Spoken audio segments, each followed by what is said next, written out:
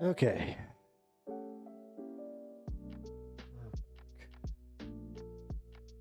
All right. Apologies, folks. My computer had a little bit of a problem. Hey, Ken. Welcome back.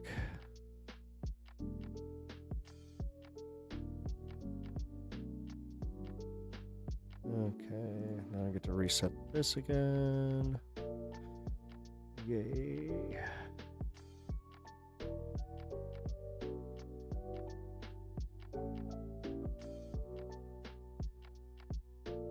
Okay, hey, Ghost Train, welcome back, guys. Yeah, that was messed up. Yeah, it was a computer crash. That means that, yeah, I think it's time to do some tweaking on my end here. Yeah, things are still not necessarily working for me. Let's see. I can only see one chat. Yeah, see, this is part of the problem that I was running into. Welcome back to stream, guys. Welcome to Pep Talks. And yeah, we didn't do the intro because this is technically just a continuation of the last show. But welcome in.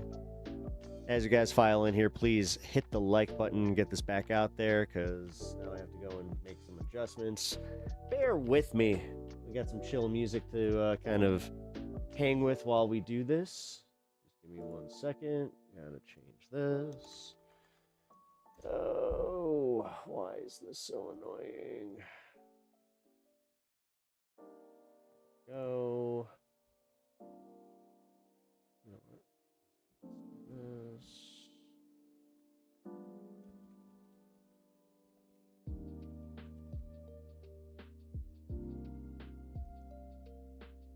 Okay, I'm going back to Colorado, then Indiana, going through the back roads, I-70. I know.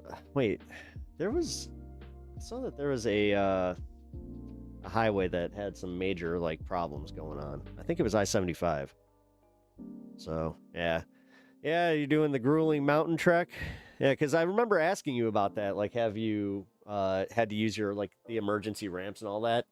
All right, give me 1 second.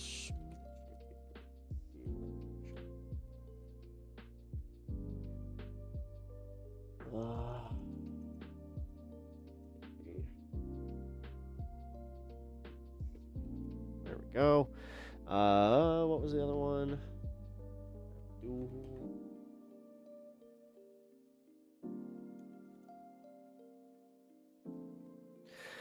I've never had to use the emergency ramp, but I've had to dynamite your brakes before. What's that mean, dynamite your brakes? I'm assuming that just lock them up, you know that they're gonna get locked up. Yeah, wait, what does that mean? Also, Anna, what's up? Thank you for holding it down over on the horizontal. It's always awesome to get some love over there.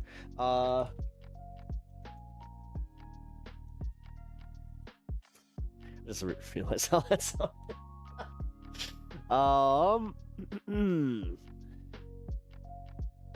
And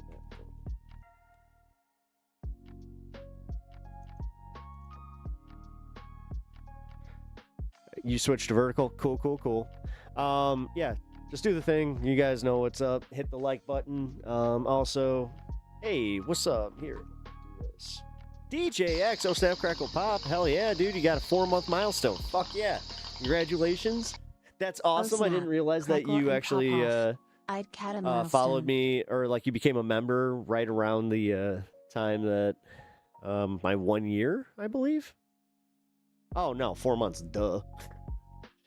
No, I feel like you found me pretty soon after this space. I think that's how a lot of you guys found me, which is cool. Dynamite at the trailer.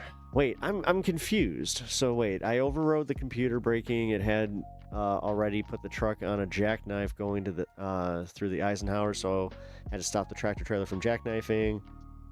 I died if at the trailer push yellow button. You locked up your trailer brakes. Oh, okay. Interviewing Taylor Lorenz right now. How'd she pull that off? She knows people. She knows how to get people. She reaches out to people. I ain't fucking reaching out to Taylor Lorenz because, yeah, I have a feeling that, well, actually, the thing is, I have so much content that, like, she, I don't know, she might not be able to pull that one off. But, you guys know my feeling on her. Not exactly a fan. So, it is what it is, though. I don't care who is. Like, if you guys are a fan of her, that's cool. I really don't mind. You don't like her, that's cool. No, I really don't. I think that she's caused way more harm than good, in my personal opinion. Like, she'd be great, but, yeah, I don't know.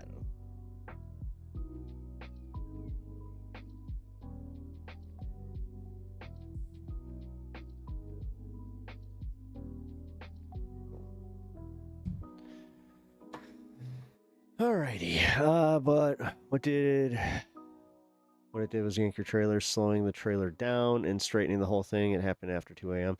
So, wait, is it... Okay, so either way, the brakes are shot after that, I'm assuming, right? Like... I don't know why I'm, like, so interested in this, but I am.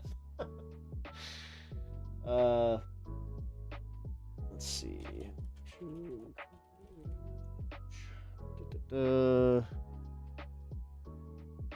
And then, yes, Lance just rated Cosmopolitics with 300 viewers. Fuck, yeah.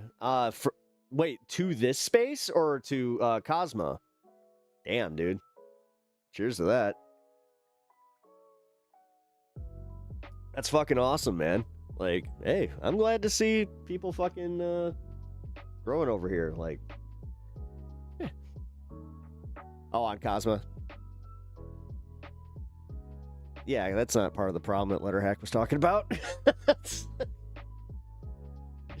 I don't know. If he redirected to this space, that would have been very helpful.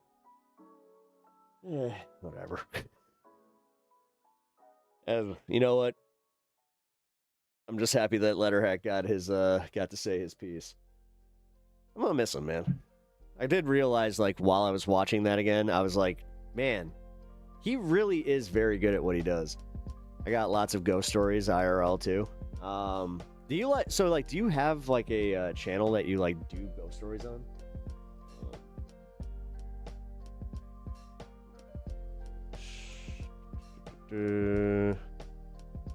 Controversial. Oh, that's where it is. Okay, Francesca Hong.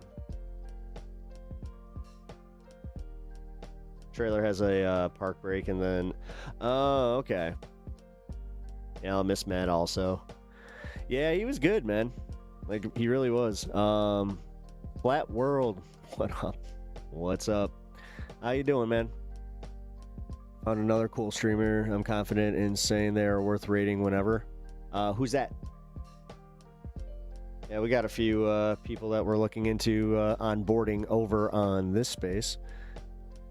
Hello, everyone. Hello, Jeff. How are you? Welcome to the show. The red button deploys the park brake.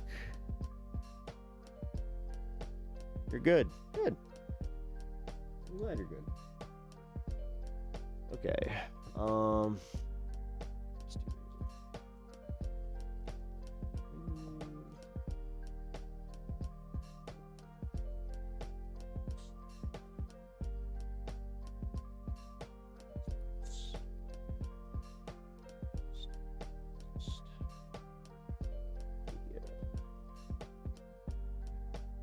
Okay.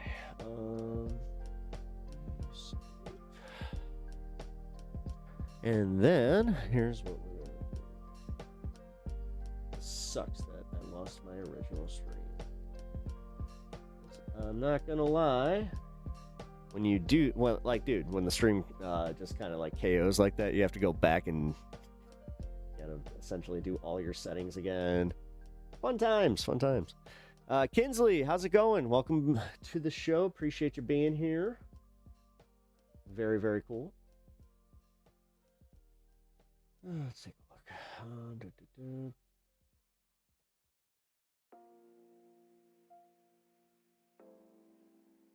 So what are what is Christina covering with Taylor Lorenz?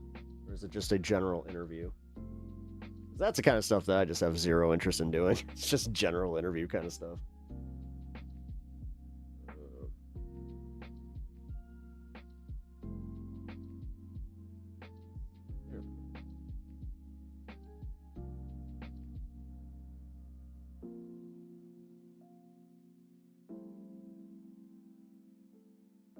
Cool.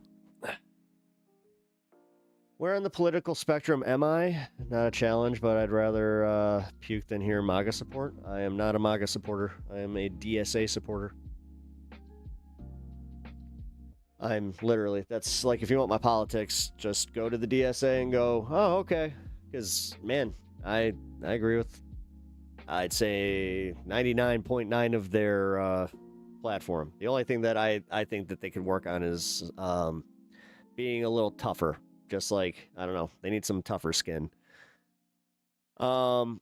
Based. Yeah, Flat World. Please consider subscribing if you have not already. We're getting close to hitting a milestone over here. Kind of excited for it. Alrighty. Oh yeah, my TikTok is the same username as my YouTube. I'm planning on storytelling. Oh, nice. I mean, ghost stories, that'll do well. Democratic Socialists of America, yes sir. Or sorry, if whatever gender you are or however you identify, just dude. There we go. Yeah, dude.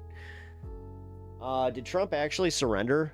This is why I put a question mark. No, I pulled up the story that Midas did. If it is okay, so let's put it this way: if Midas isn't just doing what Midas do. And this is true that he's just going to use the deal with Oman as a friend, like just saying, that's our deal. Like the deal's done, we're out. If that's the case, then then I guess, yeah, he surrendered. But I don't think that is the case. If you want my real opinion, this is why I put the question mark. So, what people... Oh, okay, no, that's cool. Dude works. Well, yeah, dude's non-gendered.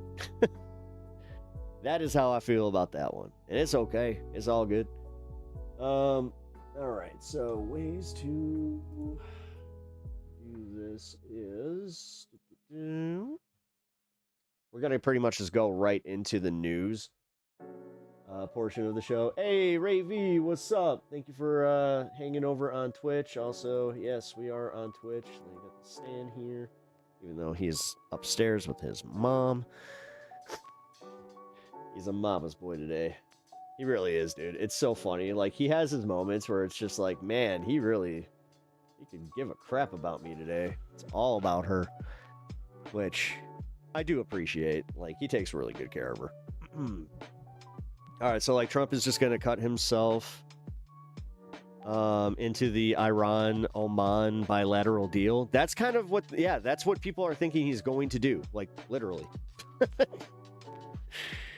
kind of crazy, but yeah, that's what they're saying, man. I just, it doesn't surprise me at all, to be completely honest, like that this is the way he would do it, but you got his Secretary of Treasury coming out just being like, we're getting close to a deal. We're getting close to a deal. Like Scott Bassett or whatever. Basant. Heart Uni. Hell yeah, Heart Uni. I think that she is doing crafts or something right now. I don't know.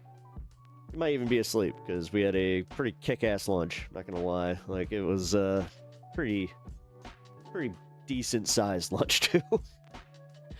As a white American, I used to live in Iran for 2 years in the early 2010s. No kidding. What was that? So what was that like? Can you give me like a little bit of a breakdown? What's the most like common misconception with Americans? Trump is a PDF. Yes, he is. Jan. yeah, welcome to the show. Sub to the channel. I agree with you. And I think that this is, you're in good company here if you think that. So, but welcome to the show regardless. I appreciate you guys being here. If you guys can do me the solid and hit the like button, double tap the screen as you guys file in. And like I said, please consider subscribing. I'm going to ask so many times today, it's going to be almost disgusting. But I'm so close to hitting that 3K. And if I do that before or on my streamiversary, or not streamiversary, my channelversary, then that'll be insane. Ray V! Oh, look at you. You're over here now. Whoa. You're like Nightcrawler with the way you just pop. If you guys don't know, my Twitch is on this side.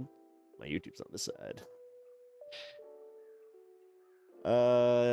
But yeah, Jan, if you have not already hit that sub, please do. Also follow over on Twitch. Actually, yeah, guys, another thing. I'm in your walls. Bam! Nice. Yeah, here. Jeez, like everything reset on this freaking computer.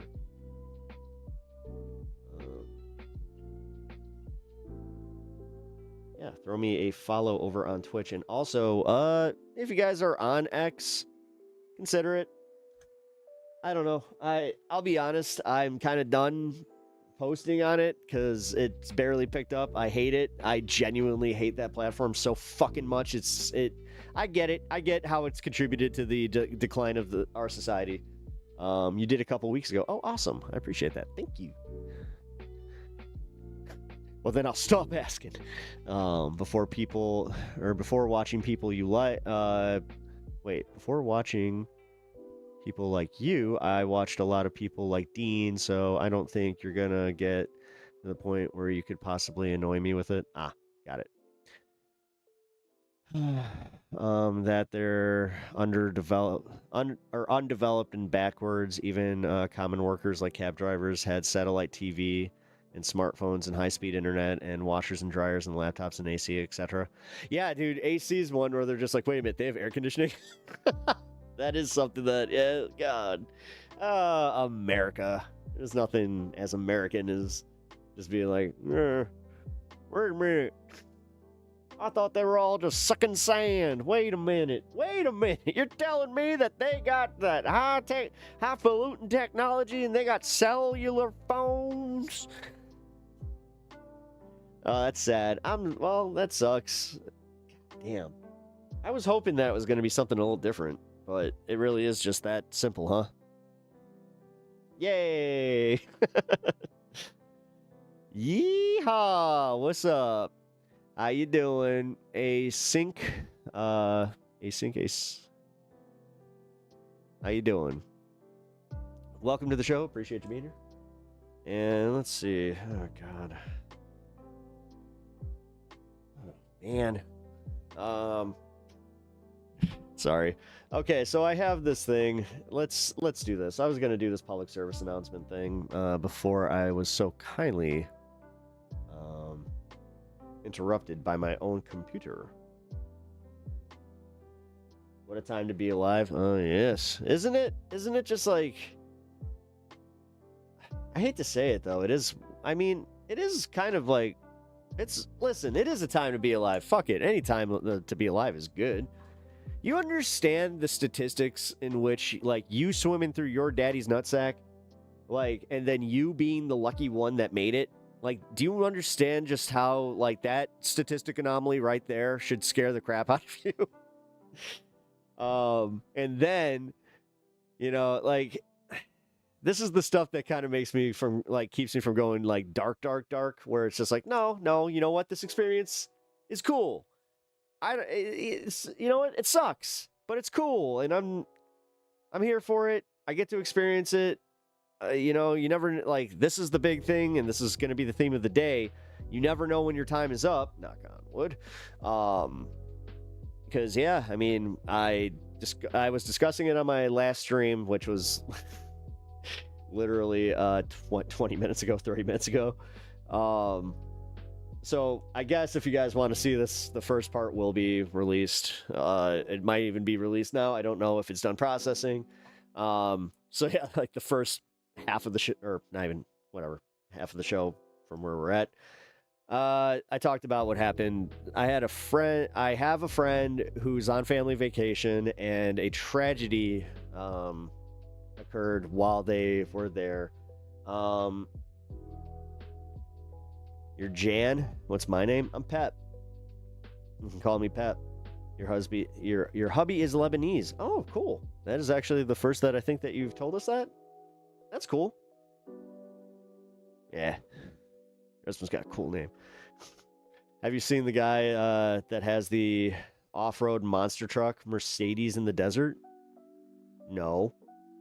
I did actually get really into watching like, I don't know, the Red Bull bike videos. Either way. Wow, I just unlocked on a pretty serious subject. No, I just want this to be like, I want everybody to be aware of this. So again, my friend's kid unfortunately passed away from drowning in a kayak accident, and I just have to say, like, because it is still the summer, we're getting to the end of it. I know that people are still going to go out and enjoy themselves in boats and kayaks, and just make sure you wear your life jackets, guys. I was saying this before I got disconnected from the last stream, but I mean it. Like, please practice just basic safety for me, for the rando guy on YouTube. Just, that's terrible. It is. It really is. Here, let's see. Okay.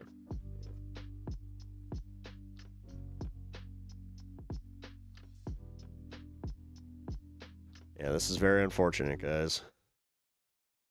Let's take a look. A sad end to the search for two missing kayakers in Door County. I'm your Lakeshore Neighbor reporter Abby Hamachek with what investigators say happened and the safety reminders experts hope could prevent tragedies in the future. Monday morning, recovery crews found the bodies of 20-year-old David Thalman and 20. Yeah, he was 20, by the way. I was trying to remember. Year-old Francesca Warwick, both. And his girlfriend also passed. From the Chicago area. Officials say the two launched a kayak near Wickman Drive on Washington Island on Saturday evening. They were not wearing life jackets, according to investigators. Rest in peace, David. Fortunately, I've been doing this for 15 years, and I've seen this way too many times. Dave Benjamin with the Great Lakes Surf Rescue Project, a nonprofit that promotes water safety and trains first responders, says planning ahead is key. You know, people going out on the open water in kayaks should have life jackets, and they should be wearing them. They should have a float plan that they've communicated to someone. This is where we're leaving. This is the time we're leaving, and this is the time we estimate to be back. He also recommends a cell phone in a waterproof case, a whistle, and something reflective, saying conditions can change quickly. Is this a rarity for the area? No, this is not a rarity at all. You could ask anyone nationwide, what do you do if your clothes catch on fire? And they're going to tell you stop, drop, and roll, right? You can ask them if they know how to swim, and they'll say yes. And then you say, what do you do if you're drowning? They have no idea. He's got a point there. Door County Sheriff's Office says the incident remains under investigation. The Great Lakes Surf Rescue Project encourages people to remember, flip, float, and follow. Flip, float, and follow. Flip onto your back to float and follow a safe path out of the water. Okay. In Door County, Abby Hamachek, NBC 26. Man. As I said, guys, like, make sure that you, like, practice just the basic safety measures. Like, my heart is completely shattered. Fuck, man.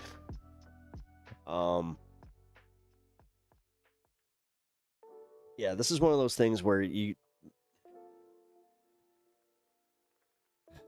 if this can be used as an example to make you guys like second guess that not putting your life jacket on, and then also, yeah, like flip, float, follow, yeah, that's very terrible, I suppose, in a perverse sense. The kind of romantic boyfriend girlfriend die together. Yeah. I don't know, like that. I don't know.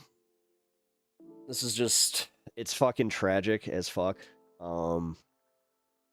This is something that, yeah, you can't escape physics, and this is kind of, that's kind of the thing, is I've seen this too often, and I actually, like, so, full disclosure, I have been up to where this happened with this, like, with the family, with him, actually, and unfortunately, like, I've seen how, like, bad that lake can get, and I was just, and how fast it can happen. Like, it's just, it is crazy how like fast the conditions on a lake can change. And that's where I was like, oh man, like, when I heard that it was the kayak, I don't know, man. Like, I just, my heart is completely broken for my friend's family, and I just, like I said, if this is something where you guys can kind of put this in the back of your mind every time that you guys go to swim in a lake or go on any type of, you know, water vehicle, just please do that. People still think it is a Matrix and they are Neo. What the fuck are you talking about, man? Oh, that they can escape physics. I was like, what? No, unfortunately, people do think that, like, they have this idea that they are invincible. You know, like it actually reminds me more of Boris from GoldenEye. I am invincible. Yeah. The Great Lakes scare. I'm gonna be completely real. I won't swim in the Great Lake. I won't. I've seen the way that, like, these, what do you call them, rip currents, like, and they happen way more than you think. I've seen how they act, man, and it's scary shit. You guys, and like I said about people feeling invincible, I've seen some, unfortunately, some really bad stuff. Like, I've seen a body recovery on Lake Michigan before, that, like, I was just driving by and I saw them, like, kind of pull like the bag out, and I was just like, oh no. I get freaked out if I'm in water that's above my shoulders, shallow end only for me. Yeah, see, I'm not that bad. It's just, I don't know, I really do. Large bodies of water, man. I respect them, and also I just don't feel like fucking with it, you know? But this is also another, I hate to kind of do this, but it is true. It's another reminder that no time is guaranteed, man. Like, anything can change in your life, so just remember to really appreciate your loved ones. You know, be more kind. Like, this is what I learned when my mom died, was literally that it could just happen whenever, and life's too short to be a complete asshole. So remember the Great Lakes, never give up their dead. Well, yeah, you ain't right. You ain't wrong.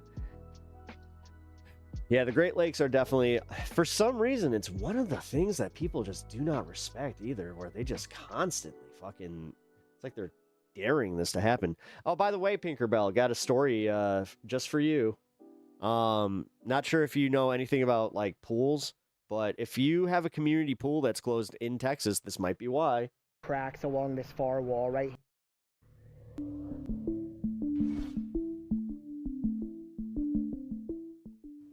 During hot days like today, the pool sounds great, but some Texans say spiderweb-like cracks have turned their pools into holes in the ground. And tonight, we are learning for the first time about the scale of damage caused by what's called concrete cancer. One industry association says the defect has crumbled as many as 30,000 pools across Central Texas, built since the year 2017, causing billions of dollars in damages. As KXAN investigator Arzo Dost explains, this is not just impacting homeowners, but also neighborhood community pools. Oh, this place in the summer would be hopping. It would be very noisy, very lively, very exciting place to be. Damn, today, dude. we can hear the birds chirping. Brett Lagrone planned to spend It is kind of the weird to summer see a pool afternoons just at the sitting dry Carlson in the middle of a Place summer. community pool with his daughters. That was before They it had to get that shot. was drained last winter and never refilled. I can't get You know, in. it's a bummer. It's really it's disappointing. Lagrone says he was told by his homeowners association, managed by Goodwin and Company, the pool has concrete The roads are buckling from the heat. Yeah. cancer, You got major cracks along this far wall right here. known as alkali silica reaction or ASR, a chemical reaction that occurs within concrete, causing it to expand and crack until it can no longer hold water. That Hey, far DJ edge X, there, thanks for the you've bits. got cracks. Appreciate What that. has the HOA told you? They've told me that they can either get a loan to fix it, and that cost would be passed down to us, $10 a month maybe. Lagrone shared an update on the community's management app from the board of directors in June, which says it's exploring financial options, including securing a loan to fund the reconstruction of the pool, but will continue taking legal steps to potentially recover What an expensive problem. Did you not hear that this is billions? damages from Pulte, the developer Yeah. of the community, and other responsible parties. The HOA and its management company wouldn't speak with KXAN about the pool, telling us it has no comment.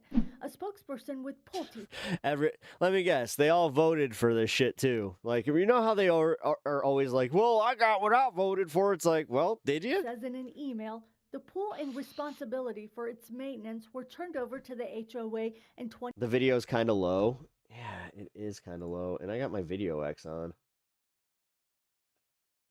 Oh, 2024. where my volume at? Pulte recently received information from the HOA regarding the pool There we go. and is reviewing it. Certain markets use certain material. grades, like Industry the experts Houston with the market is Central what we call Texas Pool and Hot Tub Alliance Hot, believe wait, the Pool and Hot Austin Tub area Alliance of is Texas? the nation's hotspot for ASR problems, found in pools built from 2017 hate it. and on. I would say it could be as much as, 30,000 pools potentially, not just Austin, but the greater area, Central Texas area around Yeah, it. ironically, the ones that aren't experiencing this problem are the cheaper pools, the ones that have just liners. John So it's like if you didn't spend all this like money to get an in-ground pool that had like the cement, McIntyre, who is a like technically you're better off. licensed engineer and ASR educator, Just says say, there is no yeah. fix for concrete cancer. He adds the only solution is rip out the pool and replace it with a new one. The cost? What we're seeing is anywhere from cheapest, I would say, is 150, 175,000 on Holy shit! up to $500,000. McIntyre says the pools with the defect Why? may have lacked a key ingredient in the concrete mixture called fly ash, a cement-like material produced by burning coal. He says the lack of fly ash and increased pool construction across the area made the material harder for suppliers to get. Would they have known Yeah, then don't build the pool without it. If you know that it's gonna happen like that. that it was missing? Pep, did you ever cover the crypto housing scandal? No, I did not. I don't even know. What are you talking about? Pool developers eating good today? Yeah. Maybe. No, I heard that they're one of the pool companies like from around here. They're going to Texas to go make that money. Maybe not. Also, yeah, a bunch of in-ground pools are going to. They're just going to switch to liners. Depends on some of them. The distributors did not would. really mention, that there was now a different formulation coming out. And right now, there's only one class F fly ash producer in the state. There was several dozens, and now it's down to one. And so the cost of fly ash is very expensive. Do you guys think more regulation is Damn. needed? I think it's more education Yeah. than legislation. But State Representative Vicki Goodwin thinks Texas needs regulation. We can prevent this kind of thing from happening. Last legislative session, Goodwin Let me guess. She's a Democrat. They want regulations. tried to pass legislation Jan's already subscribed. which would have Thank you for that, directed though. the Texas Commission on Environmental Quality to establish concrete quality standards and required companies selling materials list ingredients. The bills didn't make it far after filing. Goodwin, who's now the Democratic nominee for lieutenant governor in November's general election, hopes another lawmaker will pick up the bills next session. It is consumer protection, and we need to make sure that we're regulating well to protect people when they're investing so much money in their homes. Besides ongoing lawsuits against companies alleging defects in concrete use, Texans have started filing complaints with the Texas Office of the Attorney. Oh my God! So pool owners are probably going to go to the ballot box and just be like, you know what? Fuck Ken Paxton. He hasn't done shit for my pool. General, since March 2020. Dude, Tallarico should take this as just a little just who cares issue. But see, you could probably get 127,000 people that are just like, well, you know what, my pool, it is falling apart. 24 records we obtained shows that there's been more than a dozen complaints filed against pool companies and concrete suppliers, all mentioning ASR. Some have even turned to the Texas Department of Insurance for help, hoping. Well, the thing about calling it ASR, though, is like they're trying to blame that this could be an alkalinity imbalance, but I don't know, Homeowners insurance would cover the cost of damage. They can damage. trace it back to the fact that it's like, or you mixed it without a key ingredient, you assholes. TDI says it has What up, Sevens? How you doing, man? received 3 complaints since March about the issue. Appreciate you being here, man. Records we obtained show TDI didn't find any violations of state insurance law or regulation. Seeing it just dry and drained is disheartening. Lagrone says he hopes there's a solution soon for his neighborhood pool. I'm just looking for a path forward. I'm looking to get the issue resolved. I'm looking to give my kids a fun summer. He says that likely won't be this summer. In Georgetown, Arzo. Nope, that will not be this summer. I can already tell you right now. No, because they're going back to school, in 2 weeks? That is not happening. When was this? 4 days ago. Yeah, no, there's no way. There was never any way. All right, so the election coverage will be starting soon. Wait, why are they going at 5? That's a little soon. I missed the Memphis Belle B-17. Hell yeah. Memphis Belle's a good movie, too. I've never seen it. You should check it out. I have built a model of the Memphis Belle. B-17s were cool. I like the how it had the ball turret and it had the top turret and then the rear turret and then you had the 2 doors in the back and then you had 2 in the front. Yeah, I mean, I thought it was a pretty well made and well crafted bomber. And then you had the Bombay. The Bombay was really cool too. I didn't get to see the Memphis Belle itself, but I got to see one of the reclaimed B-17s. I'm into that stuff. All right, well, let's get to more news. 30 with commitment 2020. All right, so we got the Hassan bit. Let's go do the Hassan bit. Boom. 26, just 9 days until the August primary election. Democratic Socialist and candidate for Governor Francesca Hong holding a rally alongside controversial political streamer Hassan Piker and Minnesota Congresswoman Ilhan Omar at South Milwaukee High School today.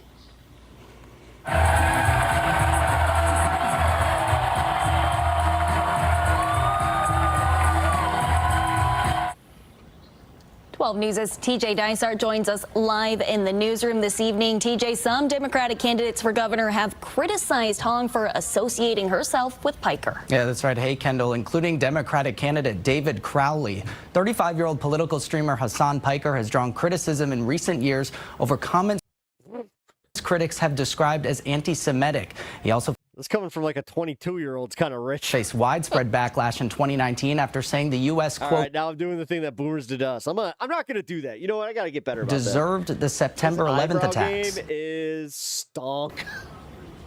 Not only are we going to run up the numbers for Francesca Hong on August 11th, but we are going to take that victory to the general election to make sure that the Republican Top Tiffany never gets a seat of power ever again.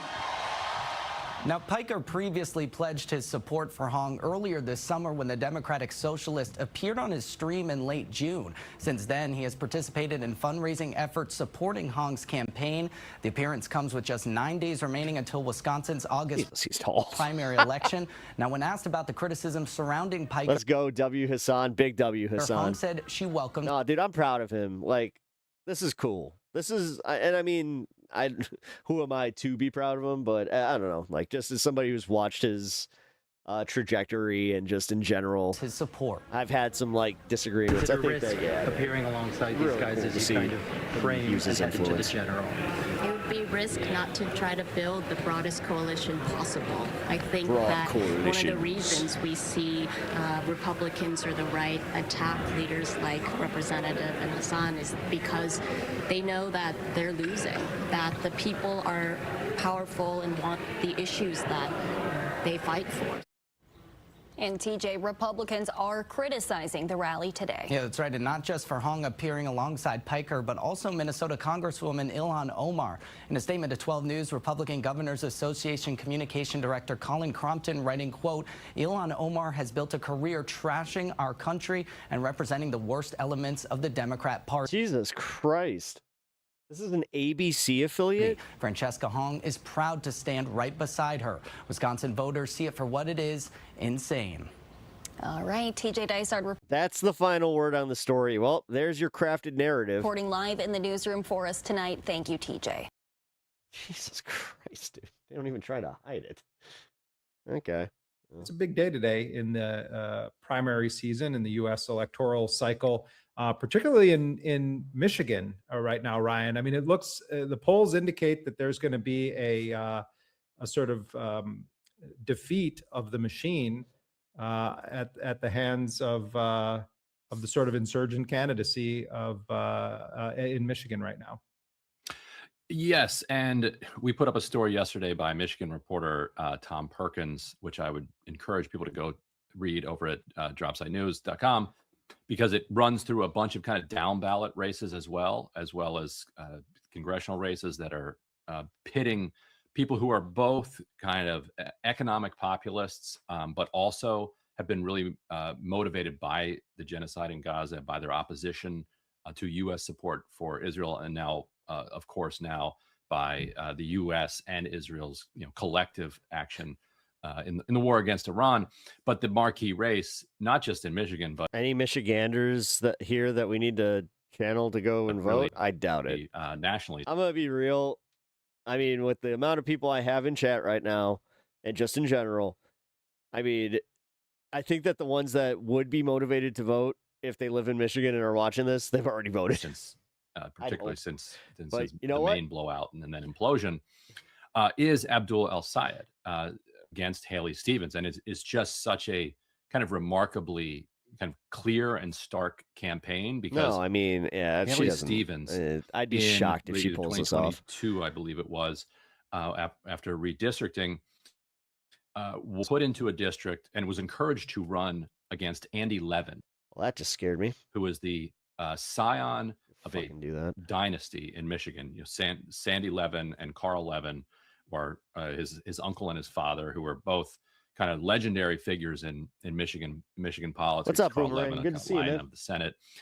Levin himself described himself as a liberal Zionist. He was the former president of a synagogue. Really appreciate you being here. But But he was quite critical of the state of Israel, about Israeli actions, and more disturbing to AIPAC, he would routinely defend Representatives Ilhan Omar and Rashida Tlaib also of Michigan, and say that while maybe he doesn't agree specifically with their precise criticism that they're leveling at the moment, their criticism is valid, needs to be understood, and attempts to just write them off as just anti-Semitic were out of bounds, and that they needed to be listened to like any other member of the Democratic caucus.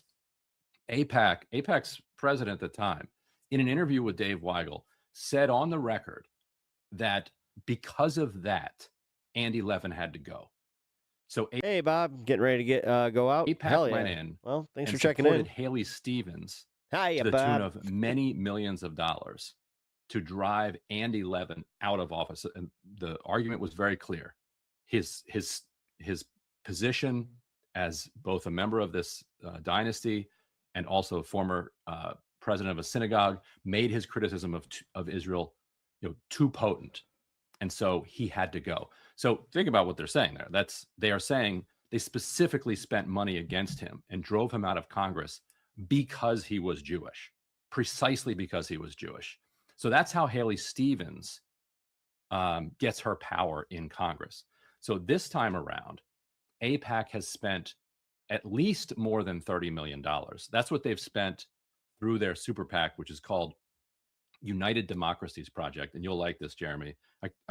When they first launched their super PAC, I was like, what are they? What is UDP? What is United Democracy Project? And it turns out the branding means Israel is the only democracy in the Middle East. The United States is this very old democracy. And so this is a project to unite the democracies. I'm like, okay.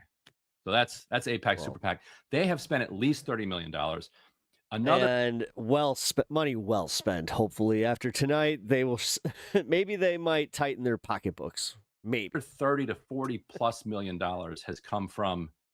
We don't quite know where. Oh, sorry.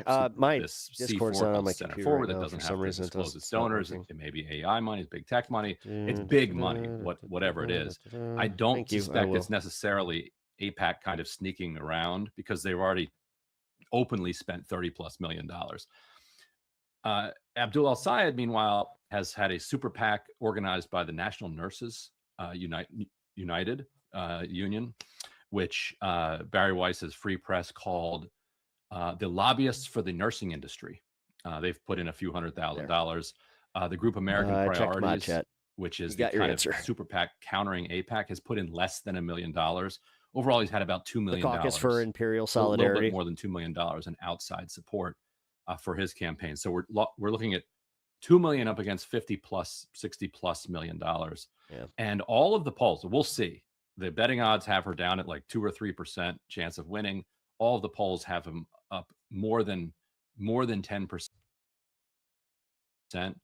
And is this drop site that's doing this? I swear to God, like every time this happens now, I'm kind of panicking a little bit because I'm just like, oh crap, is my computer freezing? If he is able to beat her with the full support, it's the first time that has ever happened on stream, by the way, of the party establishment, being outspent this substantially. With Haley Stevens, just when things are getting so expensive too, running millions of dollars of ads paid for by AIPAC, falsely suggesting that she's endorsed by Barack Obama.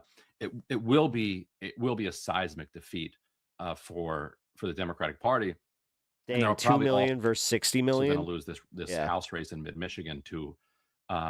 Yeah, but this is actually kind of good for everybody. Like, if Abdul wins with that ratio, I'm telling you right now, the money in politics is not as potent as people think. Which in a Republican district to a guy named Will Lawrence, not as useful as people would think. Where it's just like this doesn't well. guarantee wins anymore. I mean, if anything, the Supreme Court race in Wisconsin kind of proved that a little bit earlier. You guys remember that one where Elon, I think he dumped like a couple $1 million into it. I don't remember the exact number. But it's going to be kind of an earthquake if the numbers Mountain Time hold up tonight. Right. I want to ask you on the other side of the aisle on this regarding the Republicans. There was a discourse that we also participated in earlier in the Iran war that that the Iran war quagmire, and it remains a quagmire. I mean, Trump is just like that's not what we're talking about today, but he's still flailing around to try to figure out a way to spin a victory narrative here because the Iranians are just not going to give him a little bit later, and if I don't see you later, he wants to make the deal, or for him to be able to claim some kind of epic victory. Appreciate you. There may be some other, sort of temporary agreement in the works. There's action going on between Iran and Oman. Trump clearly is also a little bit more than I was getting nervous about gas prices. Crap. He had his Truth Social post yesterday. I know you became an early paid subscriber to his new premium service. Of course, $100 grand, you're losing money not buying that. Yeah. But, and I would connect this with the question I'm going to ask you. I would also connect it to what happened with Kamala Harris, where, the Democrats sort of whistled past the graveyard on the Gaza issue. And they thought that it was, not going to have the impact that it did. And it was a quite decisive factor in Kamala Harris's defeat. It wasn't the only factor, but it was a significant one, and probably one that had enough potency to tilt it, against her.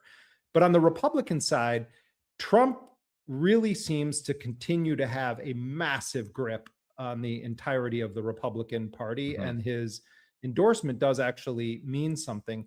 How does that play in a, There's no denying in a battleground state like Michigan? Let's say that we have Abdul al-Sayed prevail, and I'm he's glad the that Democratic Jeremy's just nominee. asking, like, Who again, then does he questions likely that your face average on the normie would Republican ask. side? And what does the Trump factor look like in the broader midterm schemes now, given everything that we know at this moment? It's still a long ways to go. We need a campaign finance messaging constitutional amendment. As bad as the Citizens United ruling is, it was good law, quote unquote. Not really. Months is a lifetime in politics, but you understand what I'm saying. I mean, break down kind of what the other side. I mean, the thing is, we've seen the blatant consequences, and we've seen, like, we lived through an era where we didn't need that much money in politics, and it was way better. What this looks like. But now the people that are in charge don't want to ever go back to, like, the status quo that was, the pre-money in politics era. That'd be ridiculous, because then they would only get a little bit. Yeah, his opponent will be this guy Mike Rogers. It was a very kind of a Republican establishment candidate, but has the support of Donald Trump.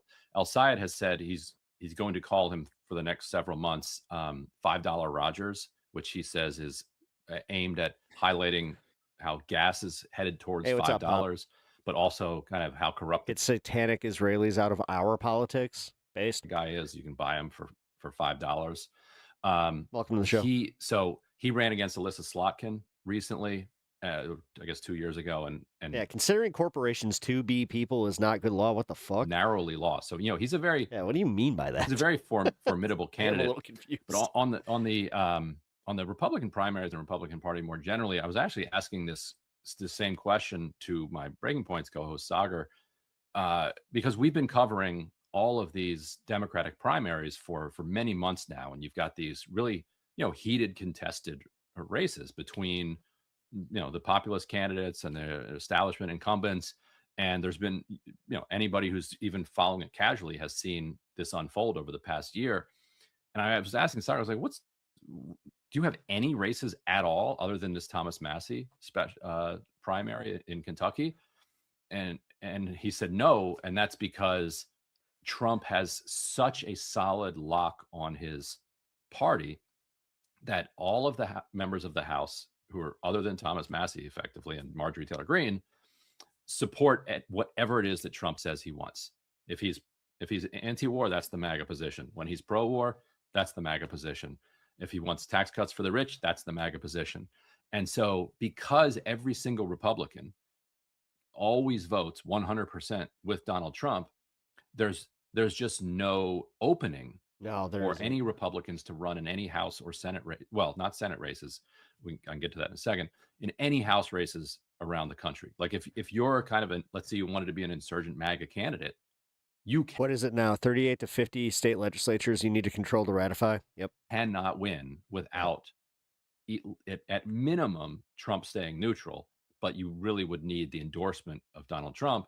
And Trump has made clear that no matter what you've said about him in the past, no matter who you are, what you're about, who in your family you may have beaten or assaulted, that as long as you voted with him, he's going to support you. And so that has sucked. I mean, this Max Miller thing really is just proof like that they have zero actual morals motivating their voting. The oxygen out of any House Republican. It's crazy how fucking just primaries, which is why we have this completely distorted situation. They're where on dead the one inside, side, man. asymmetric situation. On the one side, you've got Democratic, and then they have the nerve to be like, "Well, Graham Plattner might have been a bad person." Really, you guys are gonna do that too? Where it's like you can't just be normal assholes. Where it's just like, "Well, we're gonna vote for him. We don't care what he did. We just need the seat.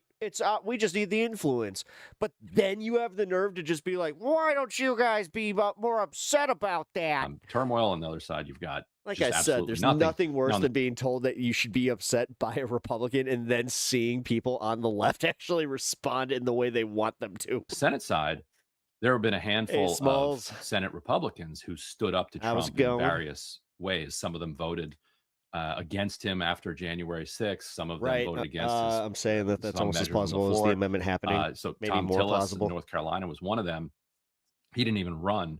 He was under so much pressure from Trump for re-election. And now actually Democrats are going to, the Roy Cooper, the North Carolina governor, is favored. He's up by like 15 or 20 points. Like it's looking like it's going to be that's an exaggeration, but he's way up in North Carolina. So Trump is probably going to cost them North Carolina.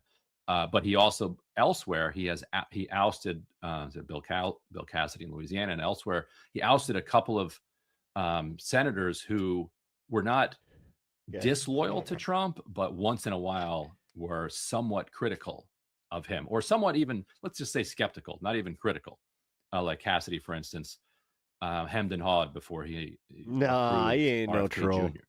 RFK Jr. for HHS. That kind of thing was enough to earn Trump's ire and get them ousted. So the only actual live contests we've had on the Republican side have been ones in which Trump, despite the fact that he's in the low 30s nationally, Trump has managed to express the hold that he has on the party by ousting these senators. So Mike Rogers had no competition in the Michigan Senate race. He's like a just very standard looking, looks like a Republican politician. He's neck and neck in the polls. The fact that he barely lost to Alyssa Slotkin, suggests that he's a serious candidate. This kind of establishment is saying that the left is taking a huge risk here with El Sayed. I think either way you're looking at a risk, because if you beat Abdul El Sayed, you have the same problem Democrats had in 2024, which you have huge swaths of Michigan which don't want to support somebody who supports genocide. Nope. And if they stay home or they vote for Mike Rogers, that's something that was, I'm glad that they're bringing that up, because nobody in the mainstream media was saying how that was an issue that would definitely hurt Haley Stevens. You've got the same problem you had in 2024. Now the question is, are there going to be so many kind of centrist Democrats that are angry about how the primary went that they vote for Mike Rogers? But we're also looking at a Democratic kind of, not a wave, but like a strong puddle coming their way. So the hope among El Sayed supporters is that there's enough to kind of carry him through.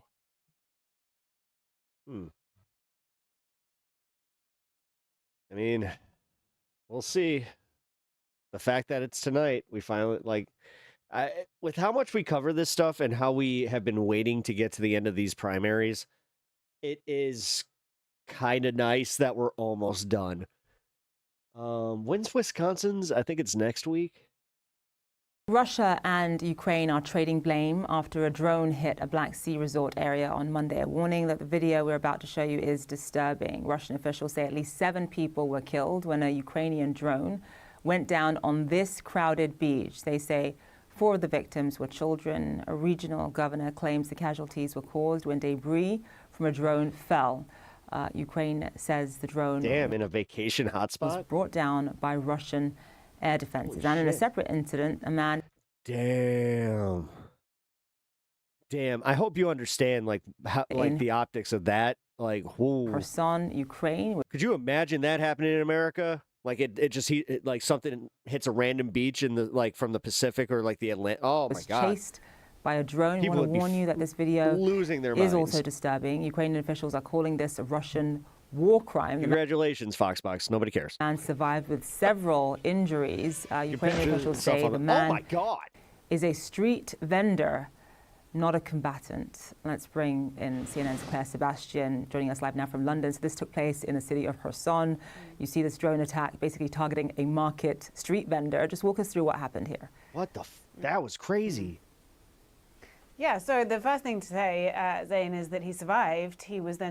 Oh, thank God. Talking about the incident several hours later. He was injured, he said, but he said that during that incident, he gestured to the drone to try and show it that he was only selling vegetables. And interestingly, he also said that this was the second time he had actually had to try to avoid a targeted drone attack. President Zelensky has come out and said that this is an example of a tactic that we saw emerge around mid-2024, what he calls a human safari by Russia, essentially drones seeming to target unarmed civilians out in the open. Now, Russia regularly says, of course, that it doesn't target civilians. We have reached out to the Russian Ministry of Defense.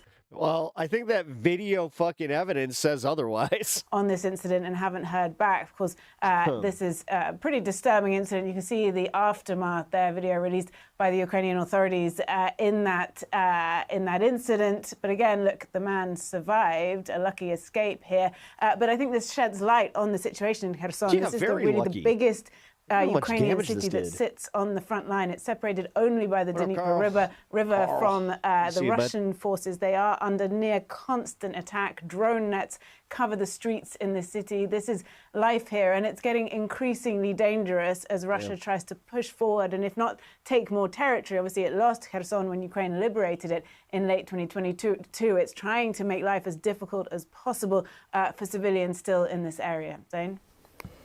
And also another attack, this time Ukrainian drone apparently targeting a beach at a Black Sea resort. Just walk us through what happened. We understand that about 3 children were killed in this attack. What? Yeah, I mean, big picture of these two incidents show together that civilians are increasingly paying the price for this war. Let's be real. I mean, Russia's been doing this to Ukrainian civilian infrastructure for a while. Was what the Russian right from the very beginning, they were hitting apartment complexes. Authorities in the Krasnodar region where this took place are saying was debris from a falling drone. The toll is now up. People are really willing to ignore everything about as long as their party wins. Yep. To 7. Yeah, no, that's realistically what it is. It's about having. What's really fucked up is the people on the ground doing this, where they're not benefiting. They are actually getting hurt, but they just refuse to recognize it because they're that devoted to the cult mentality and just trolling people. Like, do you understand how fucking brain broken people really are? People killed, Like, quite a number of injuries as well. 4 of them children, according to the Russian Children's Rights Commissioner, talking about this today. Lib's just mad because Russians Trump say likes him young. If you think that you're trolling us and not yourself and your side, cool, dude. Hey, if you're MAGA, you might want to challenge Foxbox here. This is terrorism by Ukraine. Young, like 13 years old. That they've spent most of the war calling Ukraine a terrorist state. So this sort of bolsters that argument. But they do also say it was falling debris that caused this. And now the Ukrainian side, we've heard that was not from the head of the debris. Center for Countering Disinformation. No, listen, dude. The fact that they're trying to craft narratives while we have video evidence. The Ukrainian government. That is the AI. That is AI. Saying that this was the work of Russian air defenses. So it isn't at this point exactly clear what happened here, but this is in the context of Ukraine escalating long-range attacks. These power structures are way too comfortable gaslighting us as their people. And I mean, this is just, I'm talking about all countries. Across Russia, this is a tactic that we've really seen building over the summer since they announced this 40-day campaign to try to turn around the war. Targets have started evolving into different areas. And I think, look, it is clear as these attacks escalate, the risk to civilians is going up. Jane. All right, Claire Sebastian, live for us there. Thank you so much. We have new video in showing what Ukrainian officials say amounts to another war. Yeah, I ain't watching that again. That was really screwed up. The fact that, like, it chases the guy. Damn, dude, that was crazy. Here, we do have this, though. To say that. I mean, hitting all of those hubs for the... Yeah, so they're also hitting, like, their version of Amazon, which I guess is called Wildberry. So, yeah, they're just taking it out, man. Like, they're just... I don't know, man. This seems a lot worse than people are making it out to be. Like, I remember when just one fuel source got hit in Russia and oil spiked to $5 a gallon. What's going on with this? Where it's like multiple oil sites have already been hit. Multiple freaking, and then on top of it, you got the Strait of Hormuz, the Strait of Oman, or is it the Strait of Oman, whatever, the other strait. I don't know, guys. There's some fuckery afoot. This, kind of Russian version of Amazon is really important because this is a huge company. And what the Ukrainians are saying is that civilians who have relatives in the fight or people who are in the fight in the Russian army are actually going online and ordering things that are components, you could say military components. I mean, helmets, jackets, flak jackets, electronic components. And this is why the Ukrainians have decided to hit them.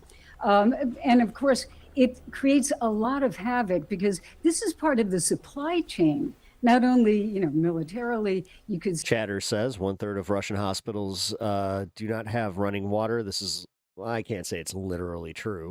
But certainly civilians. I don't know that. You say that. So I'll just say, hey, Chatter says. So it's really hurting them. And I think, just a shock factor of having these outlets and transit hubs being hit is really a factor psychologically in Russia right now. No, and that's what people have been saying, is that it is actually like it's hitting that point where it's psychologically really messing with people, which I think is okay. As far as this war's been going on for a while, and like again, if the Russians weren't going to, well, wait a minute. No, it's not. I mean, okay, so the Putin supporters are the ones that kind of, I don't know. God damn it. This is a lot more nuanced than I thought. Oh, for real though. Yeah. Yeah, that's a good. I mean, dude, seeing that beach hit, that was crazy. All right, y'all. So the cracks of an economic crisis are beginning to show, and they're beginning to By the way, this is a much bigger deal than American media is making it out to be. show aggressively at the moment. So take a look at this. Yeah. Massive crash in I saw Japan. this yesterday. The U.S. dollar and the Japanese yen plunged from 164 to 157 after Japan spent $52.8 billion defending the yen, and the U.S. Treasury joined by selling euros to buy yen. This was America's first yen intervention since 1998. It seems like a yen carry trade unwind could happen soon. So take a look at this. The Japanese yen absolutely 'cause they bet tanks, on us. straight line down, market turns red instantly. This is a big deal. Okay. Bar wonder chart if this says is they're gonna do trying anything to so bond hard to save the Japanese yen. I don't know. What do you guys think? And so you can see here, the Bank of Japan intervened initially when the yen was tanking like this. Then they went, holy fucking shit, that's not working.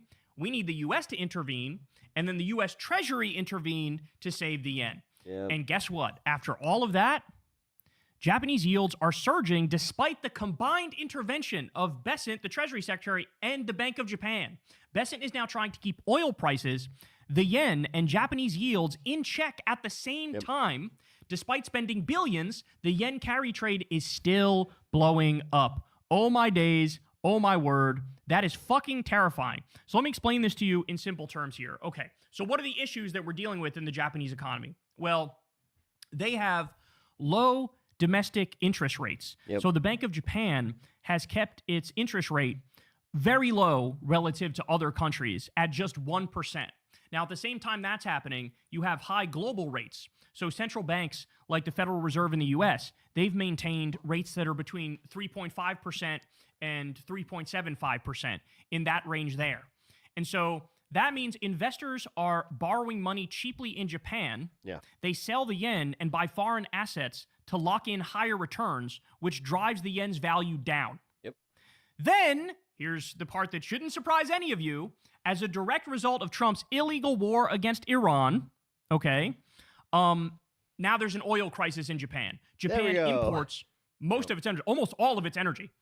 So with surging global oil prices, because the Strait of Hormuz is shut down, This is going to lead to global economic collapse. Bab el-Mandeb is shut down because Trump's a fucking idiot, Yeah, and then you're going to hear a lot of crying. That forces the I mean, literally, you're going to hear a lot of crying. country to sell yen. A lot of fucking Karening out at the grocery store. What do you mean you guys don't have any stock?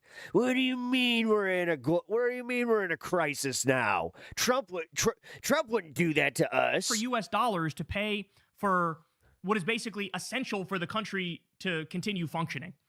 So you have all of that, plus Japan holds a massive public debt to GDP ratio, and that debt has not been an issue to this point, But now, adding in the oil crisis on top of it and the interest rate issue is becoming a massive concern, and it's leading to cracks in the system. So not good, bro. Not good. So that's why, by the way, that's why they're reluctant to raise interest rates, because doing so would make its own debt repayment too expensive. So that's why they have those low interest rates. So it's sort of like a damned if you do, damned if you don't. You're in a corner. There's no good answers type thing here. And they're basically holding the system together with bubble gum and duct tape. And we're just waiting for a crash any fucking day now, like a serious crash any fucking day now, which could be the catalyst for a global economic recession or depression. We knew there were going to be massive. We know it's coming. The scariest part is just sitting here waiting for it to happen. Same with the AI bubble. Consequences to this. Like, we're just waiting for all these things to cascade at the same exact time. And there's just nothing that we can do about it. Illegal war against Iran and this oil. Except just hope that we're wrong, which is kind of fucked up. Oil shock. But now it looks like they're really starting to come to fruition. And then I also need to point out to you, ready for this? The U.S. simply can't afford this war, and the market knows it. Normally, during times of crisis, investors seek safety in bonds, especially U.S. treasuries, supposedly the safest asset in the world. But this time is different. Investors are looking at $40 trillion in debt, $120 trillion in unfunded liabilities, $2 trillion annual deficits, debt issuance growing about 8% per year since 2000, and 10-year yields approaching 5%. You can't enter a major war with debt to GDP above its World War II peak and expect the rest of the world to finance it, especially when it's becoming increasingly obvious that you're losing. It's not only that. People run away from the dollar now, and they run away from U.S. treasuries now for the simple reason that Trump is not reliable. Trump is not trustworthy. Trump is not good to his word. Our word means dick now. It means fuck all. And so, of course, there's going to be, people fleeing away from the dollar at 1,000 miles an hour because we're not a reliable partner, and we have no business being the world reserve currency. But the even scarier part is this. The bond market carnage just won't stop. The bond market in the U.S., yields are moving in a literal straight line higher. At what point does the Trump administration intervene or shift course? It happened in April 2025 and can happen again. And so you can see here, the bond market is out of control. The U.S. 30-year note yield is now up to 5.27%, its highest level since June 2007. This officially marks a plus 450 basis point rally since the low seen in 2020. At the current pace, we are on track to see U.S. 30-year mortgage rates exceed 7.50 by year end. And to top it all off, Federal Chair Warsh is now adamant that the market should operate independently without Fed guidance. Even without rate hikes or Fed guidance, the market is sending rates higher, operating exactly how Fed Chair Warsh wants it to operate. The bond market will soon be the most talked about component of global capital markets. This is simply not sustainable. So, in other words, we are now looking at the same kind of crisis that I just described in Japan. Not the oil part of it necessarily, but it now costs too much to pay the interest on our debt. Yep. And our currency. And trust me, once Democrats are in power, whether if it's during the midterms or, God forbid, the presidency at this point, then it's all of a sudden going to be their fault. Is losing value. All you will hear about is the fucking debt, the deficit, the debt, the deficit, inflation, the debt, the deficit. Away from it. Democrats' fault. So in that scenario, it could be inflation, it could be hyperinflation. Something's going to give, like something in the market. There's going to be a crash. And Crystal made this point the other day. I think it's brilliant. She said something's going to be the catalyst for the crash that nobody was expecting, right? I mean, I guess you could say if the Japanese market completely implodes, that could be it. But also there's going to be something in the U.S. that, also could be, just like how it was subprime mortgages in 2008. Something's going to give, and then that's going to something. AI bubble. Have a cascading effect, and it's going to be total forget economic about that? catastrophe. You've covered it a lot. And we're being led by baboon fucking jackasses, and so there's no way they're going to know what to do in that scenario. But this is what we're looking at now. Well, no, because, I think that Kyle's still being a little too fair here. I think this was part of the plan. There is a looming Trump. Also, what up, Joe Med? If a Dem of lefties become president, we're finally going to hear about this. And Republicans are going to blame them. Depression. And make no mistake. No, but this is the thing. This is what I'm so sick of, is the fact that we know this, but we cannot prepare a coherent message to just be like, well, here's the receipts. Go play in your sandbox. Think about it. Like, it's always the same thing. Like, dude, I'm so sick of fucking just looking weak. I really am. People do respond to strength, and they're so tired of being talked to like, well, okay, well, why don't you guys go sit down with your juice box and we'll let the adults do everything. Like, people don't like that shit, man. And I'll be honest, I don't like that shit. I hate how Hakeem Jeffries and Chuck Schumer talk to us literally like children. There were systemic issues in the global economy that have been around for a very long time. There's no doubt about that. However, Nate Slays, what happened? The fundamentals being all off, all these things got about exacerbated the title, I was when asking Trump a question. launched an illegal war of aggression against Iran. The Strait of Hormuz shut down. Now Bab el-Mandeb is shut down. The entire world is blowing through their strategic reserves. We're getting to the bottom of that. That's like the core of what's going to lead to the disaster here, right? And it's going to be a snowball effect. It's going to be out of control. And we're beginning to see the cracks now. There is a looming Trump depression. And everybody needs to wake up to that. I mean, if it happens, then what? Then what? I mean, realistically, they're already ignoring everything, but it's a little bit easier because we're also doing like the Chicken Little thing. Reality. Because occasionally, like, that's what, I'll be honest, with the gas price thing, with the fact that it hasn't done that $6 thing, it does kind of like put us in this position where it sounds like we're doomering. All right, how about this one? So at the same when all you were doing was just like we were looking at the statistics, we were looking at the expert analysis, even from Republicans, and we were just kind of going, "Oh, that's not good." Time that's going on. Ready? So CNN made a fantastic and searchable and expandable chart showing how the prices of 332 products have increased or decreased, mostly increased, since Trump returned to office. So look at this. All items: food plus 4.2%, food at home plus 3.4%, food away from home plus 5.4%. Energy is up 13.1%. All items except food and energy up 3.5%. So they got this list here that goes on and on. How about this one? Prices since the start of the year. Rice is up 45%, cotton up 27%, wheat up 25%, wool up 21%, rubber up 20%, cheese up 16%, tea up 15%, sunflower oil up 15%, palm oil up 15%, lumber up 14%, soybeans up 13%. Yet again, you're going to hear this word a lot moving forward.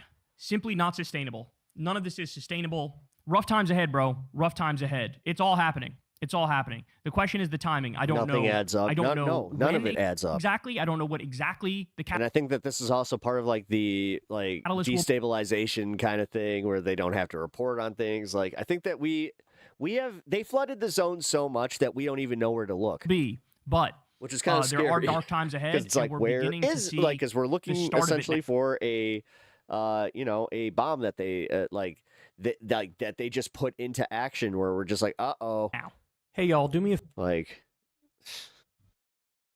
All right. Which we could show all of you and the host. Joining us now is Daniel Bessner. He is the author of the Imperialist Realism Substack. Just going pretty much from segment to segment just so we can get through this because, yes, I do have election coverage I got to get to. The author of Imperialist Realism, the book, which we could show all of you, and the host of the American Prestige podcast. That's a record intro here for gas stuff. But again, someone I've corresponded with a few times and who really caught my interest with some of his writing and some of his analysis. So thank you very much for joining us, Dan. We appreciate it.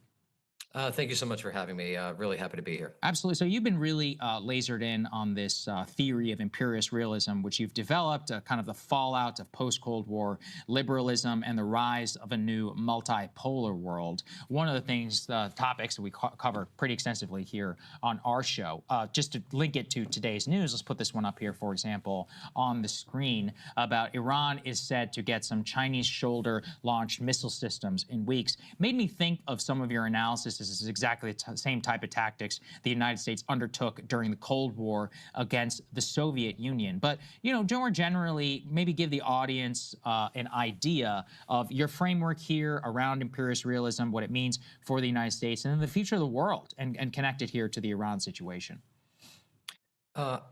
Absolutely. So I think there's something interesting happening in how Americans understand destabilization, which will encourage public mayhem, will encourage people seeking a totalitarian state. It's been done before. Yeah. Role in the world and what I would term the American Empire. This is the thing. They've already primed the maggots to be like, we need Peter Thiel, we need Flock, we need more surveillance. This notion that there's really no changing it. But God forbid they get a speeding ticket in the mail, then they're like, wait a minute, surveillance police state. There's really no way to transform the American empire to transform geopolitics. And I think this is a transformation from how Americans understood their world role as recently as the 1990s, when someone like Madeleine Albright could say on the Today Show that the United States sees further than other countries, it's the same which shit. gives us license to act in the Over world. and over. I think the failures of the global war on terror and also the end of what I would call mass politics, the inability of people to actually affect foreign policy and economic policy and a number of other issue areas, has engendered this cynicism about American power, but this idea that we must nevertheless act in the world, but then we feel guilty about it and don't think that anything could really change. So the way that I think about imperialist realism is that it's easier to imagine the end of the world than it is to imagine the end of the American empire. Yeah, I mean, fascinating kind of to put it in that perspective, but just break it down more towards the path towards multipolarity and how it fits within that framework. Sure. So I think this is why it actually matters, because I think that the world is becoming a more multipolar world.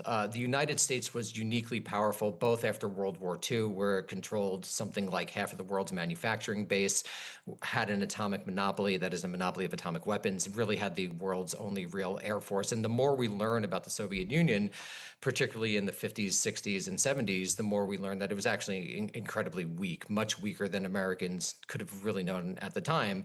And then, of course, after the end of the Cold War, the United States was the last remaining superpower. It was really the global hegemon. The fact that it goes back that far. And then we have to act like we're surprised that it's just like, wait a minute, they're still using ordinances from like 89? This was the so-called unipolar moment, which Charles Krauthammer termed that Charles Krauthammer. And you're just sitting here wondering like why we need to just up our annual budget over and over and over again. And how come we don't have stockpiles the way that these guys do? In the last 25 years, when the United States That's supposed to be a thing. Power, you see with the global war on terror and just failure after failure there, whether you're looking at Iraq, Libya, or Afghanistan, just total disintegration of American foreign policy there. And then you also have the Great Recession, which I think has really damaged the United States' global position. And so you have those two things coupled with the quote unquote rise of China, but really the reemergence of China as a major global power, which it was for most of human history, and also the reemergence of Russia as a global power. So you have this new multipolar world. And just to wrap up here, why this is important is that this is precisely the moment where we need to imagine alternatives to American global empire, because this alternative is going to happen. The question is not a matter of if, but when. And the real issue for us in this country is how we manage this transition to multipolarity. Is it going to be violent or is it going to be not violent?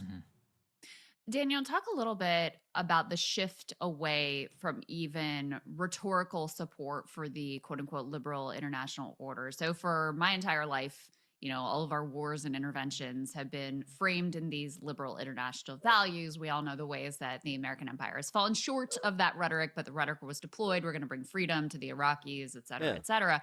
And now between they hate us for our freedom. I remember the genocide in Gaza and, the need to show them the way, and the enabling of any number of continued Israeli war crimes. There's really not even a sort of gesture towards that liberal internationalism. You could see it also with just kidnapping Maduro and saying we're going to take Venezuela. There's no wrapping it in, oh, human rights and he was a bad guy. It's all just like, no, we want their stuff and we're going to take it and we're going to be overt about it. You write that this is effectively a sign of the times and that we're moving into an era where no longer will there be this sort of overarching ideological frameworks that are used to justify actions in the world. So talk a little bit about how that shift is occurring and what it means. Absolutely, and it's a really important question. So it's perhaps the easiest way to see this is to compare something like the George W. Bush administration's national security strategy with national security strategies, and this is where I think it's interesting from not only the Trump administration, but the Biden administration. When you look back on the war on terror, George W. Bush national security strategies, you see consistent references to democracy promotion being the key to American security. Yeah, that's why I like the whole thing where they're just like, we need to do regime change. I'm like, where have I heard this one before? And this, I'm an elder millennial. This really defined American foreign policy in the 2000s and really even into the 2010s. Obama himself also talks about things like democracy and humanity and humane war and bringing effectively liberalism to the international space. But I think that this is, as you said, Crystal, this is just impossible impossible to believe after the global war on terror. And what you see, and this is really interesting, this transition to begin not even really in the first Trump administration, but more so in the Biden administration. So if you remember, Biden came into office framing international politics as a struggle between democracy and authoritarianism. But when you actually look at how policymakers in the Biden administration talked, for example, about the Ukraine war and Russia's invasion of Ukraine, and why the United States should, for example, send weapons to Ukraine, they almost never talked about democracy or protecting Ukrainian democracy. They talked totally in the language of interests. Blinken says, like, the United States needs to do this, otherwise there'll be another power and that will be bad for American interests. They never talk about democracy. And obviously this is tripled down with the second Trump administration, who never even pretends to have this sort of global human rights vision. And what I think is really interesting here is that this is something that you don't only see in the United States, you also see it in China. You see that. I mean, you are seeing this all over the world. China, and you also see it in Russia. When you look at the national security strategies of I mean, not just China and Russia. I would even say, like, dare to say, like, China, you have some right-wing countries. and Russia, there's almost no discussion of ideology. Hungary For was example, doing it. the Chinese national security strategy, Come on. you'd think they'd mention communism or socialism. They mention it like something 13 times. And they mention security hundreds and hundreds of times. And in the Russian national security strategy, they barely mention ideology. So what you see here, I think, and then we could talk more about this, this is the consequence of what happens when all major nations on earth, basically every nation except North Korea, has embraced a capitalist form of organizing the industrial and post-industrial economies. There's nothing really ideological to fight over any longer. No one's promoting a fascist way to organize an economy. No one's even promoting a communist way to organize an economy. We're all different forms of capitalism. So where Francis Fukuyama said that the end of history would mean the triumph of liberalism, what we see is that the end of history, which is to say the spread of capitalism, actually just means that liberalism itself is withering away. And I think this explains a lot about international politics and also domestic politics. One of the things that you said, which is important there, is the World War II at the most reductive level could be understood as this battle between authoritarianism and fascist organization alongside democracy or the people's way. One way is literal Bolshevism, other is democracy. A lot more complicated than that, but that's an easy way to understand it. However, the Chinese are just better capitalists than we are at a certain point. Russia itself is like state-sponsored capitalism. We're not fighting about that. We're fighting in the language of interest. But as I understand it, I actually think that maybe makes the world more dangerous because if we're all just scrambling for interest and not even having ideological underpinning, it seems to make conflict more likely. I'm curious for your reaction. Well, it could go either way because when you look at what the United States thought about the Soviet Union. I mean, let's be real. China, like, have you guys seen the projects lately? Have you seen what they are? They're just lapping us all, like, with high-speed rail, cars, like electric power, like, dude. Particularly in the 1950s, effectively until the Cuban Missile Crisis. American policymakers viewed the Soviet Union as totally illegitimate because it was so ideologically different. They thought that you couldn't actually make deals. God forbid that. I remember thinking about this when I was a kid, riding the metro train here in Chicago, where I was just like, why don't we have high-speed rail? Once you experience it, it's kind of crazy. You're just like, huh. And you're telling me that, like, even Britain and France had this? Like, what are we doing? Wise foreign policymakers in a world organized around interest might actually find it easier to reach deals because there are just these quote-unquote objective. Now, nothing's objective, but you know what I'm saying here. There are these spaces where you could agree. You could agree to work together about climate change. You could agree to work together about global inequality.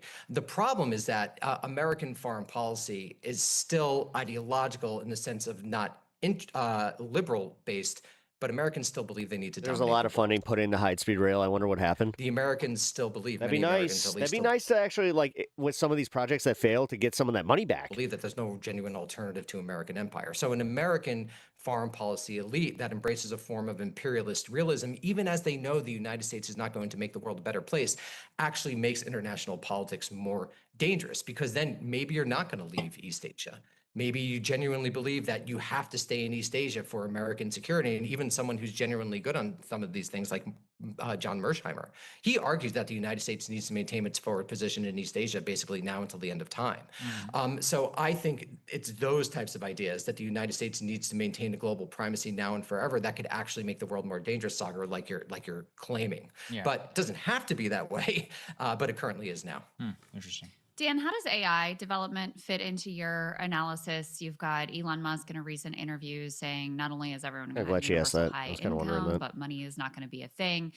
You've had books written from the left about, fully automated luxury communism that could potentially be enabled by AI. You have all of these tech oligarchs who are basically talking about how we need to rip up the current social contract and do Well, something. I mean, Elon is the biggest one where he just overtly said it, where he was just like, we're going to be in an era of abundance. We're going to have where everybody has everything taken care of for them, so they just have to kind of figure out what they want out of life. completely different. I mean, doesn't that potentially Like, augur for a new ideological valence and new systems that break significantly from the capitalist order that we have now that could come into play over the next decade or so?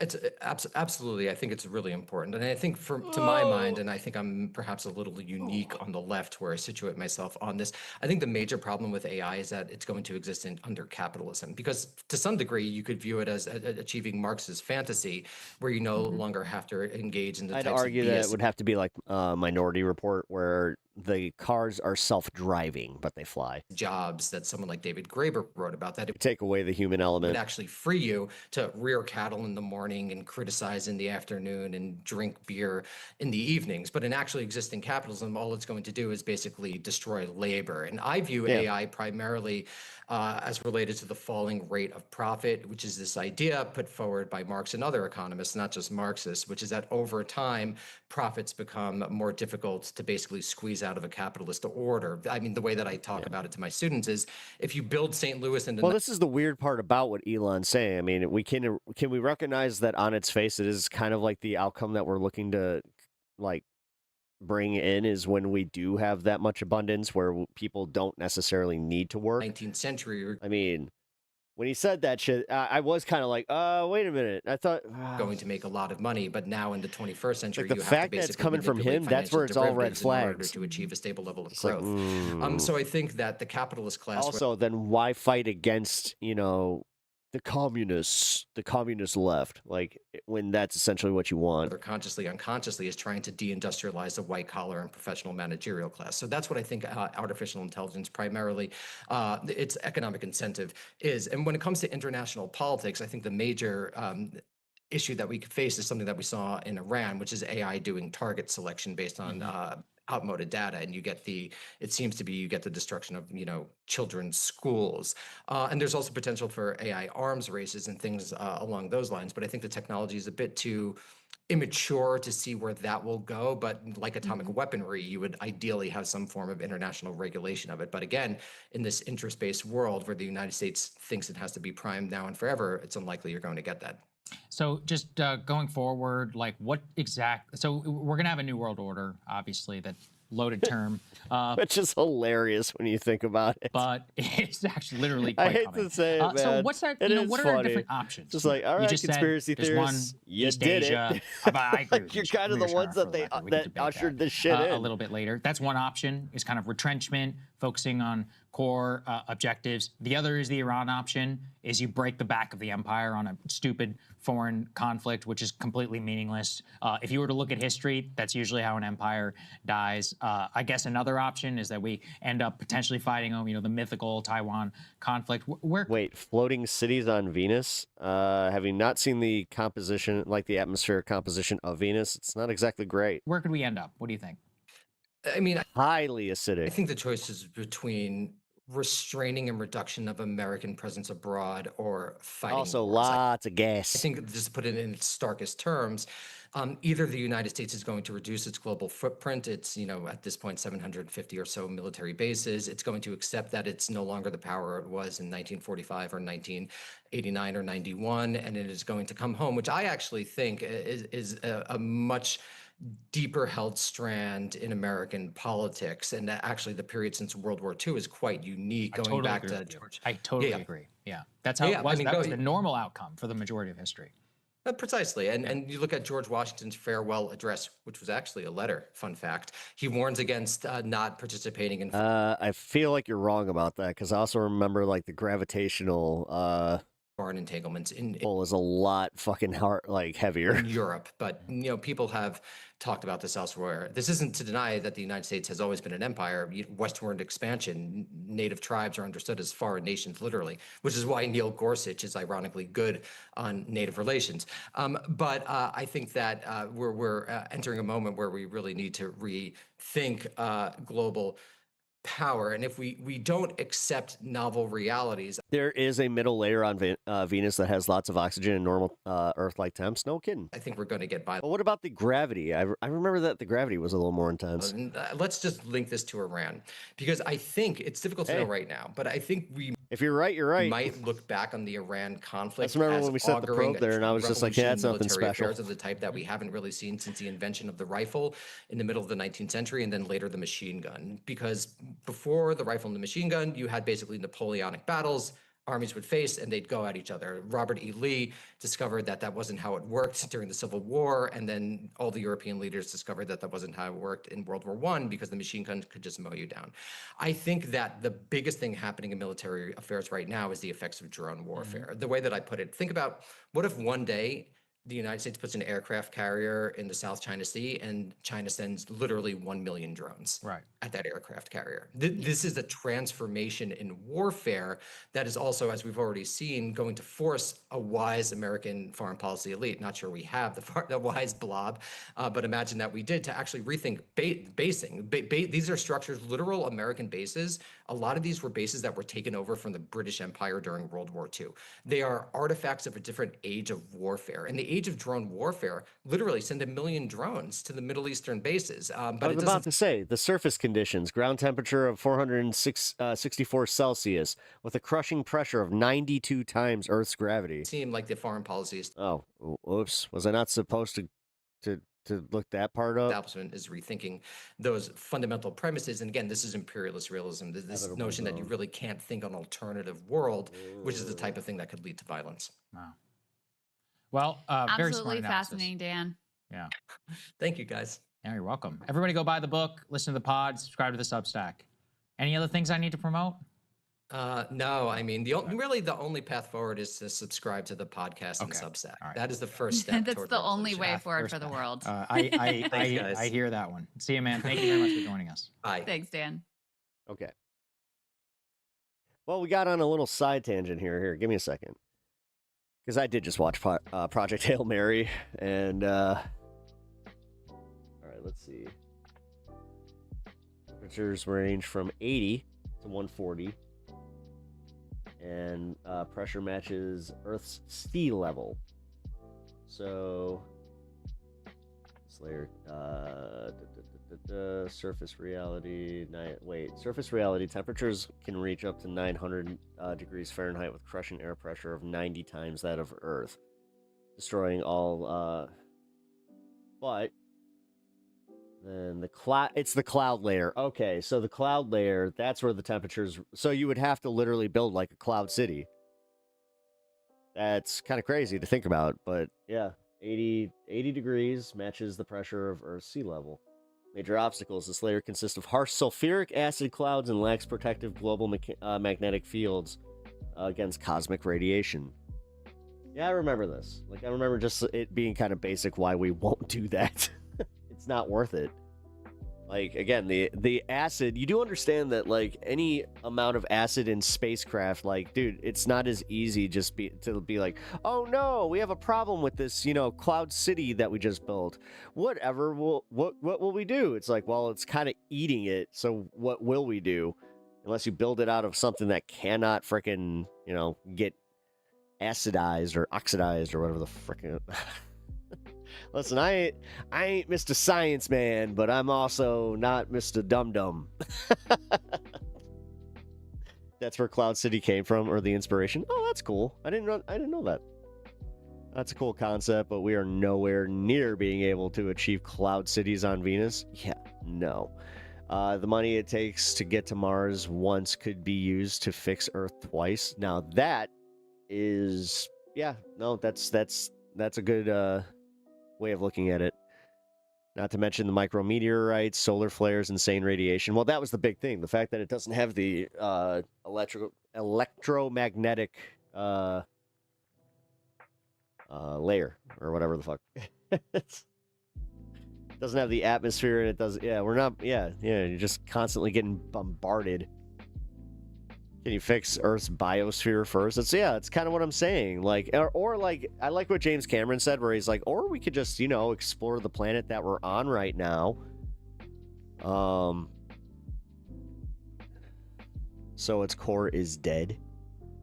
I don't think its core is dead. It's just, it has a different, I don't know. Oh, field. Yeah, the electromagnetic field. Thank you. Woo, what up, Edge? Good to see you. Glad you made it.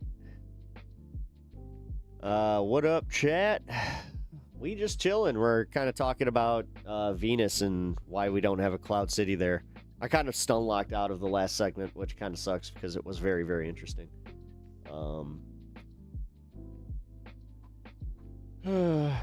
Was a nice little update about why China and Russia are able to gain so much ground while we are losing so much ground, and then what that means for us politically and economically.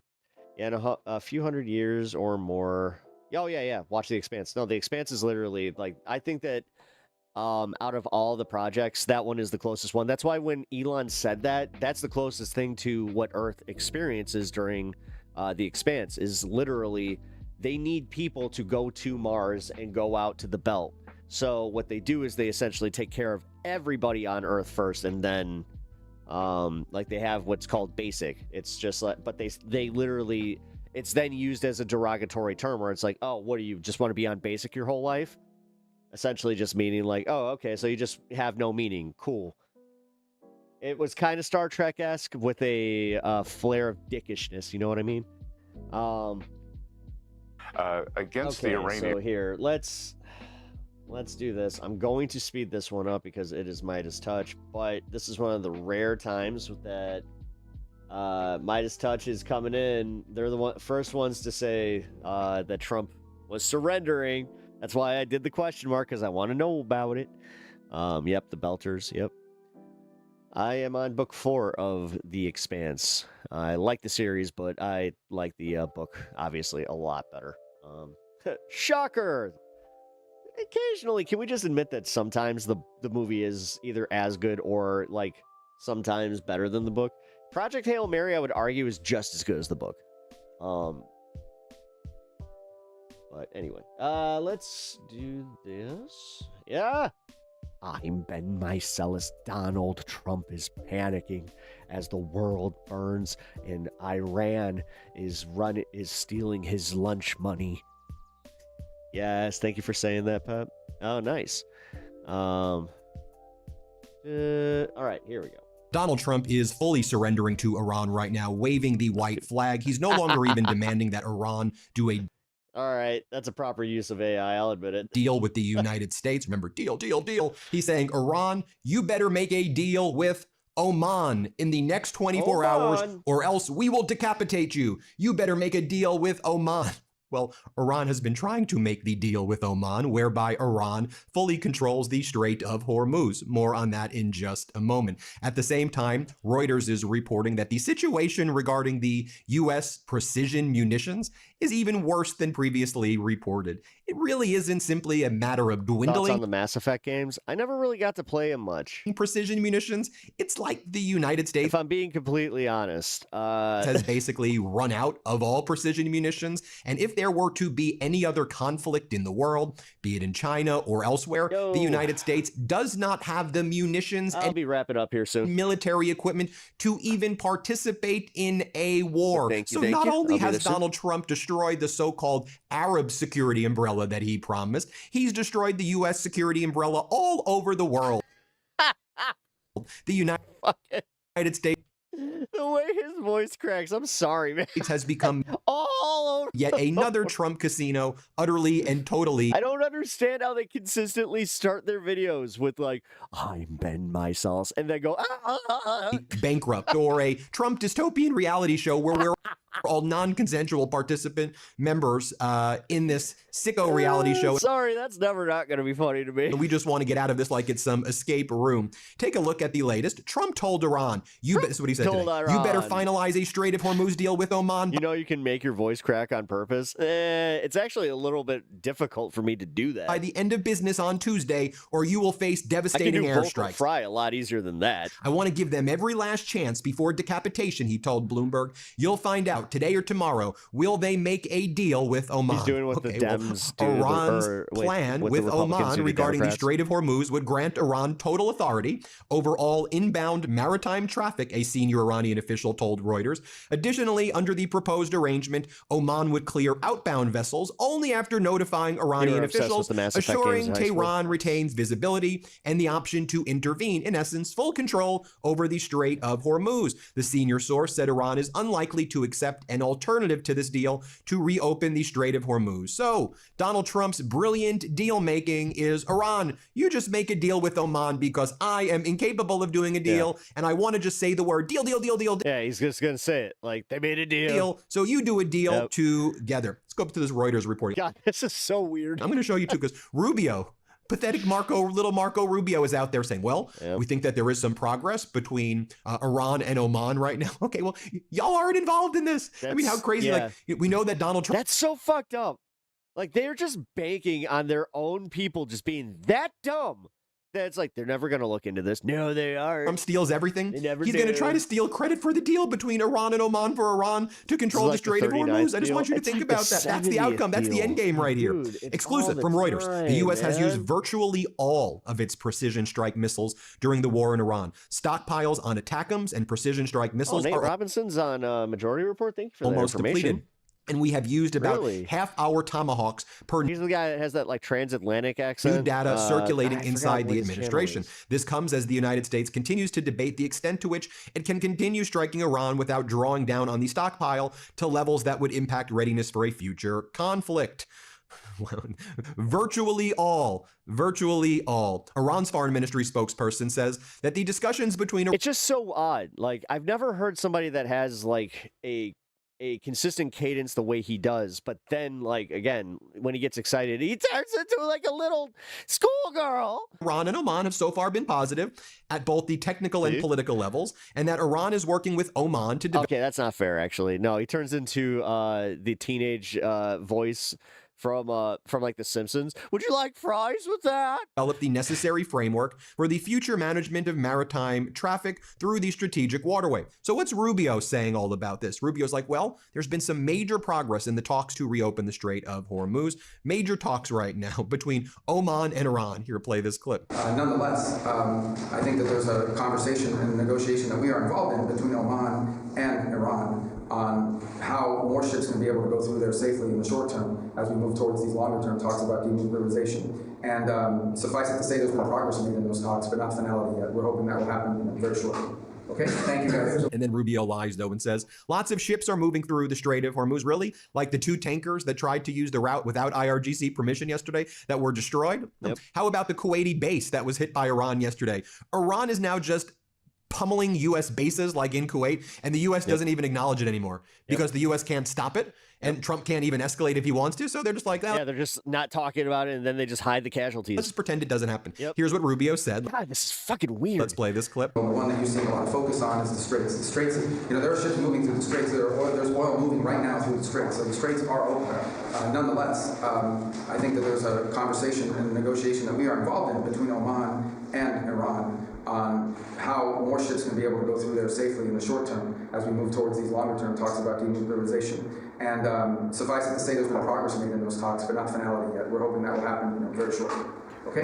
I'll just say this much. Marco Rubio looks fucking miserable. But then what this is really all about, you know, I know, all the it's time, market he looks manipulation so for Donald miserable. Trump and the oligarchs, right? So you have Treasury Secretary Bessent. He goes on CNBC, a business network, in order to manipulate the markets this morning. And he does. He goes on. He says, we're close to a deal. Everything is great. And the markets move on that. The markets ripped as a result of that. Who gets rich? Donald Trump and his right-wing oligarchs from manipulating the market. But here you have Treasury Secretary Bessent saying, because Donald Trump threatened last week that this would be the largest military campaign since World War II, Iran is now in talks with Oman, and that is a really good thing. Here, play this clip right here. And we've seen President Trump last week threatened what would have been one of the largest military campaigns, or the largest military campaign since World War II, against the Iranians. And now because of that, we are in talks with the Iranians. And I think there is a chance we may have a deal today or tomorrow.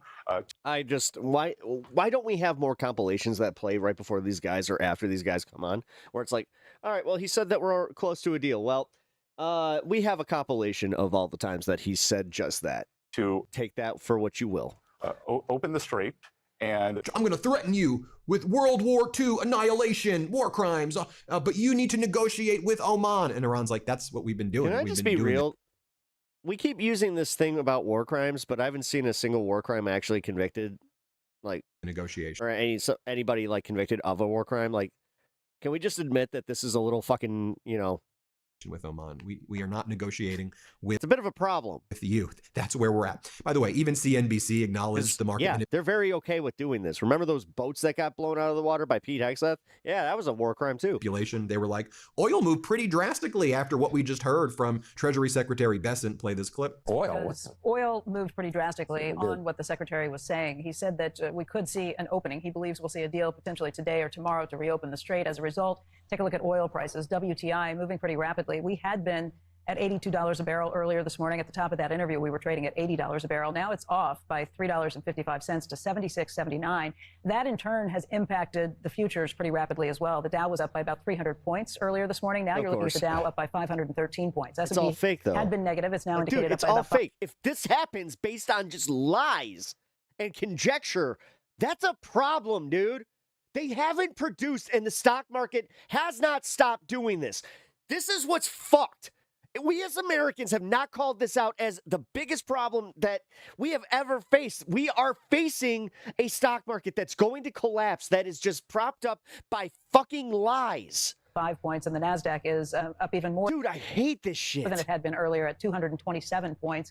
We've also got Treasury yields that moved on this, the 30-year in particular. We were looking at a 30-year yield of 5.25 when the show began at 6 a.m. It's now trading at 5.21. And Trump's in just fact, the like, entire I did complex it, had I been did it. yielding higher. It's now lower across the board. The 10-year is at 4.65, and the 2-year is at 4.22. How's the Dow? The Dow's up 500 points. It was up 300 before. Yeah, I saw that. No, I saw it was up 500. Oh, you were. No, just. Oh, now Dow. Just announced it again. Yeah. And then You in notice this how kind of they're not chummy really, and like, disgusting way, excited you have about that. CNBC and Bessent just kind of laughing at the idea that Bessent was manipulating the markets at the end of last week as well at Camp David. Remember, he had a notepad and he was like, give $5 to $10 billion to Japan to bail out the yen. By the way, the United States bailing out the Japanese yen as we bailed out Javier Milei in Argentina. But we're bailing out the yen because we're terrified that Japan will sell its treasury bonds, the United States bonds, and so we have to bail out Japan while the American people are suffering. But what they're laughing at us all here, they're like, you wrote it on a notepad that you were going to do $5 to $10 billion to bail out the yen so that the press could see, so that the cameras could take photos. Oh, I just wanted the press to make sure they got the symbol right for the yen. Ha ha ha ha ha. I'll tell you what, Bessent. The American people who can't afford groceries and can't afford gas and who can't pay their rent right now, they're not trading the yen. They're not able to long or short the currencies. They're not in this Epstein class world that you occupy, where you manipulate markets and cause, it's despicable stuff. Yeah. Here, play this clip. No, and the thing is, Just got to ask you, you're a sly dog. When you wrote that down, buy 5 to 10 billion, and the printing looked so big. You've done this before, haven't you? Where people are looking over your shoulder. Did you need to be reminded of things to do? Buy 5 to 10 billion in yen. Tell me what was really going on there, Mr. Secretary. Well, I just wanted to make sure that all the reporters looking over my shoulder also knew the symbol JPY for the Japanese yen. So. Okay. Instead of shorthand to yourself. Yeah, I was going to finish the list. The rest of the list was, like go and have lunch with the supreme leader, play tennis with Putin. But I thought I would just leave it at the buy 5 to 10 billion of Japan. And then I'll note this as well. Iran then came out with a statement after what Besson says. Iran rejects U.S. Treasury Secretary Besson and Trump's claim that the Strait of Hormuz will open tomorrow under a new deal, saying Iran and Oman Hormuz negotiations held without U.S. participation are aimed at establishing an intermediate corridor that will halt both the current Iran-controlled northern and U.S.-backed southern routes, giving Iran as a coastal state full protected sovereignty interests and national security. Nothing changes in this. Security, they told their local media. Are we just at that point where we're just like, okay, so Trump will he'll leave, and we're just like, all right, just don't say anything. Iran adds, Trump has violated his commitments, and Iran is moving forward with that investment with Argentina its plan to establish arrangements in the Strait of Hormuz independently of U.S. threats, and it will succeed. Iran does not shape its interests and priorities based on the schedule or demands of Donald Trump. The agreement with Oman would grant Iran total sovereign authority over all inbound and maritime traffic, with Oman's limited role being to clear outbound vessels, but only after notifying Iranian officials, assuring Iran retains visibility and the option to intervene. Now, with all of that going on, what else are MAGA doing as they're manipulating the markets, as they're destroying Americans' lives, as they're engaged in all this abhorrent behavior? Well, you've got MAGA Republican Congressmember Byron Donalds, who's running for governor in Florida. He says, the Democrats just want chaos. Look what the Democrats did in Minnesota. You mean when y'all invaded with ICE and Border Patrol Gestapo? Anyway, here, play this clip. What the Democrats want is chaos. The Minneapolis craziness that was brought to us by the Democrat Party. The shutdown of Homeland Security for almost 100 days brought to us by the Democrat Party. TSA lines out of control, Democrat Party. No voter ID in our elections, Democrat Party. It's kind of funny. Like, you guys have the majority in you have the majority in the House, Senate, and you have the presidency and the Supreme Court. Yet, yeah, it's all the Democrats' fault. Weird. When you don't need all their votes to maintain this stuff. That's kind of weird. How is that their fault? Wide open borders under Jesus Christ, like, I mean, at some point, it is going to fucking get to the point where people are just like, yeah, well, the Democrats weren't the ones who did this. The previous administration, the chaos that brought realistically, Democrat Party. they weren't in power. They don't have real policy. Oh, by the way, the crazy inflation Americans are idiots, that is still though, hurting so many families, that was brought to us by the Democrat Party, Joe Biden and their crazy economic. There you have it, everybody. Hit subscribe. Let's get to 7 million subscribers. Thanks for watching. We appreciate you so much. Before you go, our book, WTF America. Go away. It's fucking big-eyed creeps. Well, marijuana has reached a major milestone in America. New federal data shows daily or nearly daily marijuana use now surpasses daily cigarette smoking and alcohol use. All right. Rad. Go America. Way to go. Pats on the back. News about the arrest of a suspect in the start of the Old Trails fire that started on August 1st. Yeah, so guys, the fires in Spokane, it does look like they were actually started by an arsonist. And if you guys also didn't know that these wildfires aren't just like contained to like the wooded areas. Like these are full neighborhoods just being completely wiped off the map. So yeah, it's not great. All right, hold on. I just realized that I totally skipped a story. Where'd it go? Uh-oh.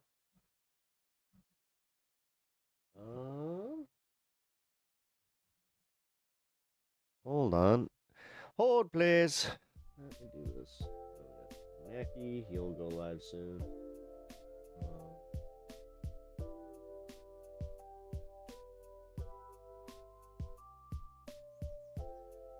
Oh no, that was it. Okay, cool. Woo. All right, so yep, moving on to Spokane, Washington.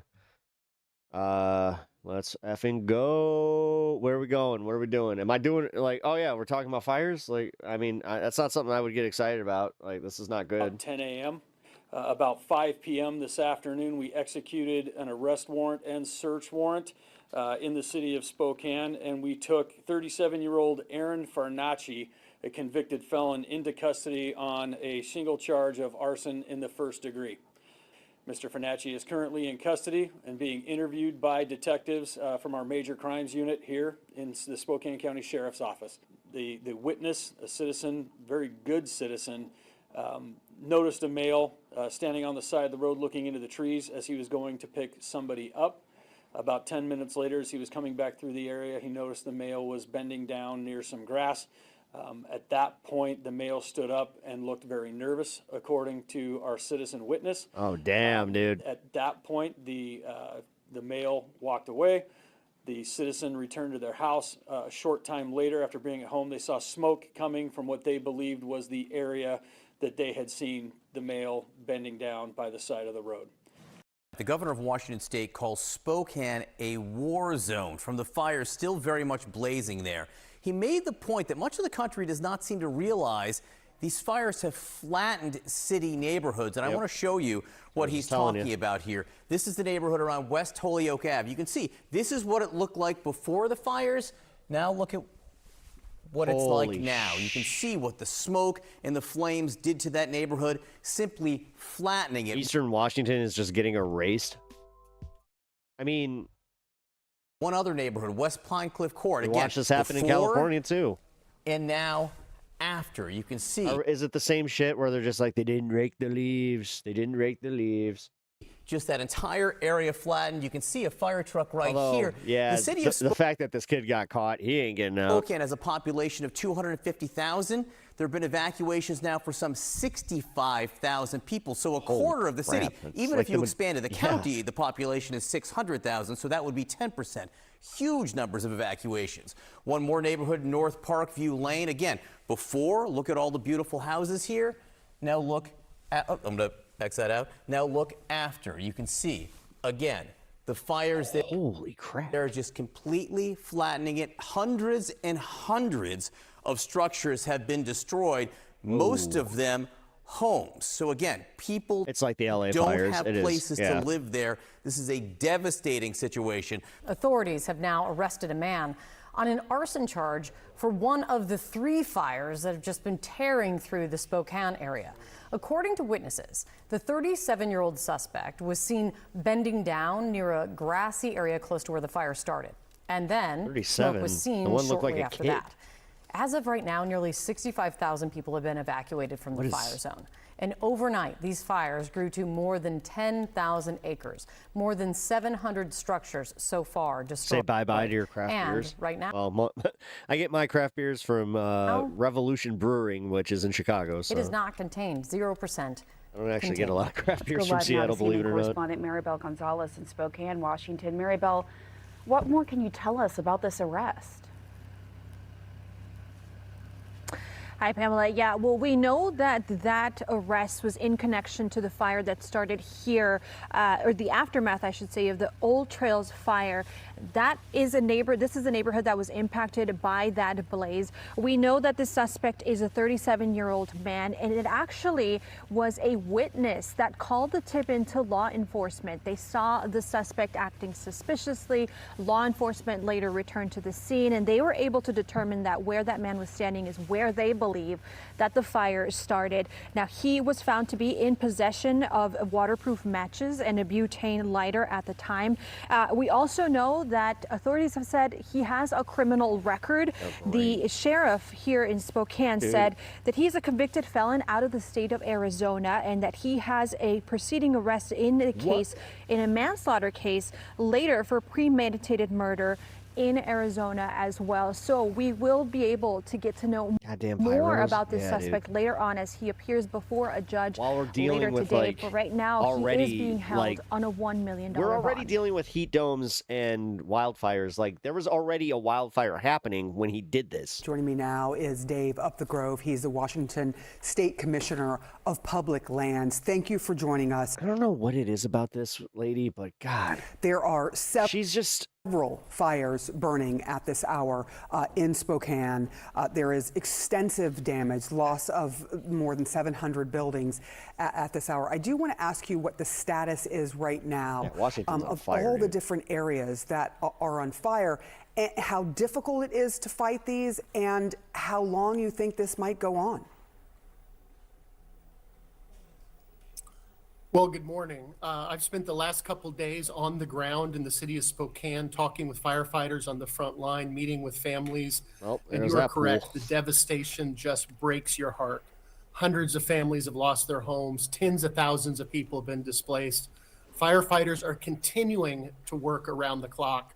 Damn. Overall, in the state of There's a nice Hayward sand filter. Washington, more than 500,000 acres have burned. We have 250,000 acres on fire right now with 17 major fires. But what has struck me most is this is ultimately a story about people. Behind every one of those burned homes Thanks a lot, Trump. is a family trying to rebuild their lives. Behind every one of those dramatic images we see is a young, exhausted firefighter who's risking everything to keep people safe. I mean, we can definitely blame billionaires. So You can blame Trump's policies, but I'm so sick of this fucking bullshit. I mean, I know you're joking a little bit, but fuck. The struggles. I'm so tired of it. I had to hear, Biden, thanks, Biden. Thanks, Trump. Continue here. And then Trump is out here just, the Democrats. It's just... You, as I understand it, spoke. He's in charge, dude. He's the president of the goddamn United States. So I'm going to just say his fucking, he's the one who has to change the policies. This is on him to fix. With President Trump. But no, he'll just sit there bitching about how the Democrats did this to me. Trump, about what is going on. Not his on policies, here, and him. You're having ongoing conversations. Yeah, it was totally him. He just took his little long, red tie, lit the fucking end of it on fire, and just went, oops. Can you give me some sense about whether or not he has pledged help in any way?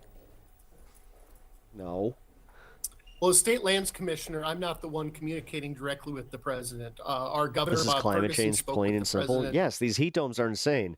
Like, we had one yesterday. It was only 81 degrees, and I can tell you right now, the way that these heat domes are just trapping, like, the way that you sweat and you cannot feel relief. Like, dude, I can see why people are starting to pass on because of it. On Sunday, because you don't even really feel it. It doesn't have that same, you don't realize that you are dehydrated and almost at the point of passing out until it happens. To communicate the need. Not like you used to. I'm telling you, man, not in the way that I was like, ooh, I'm starting to feel like I should probably go sit down and get a water. Like, it happened where I was just like, if I don't sit down right now, I'm probably going to pass out. For an emergency declaration and for assistance from FEMA. The president was, to my knowledge, gracious, understands the situation on the ground, and we look forward to working together. He's going to blame the fire. Yeah, the fire's on mail-in ballots and windmills somehow. Federal. Exactly, dude. I'm so sick of it. You're 39. Nice, same age. Administration. I've never seen so many No, I had to explain this to my aunt, where my aunt was just like, I don't remember, and she's a Trump voter, and she even said, she's like, I don't remember all this smoke being here during the summers. I just don't, I don't remember that. It's like, yeah, because it didn't happen. Some sense of how. Well, what's causing it? It's like how this is compared to other. And God forbid you say climate change, then they're just like, fires that you have seen in your state over time. Is this the worst thing that you have seen when it comes to what's happening in Spokane at this time? Is this historically just the worst fires you've ever seen there? The three fires that continue to burn near the city of Spokane, which is the second largest city in Washington state after Seattle, represent one of the largest tragedies in terms of impacting homes and the destruction of structures. But it is worth putting it in context. Those three fires are only 3 of 17 fires, major fires burning in this state. Those fires represent 10,000 acres burning. We have 250,000 acres on fire as we speak this morning. You know how many houses that is? Holy crap, dude. That's entire neighborhoods just gone. One thing I would like to say is that it's moments like this really test everything that you've built before the smoke ever appears. Yeah. Before fire season, we built a well-trained firefighting force. We pre-positioned equipment. We entered into mutual aid agreements with other states and invested in forest health. And we can't stop every. Yeah, dude, this is effing crazy. I mean, the fact that he lit 1 yard on fire and it caused this much damage too. Preparation absolutely changes the outcome. But this is a summer unlike. You better hope that nobody dies, by the way, because then he will get charged with murder. Any we've seen in recent memory. Just lastly, you know, fires are burning. Gotten like 6 air quality alerts just today. Hotter. They are starting earlier. They are bigger. They're no joke. At one point here in Chicago, we had one of like the worst ones. I remember seeing it, and I thought it was I thought it was wrong. Because at one point it said 500 parts per million. I'm like, that can't be right. And then it went to 800. It was like 4 a.m. and I was just like, what the fuck? Across the West, and now we're seeing similar images out of Europe. In my house, I was just like, dude, and like I felt like I was having an asthma attack, and I don't have asthma. As well, do you have what you need? What you need to deal with the change I have good in lungs the climate? Too. Trust me, I tested especially when them. it comes to these fires. You think that? Climate, you hope. I think it will be. Is part of the story. I mean, no matter what, just the property damage alone, he's going to get years. No doubt that climate change is contributing to the increased baby, fire risk. the baby, It's the baby creating dogs. forest health problems in Washington State, and the scientists are pretty clear that it's impacting weather patterns. I do have how many displaced animals there are and dead animals because of this asshole. That we have what it takes. You know, despite all the heartbreak, what gives me hope is the people. You know, disasters have a way of really reminding us what really matters. I see firefighters, emergency managers, volunteers, utility crews, neighbors showing up every single day to help complete strangers. You know, that's the story I'm seeing on the ground. So I want people to remember that while these fires are dominating the headlines, there are thousands of people working through the night to protect communities they've never even lived in. They don't ask who you. Okay, what do you have to stand like this climate change thing? You're noticing like just every year things are getting worse, and you're still sitting here shilling for billionaire corporations because you can't admit it. You can't admit that it's gotten worse. Fuck you. You know what? I'm done with you. Get out of my fucking chat forever. Goodbye. You voted for. They don't ask where you came from. You lost your privileges to be They here. simply show up because someone Absolute buffoon. needs help, and help keeps showing up. I'm done litigating things that are just obvious. And that gives me hope. We have 5,000 people fighting these fires, equipment and personnel from more than a dozen states, from Alaska to Florida. So we ought to be really proud of these first responders in Washington State. Let's get to Derek Van Dam, CNN meteorologist, for a sense of what the firefighters there can see today and over the next few days. Yeah, John, here's the top lines. The past 24 hours have provided the firefighters on the ground. Climate deniers blow my mind. I will never entertain that shit. Calm wind. Actually, guys, new rule in chat.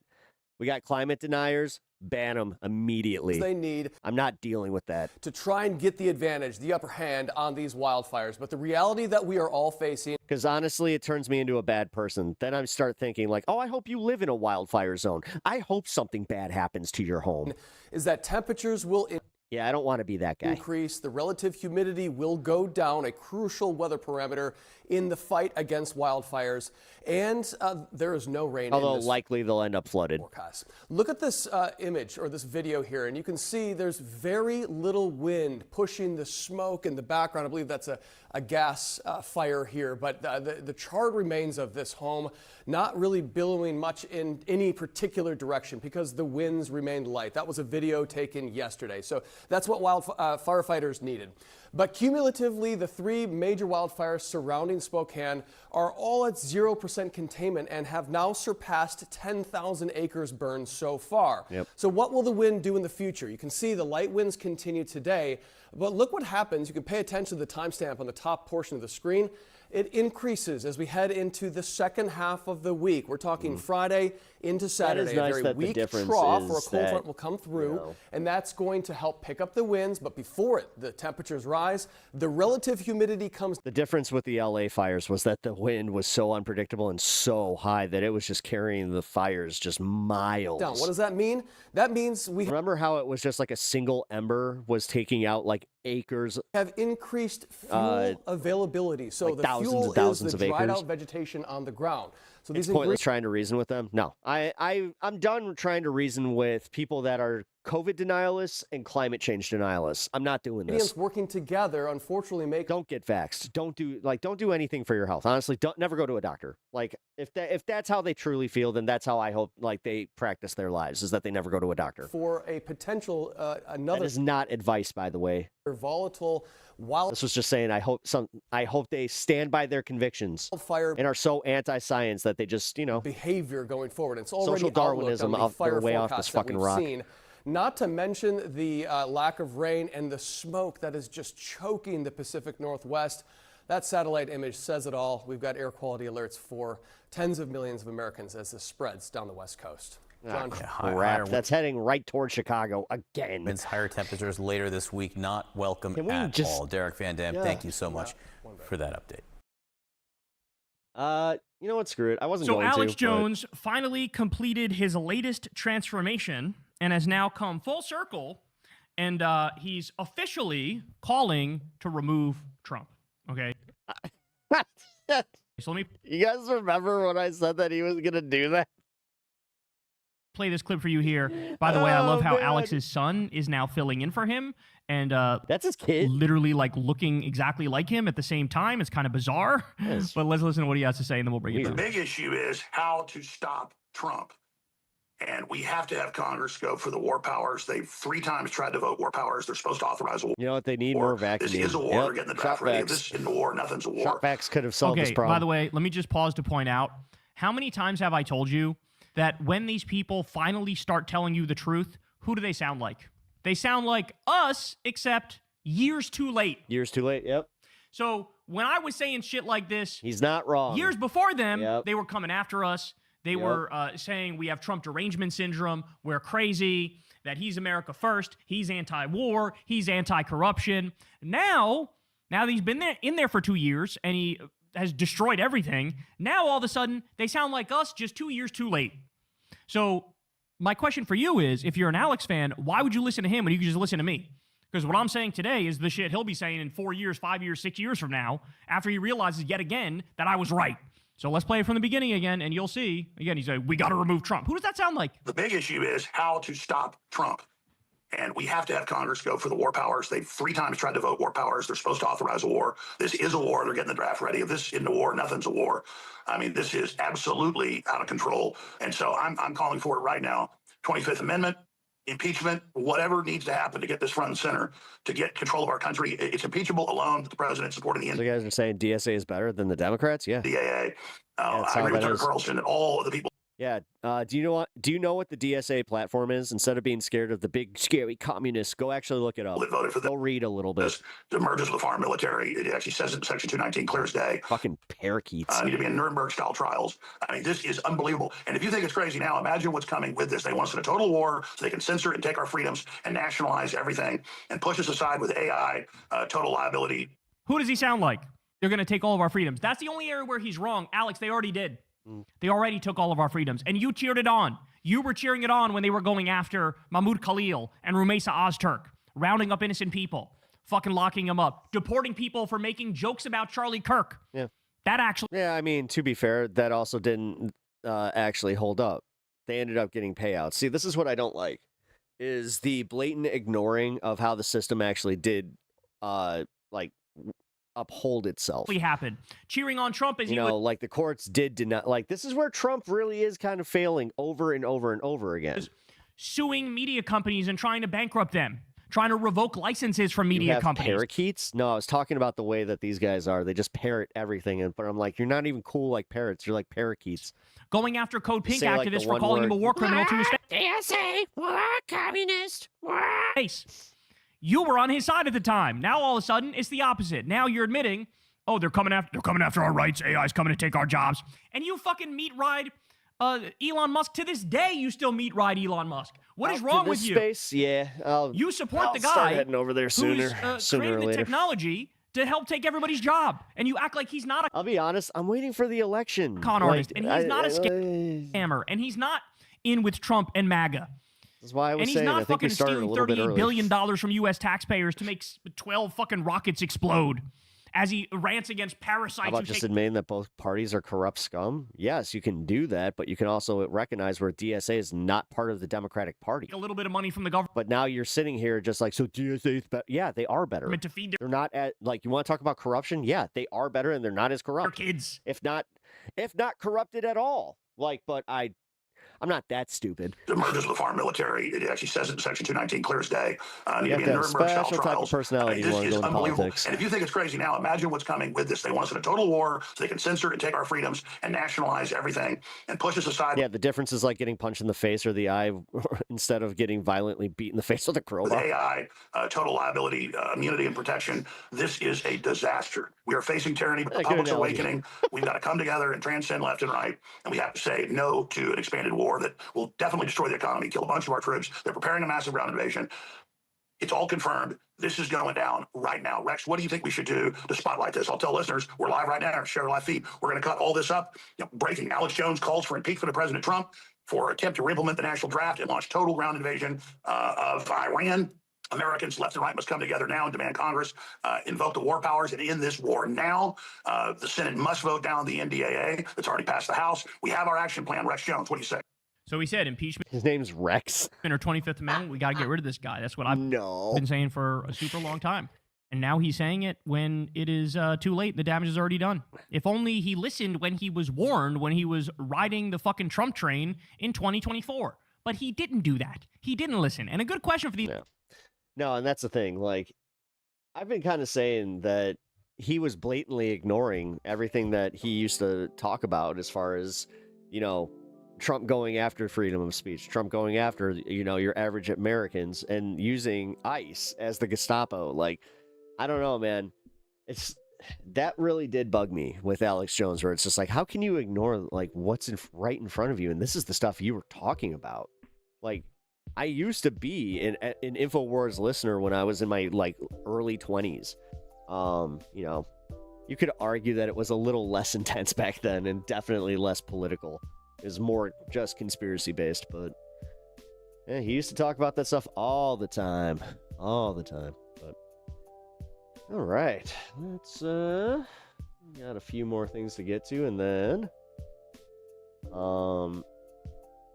I will be heading over to the election coverage. But yeah, are they even covering the election right now? No, they're not. That's kind of my problem. I'll be honest, guys. Like, I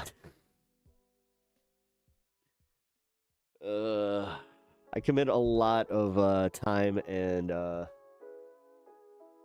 volunteer. Like, I volunteer a lot for this space, but right now I gotta keep this going a little bit. So, yeah, I'm gonna finish my show here, then head over there. But I understand if you guys want to head on over there. That is also a thing. I was a big InfoWars fan when I was in high school. Yeah, see, that's the thing. Then I grew up. You know, then I grew up. Is Washington blue? Jeez. Yes, the blue. It's only happening in blue states. Yeah, wildfires. That's how that works. Until you actually look at the wildfire map and you realize that it's happening pretty much everywhere. God, I'm so sick of these assholes. I really am. Now, I understand why Letterhack quit. Like, I get it.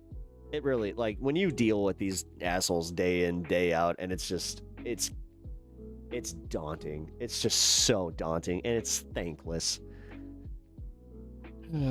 Also, there's a bunch of primers happening today. Primaries, they could be covering multiple of them. Yeah. Well, I don't think anything is really closed. So it is just about to be 7 o'clock. I think that in Virginia, here, let's see, what's the Virginia?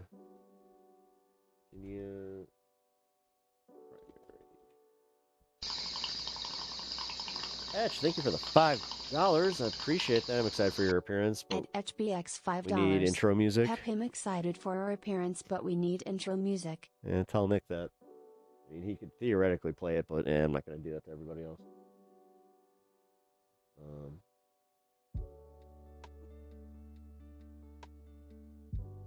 GOP primary. Looks like Bert Mizuwasa has won.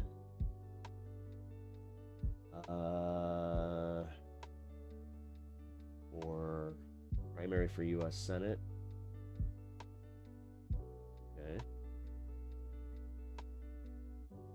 Virginia Democratic primary. Let's see.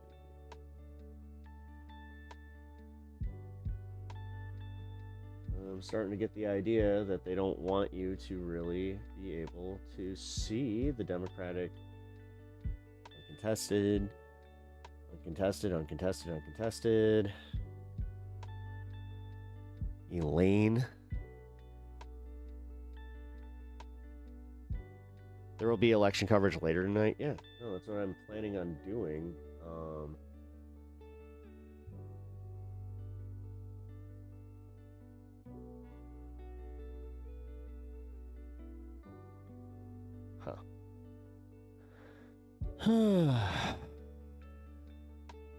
Yeah, no, I'll definitely be doing the election coverage regardless.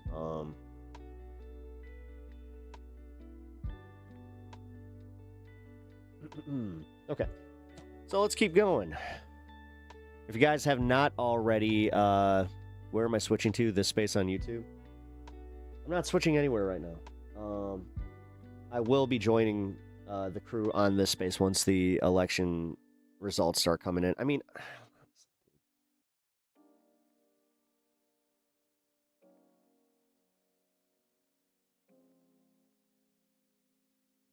and I got enough people there as it is. There's a few things that I actually just really want to cover today, so.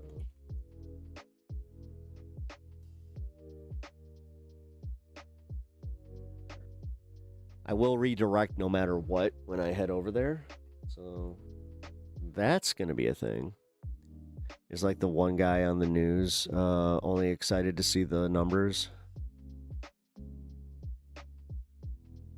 I'm not excited. It's not just about being excited to see the numbers. It's literally about, like, I don't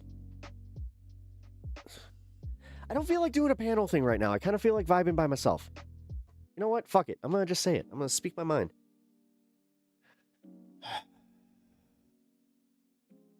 The Holy Toledo guy.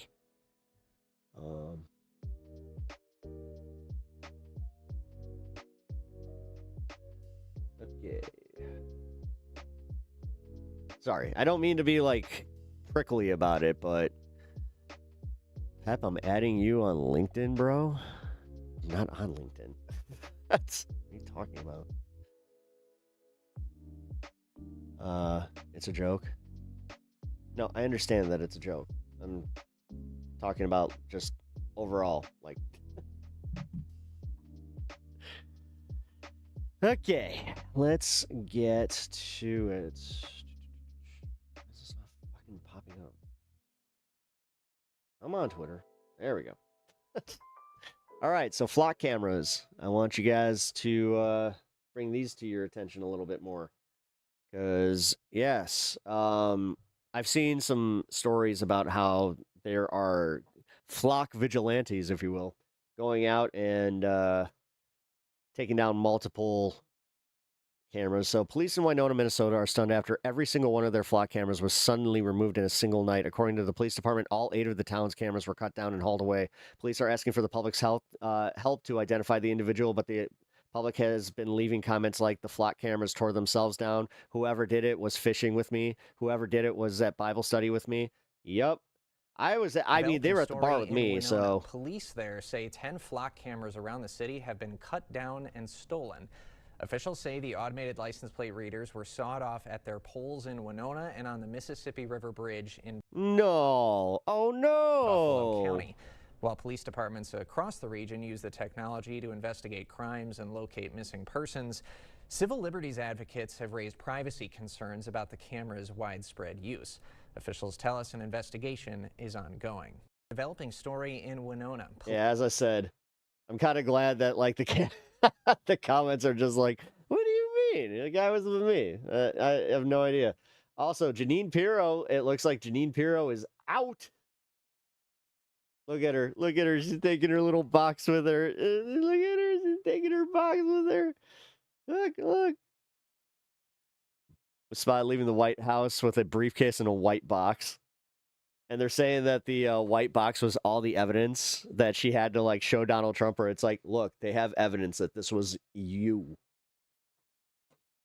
Like, at what point do you think that she's going to turn? Do you think she ever does? Unrelated, they make these nifty little handheld circular saws with diamond blades. Yeah, I know. Yeah, I've actually seen that those things are selling out.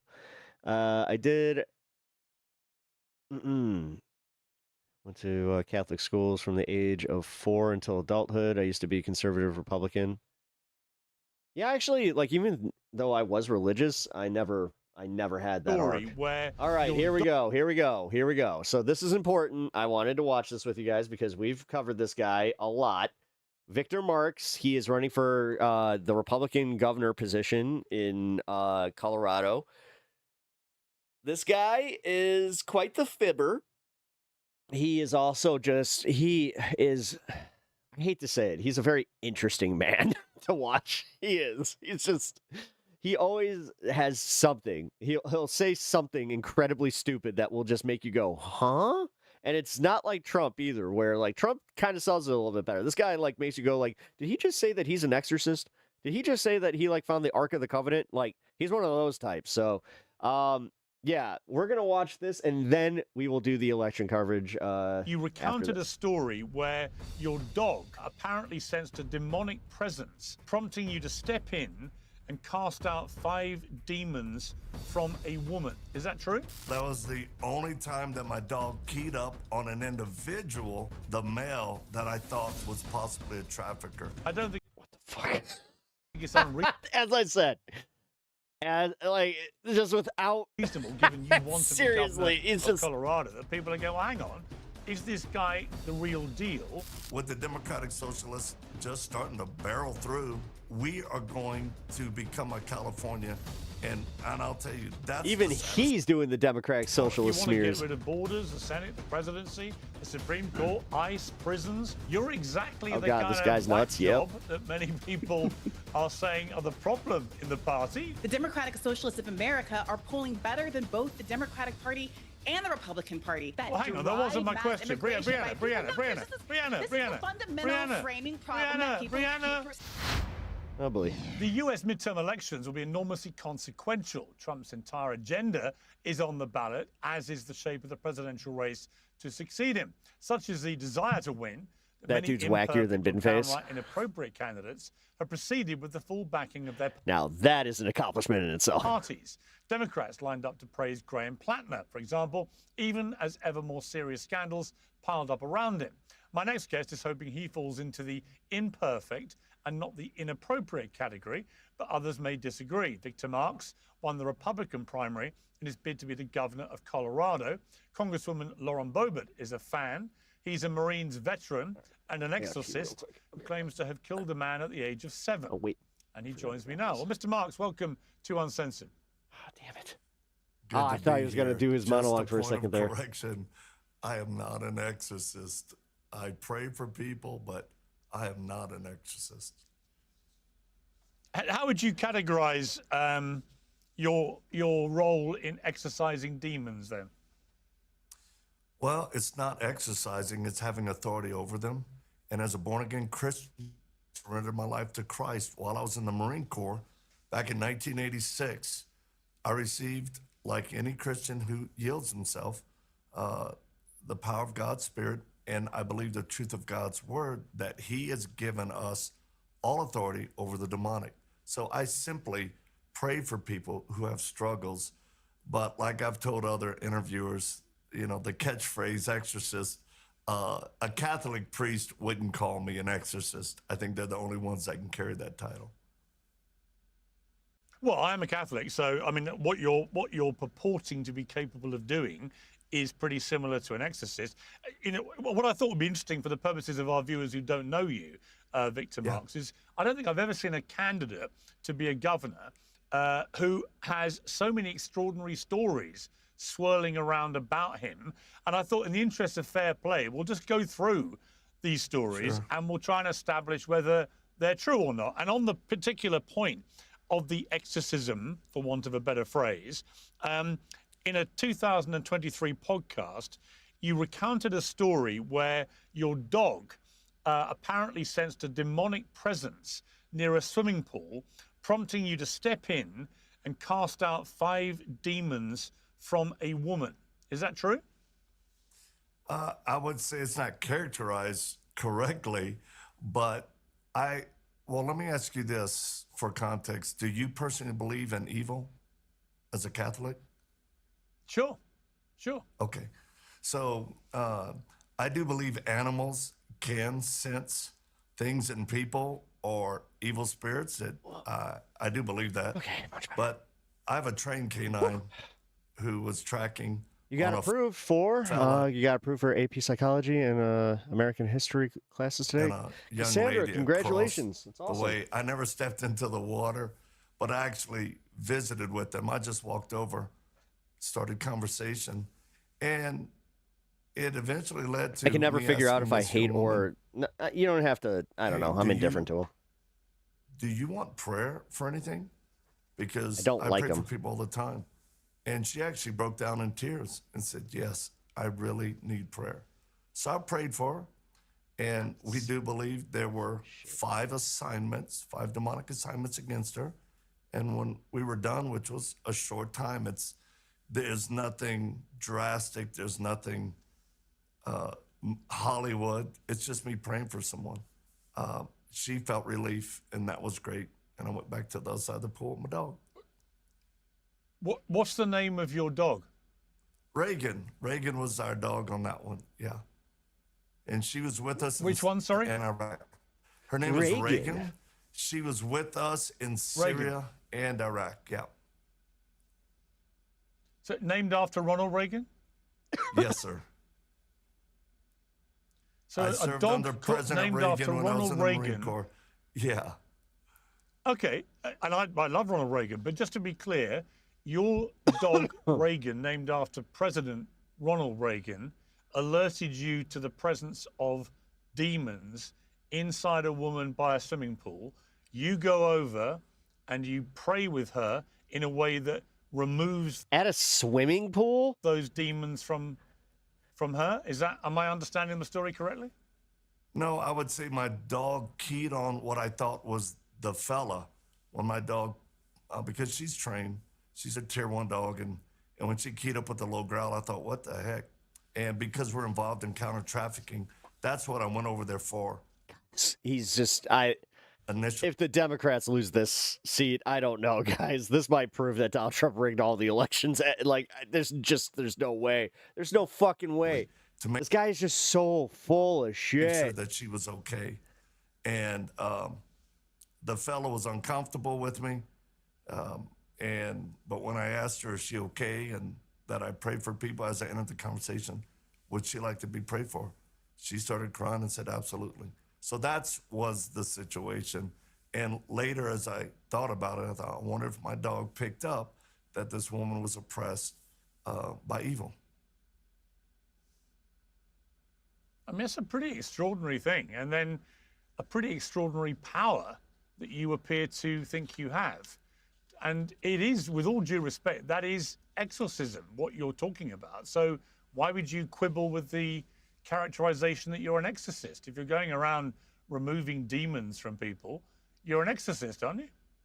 Well, I think it's semantic. Looks like Abdul is up 55% over 39%. Haley Stevens, we got polls closing in 52 minutes. But in the way of removing demons from inside of a person, I don't do that. I deal with people who are oppressed, and there's a significant difference. Someone who has a demon inside of them, which would be called possession, I don't deal with that. I deal with demonic influences that oppress people. And believe me, the net outcome is the same of someone suffering in so many ways if they're believing lies and then acting upon it. I think that's where so much of the ills of today come from. Because the Bible says, take every thought captive, and most people don't. So these are just thoughts or fiery darts in the book of... Okay, this really has a special place with me being, with my religious background. I hate it when guys like this bastardize the Bible the way that he does. Of Ephesians, it talks about that. God. How we have to put on the shield of faith. We have to be ready to battle against evil. But the battleground is definitely in the mind. Yeah, but then literally, you can go to the Book of Mark and you can equate how Jesus said that part of that is battling it with compassion. Like you guys, they love to talk about faith being a shield and like literally in the terms of weaponry and shit like that, but never is it just a hug or understanding any of this shit. How often does Reagan Fairy farts are more accurate than this guy? sense people with demons? Oh wait, fairy farts is more That accurate. was This guy is the only nuts. time that my dog keyed up on an individual, farts. the male that I thought was possibly a trafficker. So that was it. Yeah, that's gonna hold up in court. My dog smelled the demons on this guy's butt, and he was saying that he was a human trafficker. Okay. Well, talking of trafficking, your Excuse me, official sir. Arrest him. campaign website initially said that your non-profit All Things Possible Ministries had rescued more than 45,000 women and children from human trafficking and global terrorism. And additionally, you claim to have single-handedly intercepted human smugglers at the US-Mexico border and made them pay a price. Now, when journalists pointed out these numbers were entirely unsubstantiated, your team quietly scrubbed that figure from the website, and you've since refused to clarify the exact number for he promised that he was going to at the debate. saying He said he was going to give the revised numbers. one and less than a bunch, but obviously Ooh, I remember- 45,000 see, I remember is this. an enormous bunch. So, I mean, how many people did you actually rescue? Well, we'll start with the assumption that we quietly scrubbed it. That was not it at all. I had a website for over 20 years with our ministry.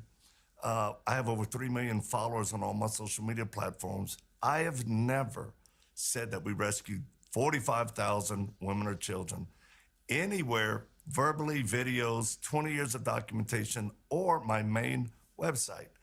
When we had an independent contractor put together a campaign website, actually rather quickly, he himself, not by a direction, he put in the word rescued 45 because he just doesn't know us in that sense, versus save, help. And when we found out, it was changed quickly because that wasn't accurate. So I've never claimed that. That would be highly inaccurate. So how many did you rescue? The reason I've never said He's the full of shit. exact He's just so number full of shit. was for security reasons. Yeah. And we still do work in the Middle East. Yeah. And I would say this, and my wife, she told me one day, Victor, just tell them your heart. It's not enough. And that's really the main point, that there's too many women and I children mean, he's not that even are still good at suffering. it. Like, this is the thing. He's not good at doing like the Donald Trump's, pivots. That should be rescued. Because he says Donald Trump says some wacky shit. But this is like, again, this is like dealing with the fucking kid that you went to school with that used to tell you that like his uncle was, the lead singer of Styx. That, And it turned out that he was just completely full of shit, and he was justice should happen to those God, what's who the take what's the word? advantage and sexually exploit. Like he's a liar, women but and he's children. Well, I agree, fuck, Victor, but if I gave you like a parameter of I'm having a brain fart. 10 people, 1,000 people, 10,000 people, 45,000 people, how many are we talking in terms of the broad area? Well, I would say this. Compulsive. He's a compulsive liar. Hey, Rebecca, welcome back. Way back around 2017, we stopped counting at about 300. And we never brought that number higher. Been the higher, and including threats from ISIS. And again, this is documented. We have generals in the Iraqi army. We've got generals in the Pentagon. We have people that understand our work. Former Delta operators, former SEAL Team 6 guys. But just for A clarification, pathological liar. Rest Yeah. doesn't mean. Which one is he? I'm repelling upside down from a Black Hawk with a K-bar in my mouth like Rambo. It's facilitating, it's working with teams. Sometimes it's a 6-month plan. Just like the last one that my wife and I actually did personally were involved in, rescuing a girl who had been held captive for 9 years in Syria. And she had 2 boys that were products of being raped by ISIS. And we rescued all 3. It's documented, but I'm open to scrutiny because I'm Where? running for office, but I would hope people to understand that we still do the work. We're still helping those who are struggling and being I exploited think because it people are never just trying to stops, get to the. I think people are just trying to. Yeah, look. I think people are just trying to get to the cold, hard, factual reality behind some of the claims, because, as you say, an independent outside body appears to have come up with this figure out of nowhere. But just to be clear, that 45,000. I know I'm a little late for the election coverage, but since my computer crashed, I really want to get to this. Figure So. is nonsense, right? Oh, it is. We've never said that. Okay. I want to move to this story about you calling in a military airstrike as a civilian. You assert that during your time working as a self-styled high-risk humanitarian in conflict zones, you personally called in a U.S. military airstrike that killed 70 ISIS fighters. Is that right? Yes. Well, you're probably getting your talking points from someone who reported on this, who actually is not factual. So I never said that I've called in a U.S. airstrike. What I will share, and it's, again, this is just, it's the simple factual truth. The areas that we would work in as teams, oftentimes in advance of other operational teams, then you can say we were able to give actionable intelligence to the coalition forces in northern Iraq of where the enemy was, in sometimes great specifics and detail. We would give that information. We would let them know that air support would help. A friend of mine, Dave Eubank, he talks about calling in air support for smoke when he rescued a little girl named Dumar. For us, we definitely gave information. Why do I have a feeling that the girl's name might be true, but why do I also have this feeling that he's piggybacking on other people's operations and then just saying that he did it?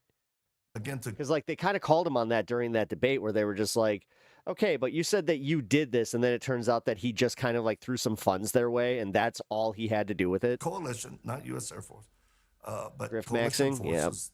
That was and there were times they acted upon it, and bad people, got their feelings hurt, which is fine by me. So just to be clear, you've never claimed that you called in an airstrike. I'm actually surprised that Piers let him talk that long. Right, they killed 70 ISIS. That was a little odd. I've never claimed that I called in a U.S. airstrike. I passed on actionable intel of where ISIS fighters were, and then they responded on their own. And look, people who've done work overseas, specialized asymmetrical warfare, understand that civilians can call in or pass on information, and oftentimes airstrikes or air support, it happens. So it's not that big of a deal, but it's not me sitting on a hill, as a forward observer calling in an airstrike. It's not like that. Okay. Now, you've repeatedly claimed that when you were 3 years old, you were forced by your abusive stepfather to behead a cat and then wear the dead cat's body on your head. There seems to be no external evidence to support this, and many people have pointed out, how does a 3-year-old child behead a cat? They wouldn't have the physical strength to do that. Did that actually happen, Victor? You didn't hear that. La la la la la la. If you're asking me if I'm a liar, the answer is no. No. And the reality is, as a child, it was a horrible season of my life as a kid and the abuse that I suffered. Regarding the cat, I had only shared that publicly a couple of times. That doesn't matter. Even one time, that's too much. Because you idiot. It's so severe. Pap, am I not going on the you're not going on the This Space panel? No, I'm gonna go. But it's I did just, share it on the my computer crashed earlier in stream. I had all this stuff that I wanted to get to, specifically this. Ryan shows. So yeah. The number 83 episode. Also, I was kind of waiting for the polls to close. I was willing to share everything I could remember and what I'd gone through therapy for in order to help those who had struggled. Now, if you want specific details. Yeah, once is Look, too many. Yeah, once is way too many. When you're abused as a kid, you'll do about anything you're told to do because of fear. It's a grooming Okay, so can you apply that to women now? issue. Because you tend to do this thing where you're just like, how come she did it? Well, But the cat was kind of weird how you can understand that for you. already, his entrails were out, and my abuser helped me Of all the things that he said, this is the one thing I completely believe that he did. Yeah. just take the head off of a dead cat. The cat's head was never put on my head. That's just, no, it was the carcass for a short amount of time I think he had some voodoo ritual. I'm not sure, but it was evil. And I was tied to a bed. Can we just say that no, you're disqualified.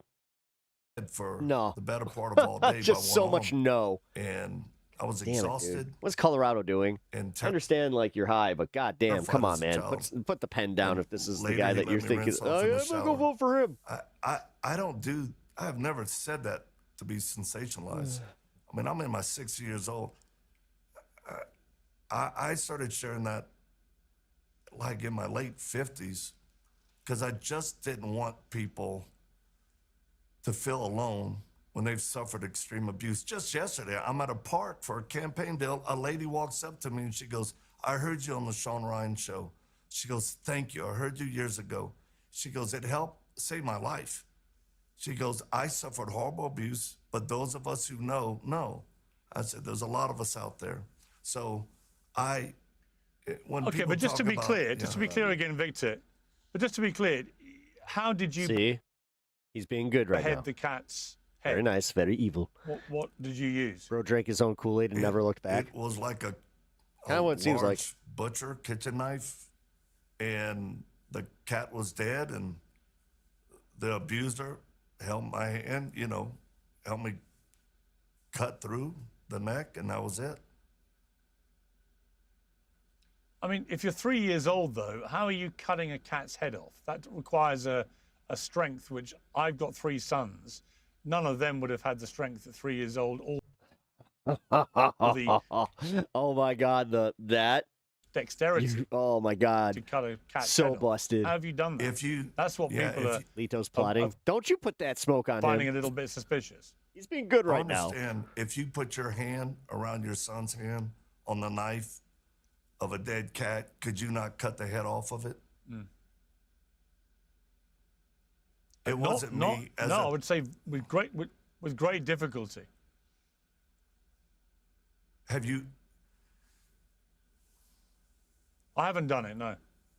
Yeah. All I can say, Piers, is he forced my hand. Jesus, this is dark. And yeah, this ain't fucking like you're mean. Like this ain't funny like this. This is actually kind of showing like I think that this guy's fucked up. Like sociopathic fucked up. And it's even more dangerous that he does it with like this fucking teddy bear veneer of like, I'm just dumb. I'm here. I'm just sent by God. To cut the cat's head off with a blade. I don't to say. Okay. Well, this leads me to probably the most contentious story, which is that when you were 7, the same abusive stepfather forced you to kill a man. Now, local law enforcement and sheriffs in the Mississippi area where this event apparently took place have said there are no records, police reports, or unsolved homicides matching your account. Yeah, from because that he did time say he period. killed So a guy. just to be clear, what exactly do you say happened here? Who was the man? How did you kill him? Well, I didn't murder anyone because I was a 7-year-old who was forced to shoot a person. My stepfather, again, holding my hand around a pistol to a man who was handcuffed and on his knees, put his finger over the trigger and pushed it until the man was shot. I don't know who he was. Best I can remember, he looked like a homeless fella. I never said him 40 years later.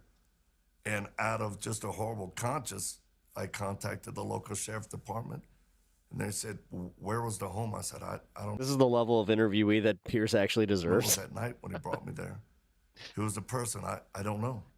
there wasn't much evidence for them to open a case. And again, as a kid, what happened to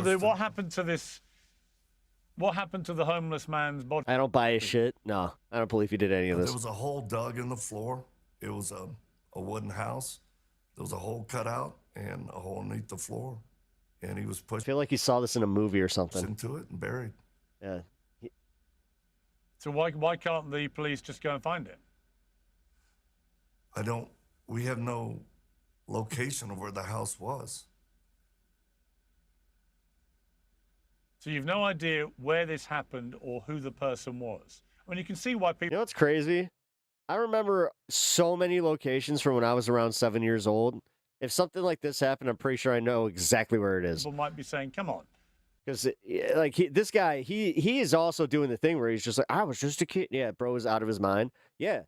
Yeah, no, this should actually show how insane this guy is. Victor, this really happened? I can't wait for the debate between him and the Democrat. That's going to be gold. I mean, let me put it to you a different scenario, which is, and I don't want you to be offended by this, I'm just putting it to you because I know it's something that could be a phenomenon, where people, you said that these revelations have come out very later in your life. A lot of people, when they've suffered abuse or trauma or whatever it may be, their mind can... Either he is lying and not mentally fit for the position, or he's telling the truth and not mentally fit for the position. Miran's just nailed it right there. You know, persuade them. No notes. And I'm not saying this has happened, but many people find some of these no claims notes. outlandish. Literally just that perhaps perfect. your mind is playing games and that these incidents didn't actually happen, but that because of your abuse, you have persuaded yourself that they may have done. Is that a possibility? Well, I studied, and the answer is it's possible. I mean, I studied false memories and had 123 visits to a trauma specialist. This is nothing that I wanted to go back to, but it's something that was still affecting my life. And, you know, we live in a very evil world. Kids are abused, murdered. Kids are made to do horrible things. This is what taught me as a victim not to be defined by what happened to me, but actually to use this as All right. Oh my God. A compulsion and for compassion for people who struggle. You're right. Both He was children plotting. and adults. Oh, no. That's why that I out started there. helping Hey, those you. who have. No.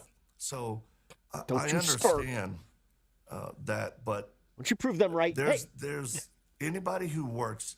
All you have to do is interview a forensic investigator in child sexual abuse cases to understand. What up, Rev? What we're speaking. Yeah, Nat's called it. Whatever. The cat is being an ass. About me. It may be rare to the audience listening. It's not rare in the sphere of the way kids are abused or murdered or have to see things. I worked with kids who were incarcerated, and the horrible things they went through, people wouldn't. If I wrote a book, I've got 6,000 letters here at our office. If people understood how horrible things are, I mean, you talk about the Epstein files. I mean, obviously, what you're describing is absolutely horrific. I just, you know, there are people who, you've made a very clear statement to me in this interview that you don't tell lies. And what your critics say about your veracity and your credibility is that even a simple thing like a political poll, for example. So 7 weeks before the June primary, your campaign issued a press release claiming a public poll showed you dominating the GOP race with a 44-point lead, 59% to 15%. Now, in reality, that poll was funded by your own political action committee. Oh, damn. And in the end, you won the primary by just 0.5%, 2,500 votes. I'm pretty sure he ain't happy about Pierce finding that out. So clearly, the statement put out based on your own poll by your own campaign was, as we would say in the UK... Dude, his face turns bright red when he's busted on something. A load of old baloney. This is how, Wasn't it? So he strikes me like the little kid that tells some tall tales. It's to your credibility that you would allow such a ridiculous poll to go out, supposedly illustrating your great dominance, when in the end you didn't win by 44 points, you won by 0.5% just a few weeks later. How do you explain that? Well, that's the great point, is I won. As far as the two different polls, you're talking about two different polls.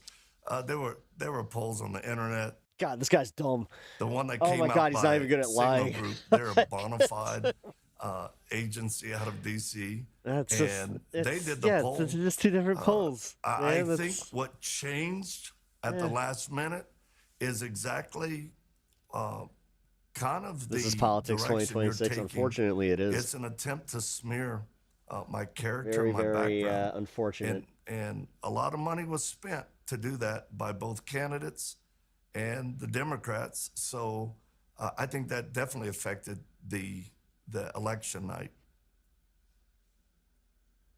Yeah, I mean, look, Victor, I don't know you. I don't know if you're telling the truth or telling a load of old whoppers. I've no idea. I mean, there are some...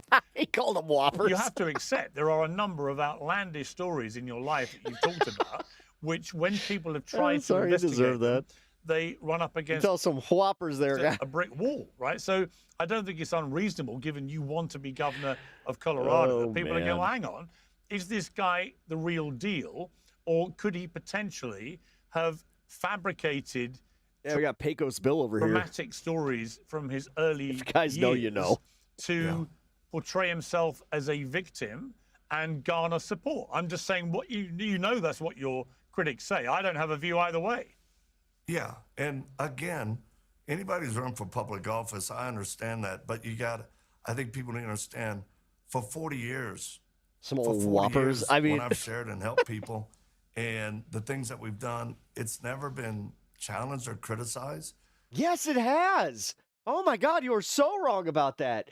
Dude, just at your one debate with the other candidates, you got challenged more times than I could count. People saw it for what it was. And then you just kind of went, you're just big old meanie. You don't have the right information. Like, that's essentially what that came down to. Who overcame, I'll be your Huckleberry. a horrible past. It's really, And you by the ain't grace far of off. God, I would say good counseling, faith, time in the Marine Corps, to teach I'm me starting to think that he resiliency, might not an have even been a incredible Marine. Life of 38 years, 5 children who are supportive, now 5 grandkids, that I actually accomplished what people hope can happen for someone who has struggled. There was no benefit for me to come out in my 40s and talk about some of the worst things, or in my 50s. This was all well before any political campaign. And trust me, if I had political ambitions, none of that would have ever been brought out. So this is just me being transparent to help folks. And I encourage people, go to victor2026.com to I have, unfortunately. I have seen your website. learn more. It is insane what you say you have done. They can find out about like your biblical journeys, the fact that you are you're simultaneously Indiana Jones, Rambo, and fucking Chris Hansen. Really? Like, I just what matters and why I'm running is to help the people of Colorado. I mean, 76% of people polled by the Gazette said they're not sure if they can stay in Colorado. That's a tragedy. We're ranked number 2 for crime, property crime in the U.S. We're on the brink of destruction. And with the Democratic Socialist Party, just starting to barrel through, if someone doesn't stand and take our state back, we are going to well, at least you become got a his talking points from the And I'll GOP. tell That's you, good. That's the good. saddest part. Because as I travel the state meeting with people from rural to even Democrats who are holding fundraisers for me, it is a horrible place that's turned into because of one-party rule. And that's why I'm simply stepping in to take the state back. I told people from the beginning, I'm not the best candidate, but I beat 23 folks out. And I did it by never There were 23 other people in that fucking race, smear and it came down to 3. It's never attacking others. Jeez. I just was quiet with all of this, all the way up to Candace Owens. Yeah, I mean, look, Candace, as you know. Yeah. He's the inheritor of the technique, mystical martial arts of Cajun karate. Well, Candace, as you know, didn't believe you. I saw that interview. She also suggested that you may have been part of some plot or cover-up involving Charlie Kirk's murder. You hit back at that, but recently said wicked people wanted him, Charlie, silenced, and rejoice at his death because Charlie boldly proclaimed the truth of the gospel and was willing to expose darkness. Damn, I was not expecting this to go there. Spiritual I'll say battle that much. between good and evil. I mean, who do you think killed Charlie Kirk? Because there are a number of conspiracy theories about this. Do you believe it's the person currently in court charged with his murder, or do you think something else happened? Well, I believe in the rule of law and evidence. I don't believe in speculation. Assumptions get people killed in what we've done, so I wouldn't assume, not knowing all the facts. But I do know this, that what happened with Charlie is the manifestation of evil. And people celebrating his death from around the world, especially here in the U.S., versus those who love him, it shows that wickedness and evil is real. The Democrat has a 99% chance of winning. And I'm a if this motherfucker wins, then somebody's getting rich. Product of God's grace. And when I say I like to pray for people, my gosh. Roadhouse is based on Marx's life. I mean, how does prayer hurt anyone? His real name. We bring relief from those suffering. And again, none of this became an issue for anyone until I stepped into the political realm, which I think is one of the most evil battlefields I've ever seen. And I don't think people are actually used to someone telling the truth or being transparent or caring for people. I've never had to defend myself about anything I've done. I've answered questions. There's a website called VictorMarksFacts.com, and we have What happened to the all-seeing GOP cat whisperer? Who are aggressively against me, but they're funded to keep me from being in office. Oh, the all-seeing. And I'm gonna tell you something right now. Yeah. I changed it. I don't know if I should say this, but I'm going to do it.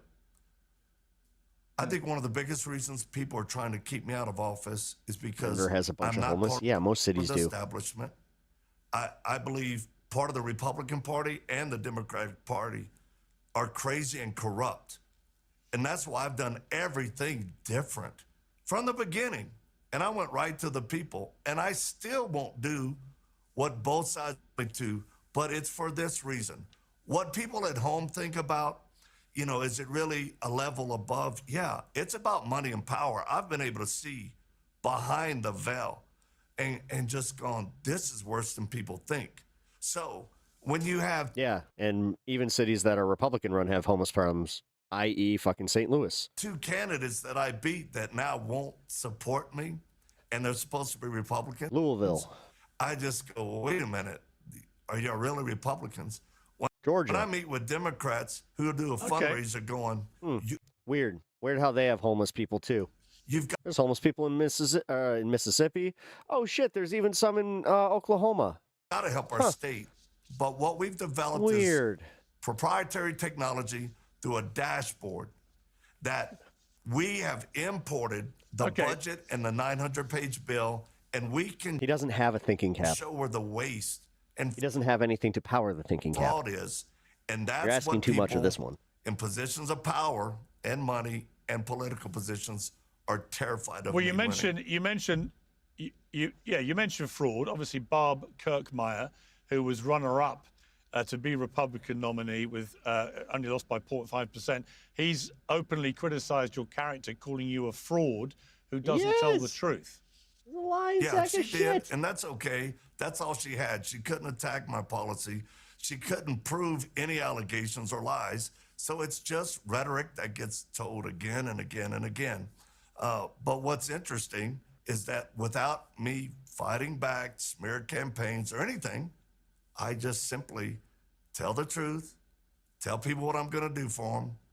I brought in a lieutenant governor pick who's a 30-year retired colonel, and we're going to take the state back for the people of Colorado. And I encourage people, go to Victor2026.com to learn how we're going to take it back and what we're going to do.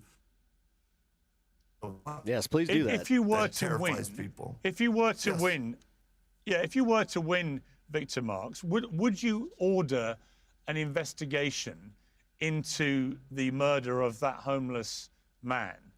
Because you would become, I believe, the first governor in the history of the United States to have murdered someone when you were 7 years old, albeit you say it was with the coercion. You know that he thinks that was he's now kind of wrestling with oh, why did I say that? Of your abusive stepfather, but it's an extraordinary state of affairs that this is an unsolved murder of a homeless man whose body is lying under the floorboards of a property. There must be, if there was a proper investigation, a way to establish where that happened and find out who that person was. I'm gonna laugh if he actually does get like picked up mid-campaign, where they're just like, "We have some questions for you." If you were you chose the one that doesn't have a statute of limitations, you dummy. Like, what are you doing? Would you order that investigation? That's a great question, and it's a good question for a soundbite, Piers. And No, it's a great question just in general, and I'm gonna give him that one. I'll tell you this. Dude, you literally said that you K'd a man at 7 years old. This isn't the state What are you that doing? happened in, of where I was abused. And my goal is to help children never be put in that position of being sexually or physically abused. And that's why we formed a task force that we've been working to protect children for years now in the U.S. Oh, I understand, but wouldn't you feel a duty? Wouldn't you feel a duty to the family of the homeless man or whoever that victim is? You're not sure if it was a homeless man or not. I don't think you could be, given you're only 7. But do you not owe it to the family of that victim? You talk a lot about victims, to go and find out where that victim is still lying, where his remains are, and identify that person. Well, thanks for bringing that up. And from my childhood till in my 50s, I lived with guilt over that. And I don't appreciate you trying to put that back on me. That's every hand. I mean, do you have to try that as a reporter to make someone feel bad for something that happened in the This guy's figured out how to weaponize the language of the left. To be honest, yes, I do. Yeah, Victor, to be crystal clear, my job as a reporter is to report news. Yeah. You want to be the governor of Colorado. This is why you can't just you have do this thing where it's just like the media. It's like, You do understand that without the media, then we wouldn't get any of these stories, and then it's just corruption run rampant. Is that the alternative? There was a homeless man whose Like body that you was want? then Okay, put cool. under floorboards. Oh, he's gonna in a cry. He property looks like he's gonna in cry. Mississippi. You say you were forced to do it by an abusive stepfather who held the gun with you. Sir, a 7-year-old is not responsible. Look, we work with law enforcement, state, federal, and local. No one would put that on me. Listen, we turned over any... Yeah, they will. We told the story. The fact that you covered it up for so long and then used it for fucking like political score, like for a political point. We told what we can. They It's kind couldn't of pathetic find when you anything. think about it. I've done my part. My heart broke for it. I've lived with the shame of that. And I've spent a lifetime trying to help others and prevent kids from being put back in that position of any abuse. So I think my life is redemptive. I'm sad for the evil. And the man who made me do that went to prison. And I was actually, I encourage people to watch my story on YouTube, the Victor Mark story. If you want to know the truth. Is he still alive, Victor? Is your stepfather still alive? He is not. When did he die? He died a number of years ago, and after he got out of prison. And what I'm grateful for is the power of God to enable me to forgive him for the abuse that he did. And I was at his deathbed in the hospital and was able to forgive him. And that's one thing I want to tell folks. He overplayed his If you stupid were a hand. He victim, really did. The shame is not yours, just like you were trying to The fact put that on he me. was so like And confident in his lies. It's important for people to give up your right to hurt someone back. Go for justice, but forgive people who abuse you, or else your heart gets hardened. And that's what my story is about. It's overcoming the evil, because the Bible says what Satan meant for evil, God can return and redeem for good. And those watching, I hope you're never afraid to tell your story, to put down. I hope you're never afraid to be willing to step into leadership to help others. I wasn't. I'll never be stopped. The people will decide November, and they've already decided June 30th, which is why I won the primary. And I'll keep pressing 0.5%. again for affordability, for safety, and for accountability in a corrupt government here in the Would state his of Colorado. stepfather go to prison for? It doesn't I think care he's about just genuinely this people stupid. like I it really do says. think so too. Yeah, I mean, all No, I would he's say in response to the incident in which a homeless very man dumb. was murdered is that there's a victim there too, and that is an unsolved murder. And I'm not shaming you. I'm not shaming you. You've explained that you were holding the gun because your abusive stepfather was holding it too, and made. I mean, yeah, you should. You do it, and I'm. Especially if it was a random homeless guy. It's not for me to say whether that's true or not. Because then, yes, he should have, like, I don't know, let the police know about this a lot sooner. I'm not shaming you for the murder. If you say you were 7 and doing? coerced into doing it, What I are understand we what you're saying. doing? But I also understand that an innocent man was murdered. And that crime has never been solved. And you're big on victims and big on accountability, but no one's been made accountable for that murder. No one has found the body. There must be a property somewhere that has that body under the floorboards. And I think it would be your duty, honestly, if you become governor, to order a proper investigation so that people in your state can actually understand the truth and understand what happened and work out who this person was and what happened to him. I think that would be a good thing to do for his family, because he also was obviously a victim. He got killed. Yeah, completely. I will say this. He was there to abuse me. He was there to abuse me. That's in my story. And he changed his mind. And I didn't wait till I was governor. Now the homeless guy was there to abuse you.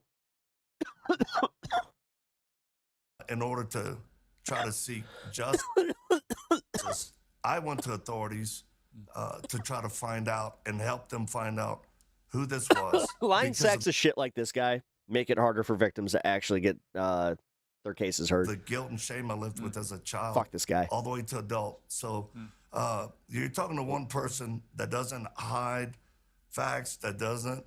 What? I've had a life of overcoming, and justice matters. So I'm glad you said you're not trying to shame me as a kid who was forced to do something that was horrific.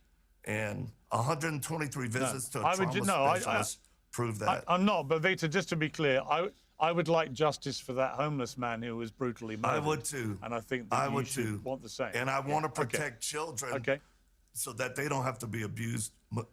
That's what I've been doing with my life. So I hope. I understand that, but I understand that. But Victor, only one person was murdered that day, and it wasn't you. So the real victim of that incident was the person that was murdered. Sir, I'm not part saying of my you weren't soul a victim. died that I'm just day. saying the real.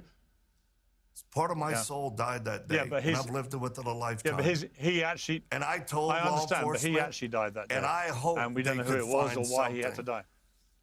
What a complete grifting piece of bile. I appreciate your heart. Do you care for children? Victor Marks, I appreciate you joining us. Do you care for kids? Do you care for kids who are abused? I do, absolutely, yeah. Okay. I absolutely Glad do. to hear that. Yeah. Thank you. But Victor, I thank you very much indeed for joining me. I enjoyed it. Hope to see you again. For somebody that talks about demons and shit, like this guy's got the darkness in his eye that I see with people that are true sociopaths. Yeah, that was holy crap. So yes, that's what I wanted to get to that. All right, I suppose it's about that time I head on over for election coverage. Yes. There's already 6 people there.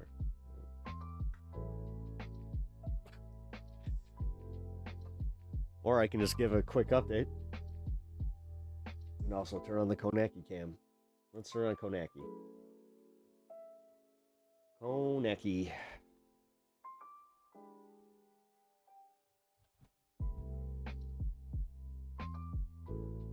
44% of the vote in Wayne County.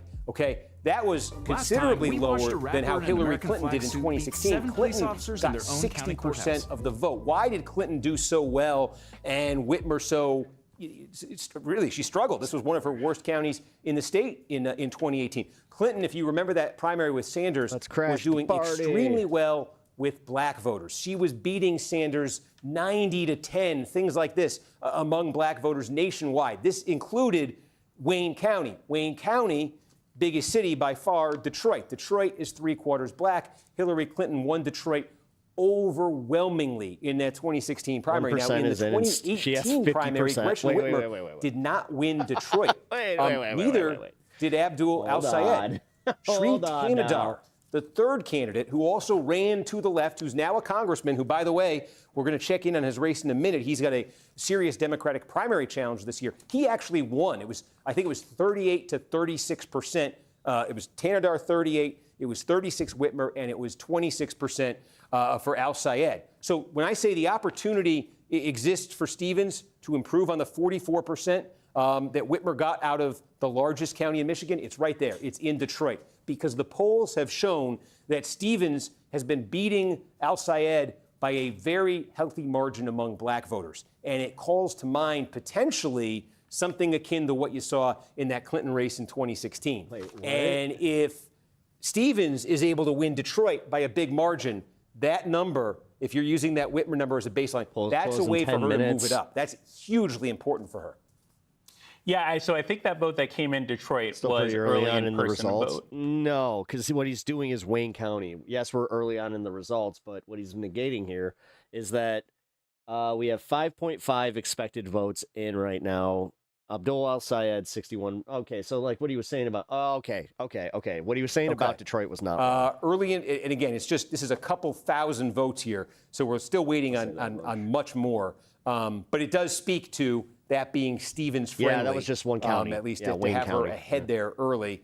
Wait, Again, isn't Wayne County, Detroit? From Detroit, though. Yeah, that is From Detroit. And just a reminder, we're about 10 minutes out from the top of the hour. We'll be rejoining News Now for some hits, and we'll have all of Michigan close excitingly at the top of the hour. Okay, I see we just got a little scattering. I'm still Grand Traverse County. This is the one area just between him and Konecki. They really do seem to not like each other. Little vote up here. This is actually one of the more populated areas, sort of north there of Saginaw. This is where Traverse City is. Traverse City, Leelanau, Charlevoix. This sort of area up here is different. It's demographically different than the rest of the upper lower peninsula. And the upper peninsula, this is sort of, it's vacation land, it's retirement land, not just for Michiganders, for a lot of folks around the Midwest. They call it the Midwest Coast. See those two some wineries in Leelanau. There's high incomes here. Okay, so it's a Nobody different. cares. We talk about northern Michigan being blue collar, older, white. These areas here tend to be. There's some growth population-wise. There is a lot of older population. It's a lot of retirees. It's retirees with money in a lot of cases. So Grand Traverse County is one of those places. This is just 2%. So hard immediately to discern. I mean, obviously it's a huge number for Al-Sayed, but you see the categories we're trying to make sense of here, and with only 2%. A little bit different around here, so keep that in mind as you watch northern Michigan fill in. We also, I see, had some Cass County. Again, it's just a very small amount out of Cass County. Some more Livingston just came in. You got more Livingston a lot more Livingston just came in. Okay, wow.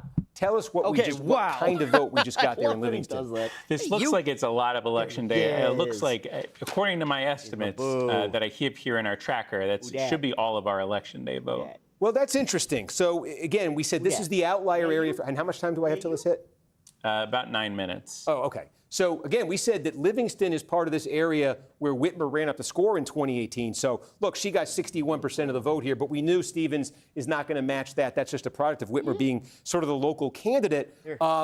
Okay, the other two, we put this up a minute ago. We'll put it up again. Biden in Livingston County got 52% of the vote. Remember, he won statewide. Clinton only got 38% of the vote statewide. Now, Clinton was able to get away with that. Well, she lost, but it was this close. She was able to almost win statewide, even only getting 38% of the vote in Livingston, because she did so well in Wayne County, which is like the mother lode of votes. She was able to compensate for it. So, say that if that Clinton is a benchmark for Stevens, it would require Stevens to get a Clinton-like number out of Wayne County.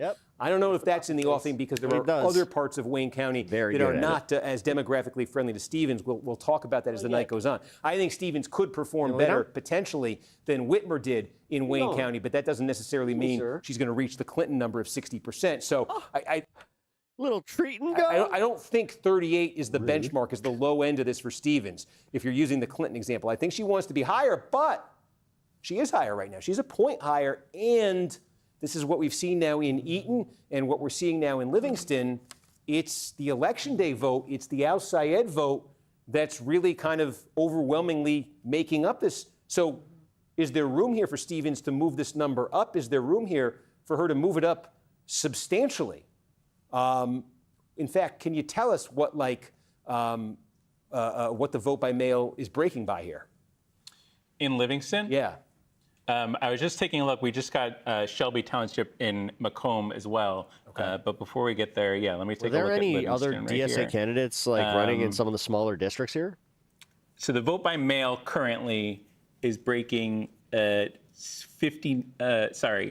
39% None of for you know El what that Sayed means. and Howard Dean, yay, like that guy. 57% for Stevens. So she's winning it by 18 The guy points. that ruined it was just And by how much having a vote by mail weird is left? fucking how many votes? Yelp. Just give me a rough number. Taking a I look remember here. 24 or 2004. 13,000. 13,000. So if she wins it by 20 times. points, Good that's times. give or take 2,600, 25. I mean, at that pace, she could net 2,500 votes or so. Sad She's part down is by Howard Dean was actually a good candidate. 2,032 right now. So there's some opportunity there for Stevens to get something Way better than John Kerry. to come away from Livingston. Yeah, with something closer That to was what it. she wants. Okay, Livingston, Eaton, we've got Grand Rapids, we've got nothing more. Wexford is still at 10. We told you Grand Traverse, it's almost nothing. Benzie, we got about 8%. Well, 8%. Again, this is closer to, this is still a little bit into that vacation land, the Sleeping Bear Dunes that sort of start around Vacation here. land. That's actually a good but way to again, put that, 'cause we're that's looking to see if exactly El what it Sayed is. substantially I can't tell you how many overperforming times here, I've how gone he up there did, during the summer and in it's just 2018. We're going to need a little bit more signal there. Saginaw still only just a scattering of votes there in Saginaw. Saginaw is substantial once we start getting votes. Adam said we got a little bit from Macomb here. And again, I just tell me, was it mail or It was early in person from Shelby Township. It was early, so it was in between. Okay.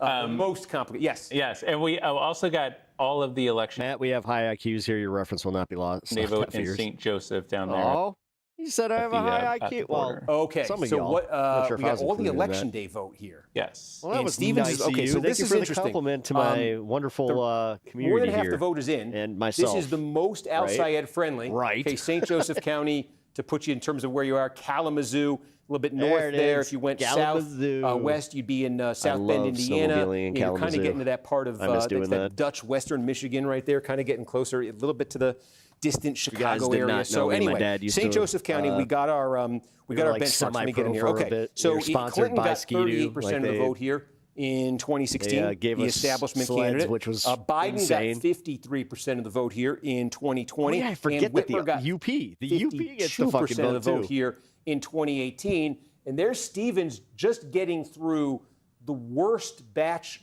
we think, the worst type of vote that she's got to deal with, the election day vote, and she's sitting at 48%, already 10 points north of Clinton in 2016. Again, that Clinton model in 2016 really leaned on running up the number in Wayne Especially for County. men. That's why she could almost get away with numbers that low in places like this. So Stevens is well ahead of that. She's 4 or I'm not 5 kidding. points Like, off I'm these one of those other guys. establishment candidates. And the rest of the way now, we're talking about largely a pre-election vote. So that, if you're Stevens, you have a chance there to exceed potentially how those others did. And not to lose it before we get to the top of the hour here, that most recent update in Wayne County got us our first results out of Michigan 13 as well. Yeah, if you want to check in on that House race. Yeah, this is in Detroit right here, Wayne County. So the dynamic here, we told you Sri Tanadar ran for governor in 2018, ran as a very progressive candidate, came in third in that primary with Whitner and Al Sayed. He got elected. He later got elected to Congress. He affiliated with the Democratic Socialists of America, and then he left the Democratic Socialists of America. This was in response to the reaction he said he saw from the left, from the DSA to the terrorist attack on Israel in 2023, and he left the DSA. So now the DSA is trying to knock him out and has their own candidate, Donovan McKinney, going against him. So this is ex-DSA against DSA in a deeply Democratic district here. And again, it's just 2,500 votes or so that have come in, but the DSA candidate right there jumps out to the quick advantage Shri Tanadar was certainly thought coming into tonight to be very vulnerable. I'm going to check if we have. That's good news right there. Yeah, we got more out of. We didn't check in here since we got Livingston. So this is that race again. The candidate of the left, William Lawrence, the two sort of establishment candidates who we think are kind of 2-minute warning to the hit. I just heard in my ear. So we've got almost half the vote in Livingston. Remember, this is, Adam has told us, this is largely election day vote. So this might be about the high water mark for Lawrence here in the Livingston County portion. This might be about the high water mark for Lawrence in the Eaton County portion. That's the good news if you're one of Lawrence's opponents. The bad news is you see in both places how split that vote is between them. Maasdam, a few points ahead of Brink here, but both very close. Brink, it's always weird a few to come points ahead of across like a Maasdam race here, that you just but have both very close. no idea. So even if in the what's remaining happening, vote who that the Lawrence candidates share are, comes their down, positions, or any if of it. that reduced Lawrence share is just sort of a bit more for Maasdam and a bit more for Brink. Is anyone really pulling that much closer to him district-wide? And again, remember, what I think the Lawrence folks think is their ace in the hole is still to come here. I do that every March. In Ingham County, which anytime, is, anytime March Madness is a thing, I'm like, brackets. biggest, and it's distinct politically from the rest of the counties. And this is also a sliver of Oakland County. It's distinct a little bit here in that it's overwhelmingly Democratic. There's Michigan State University, those sorts of very liberal county, those sorts of things.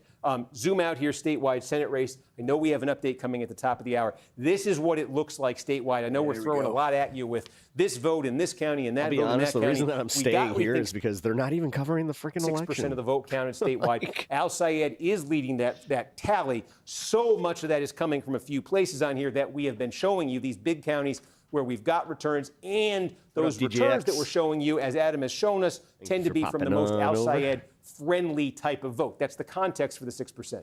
Just about 60 seconds out here, and it looks like in my system we may get a big update from Oakland soon, so if you see it jump, take a look there. Okay, it's important. So, folks, I'm going to stop here for a second. This is Oakland. I promise you, if this lights up in the next few seconds, it's the first thing I'm going to click on. Oh, they still tell me it's a minute. We still got a minute. So you may get it before they get it on News Now. Let's all sit and watch. We think would be to vote by mail. Here, a little there. Right? I mean, all your favorites are on. Oh, shit. I'm glad that I paused that. Turn that music off. So I happen to know that music, they do strike you for. I've had to strike that from 2 of my streams. And the first time I was just like, I don't even get it, man. I don't even get it. And then the second time I was like, oh, okay, now I get it. No, I appreciate it. Hey, guys, like I said, I think you both would make a great convo because of the disagreeing. Sure. Or I could just set myself up to get canceled because everybody already has a fucking, they already have a lean on it. Is it bad that I'd actually rather debate a right-winger than BRG? You can only get told that you're a shitty cis white man so much before you finally just go, okay, fuck this.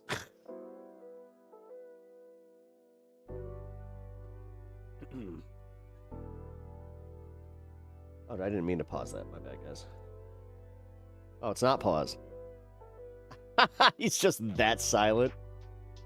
County. This is the second biggest county in the state. 16% of all the vote in the primaries coming out of here. And we just got more than half the vote from Oakland County in one fell swoop. And you can see here that Haley Stevens is leading that over Abdul Al Sayed by 2 points.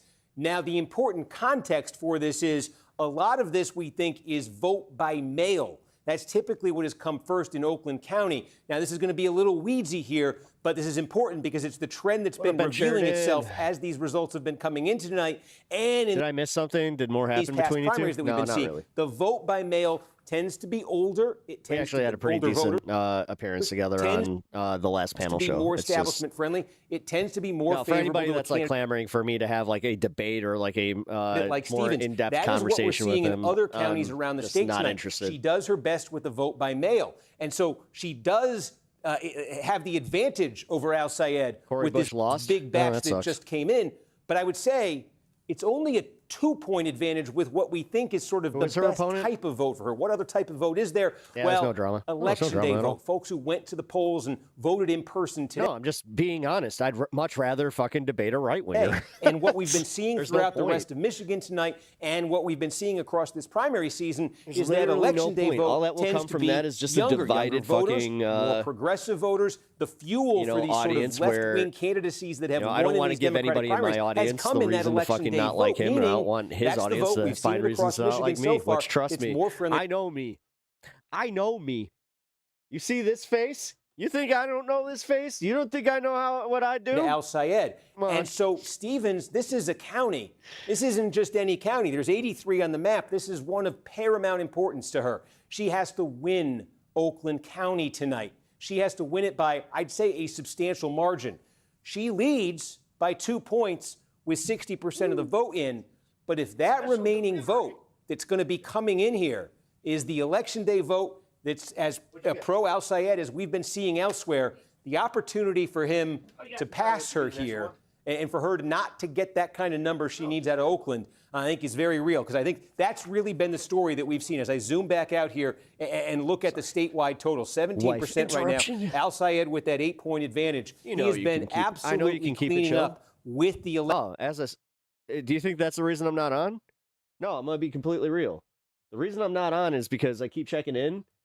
They're not even covering this. Election day votes. I actually wanted to cover this. Stevens has been holding her own with the vote by mail. already do a panel Some of these show big counties that have reported, what, you know, a place tomorrow? like this right here, decent-sized Eaton County, decent-sized Livingston County, exurbs of Detroit right here. We do think the Stevens number might improve as that absentee vote comes in. That righties can be funded to debate. My no labor unions by mail comes in right now. Honestly, no, it is fun.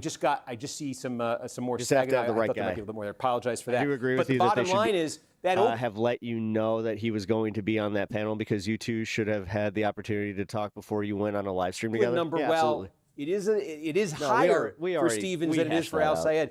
Is it as high If anything, as Stevens wants it to be? Yeah. Dude, there was no malice there. So Alex Steve, you know, tried and his I've been best, talking to and folks he just with thought that the that was a great way to get us that she's all been in the doing same better place than to Al meet each Sayed other. So with black I voters. literally have The city of Detroit is no 75% animosity black. at It all. is in Wayne County. It's not all of Wayne County. There are towards other parts of BRG Wayne or County that I think are fucking very Alex, like fertile any of ground it, like- for Al Sayed, but No, the like I opportunity said, there for I don't know Stevens, why if this she is so really hard to is understand. getting Like, a go big over there number right among now. black You voters, can see. you would really see that They're in not even Detroit, and covering that it. could help her there in Wayne County. But you ask, too, They're about younger chatting, voters, and which take a look fine. next door in Washtenaw County. This is Ann Arbor. This is the University of Michigan. I keep saying the University of Michigan. This is also Eastern Michigan University. I don't want to leave. I don't want to leave them out. Nah, Pep but Talks Al gets triggered. Sayed He's here, about to go off on whoever he's talking to. My guy will see red if you Look at this, say up the nearly right thing. 40 points in Washtenaw County, and I think this one's significant. This Not is a that big easily piece of the puzzle, manipulated, too. but- It's a little bit more than 5%. It's called Percent of all the votes being cast real. statewide are going to come out of Washtenaw County. I don't and have this is the the kind of ability to place just where if turn you're it off. Stevens,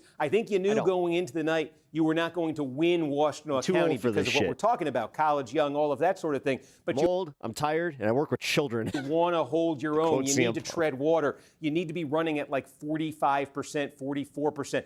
Other candidates who are sort of like establishment candidates in Democratic primaries in Michigan who've been successful, far off, actually. that's what they've done in Washtenaw County. She's barely breaking 30% right there. And there's still a lot there left in Washtenaw County that could be very friendly to Al Sayed. So that's, you know, between what we just showed you in Oakland County and what you're seeing there in Washtenaw County, we haven't really even touched Wayne yet because we don't have much. But those, you know, those numbers, if you're Stevens, I think in both places, you might be looking for a bigger number than you're seeing right now.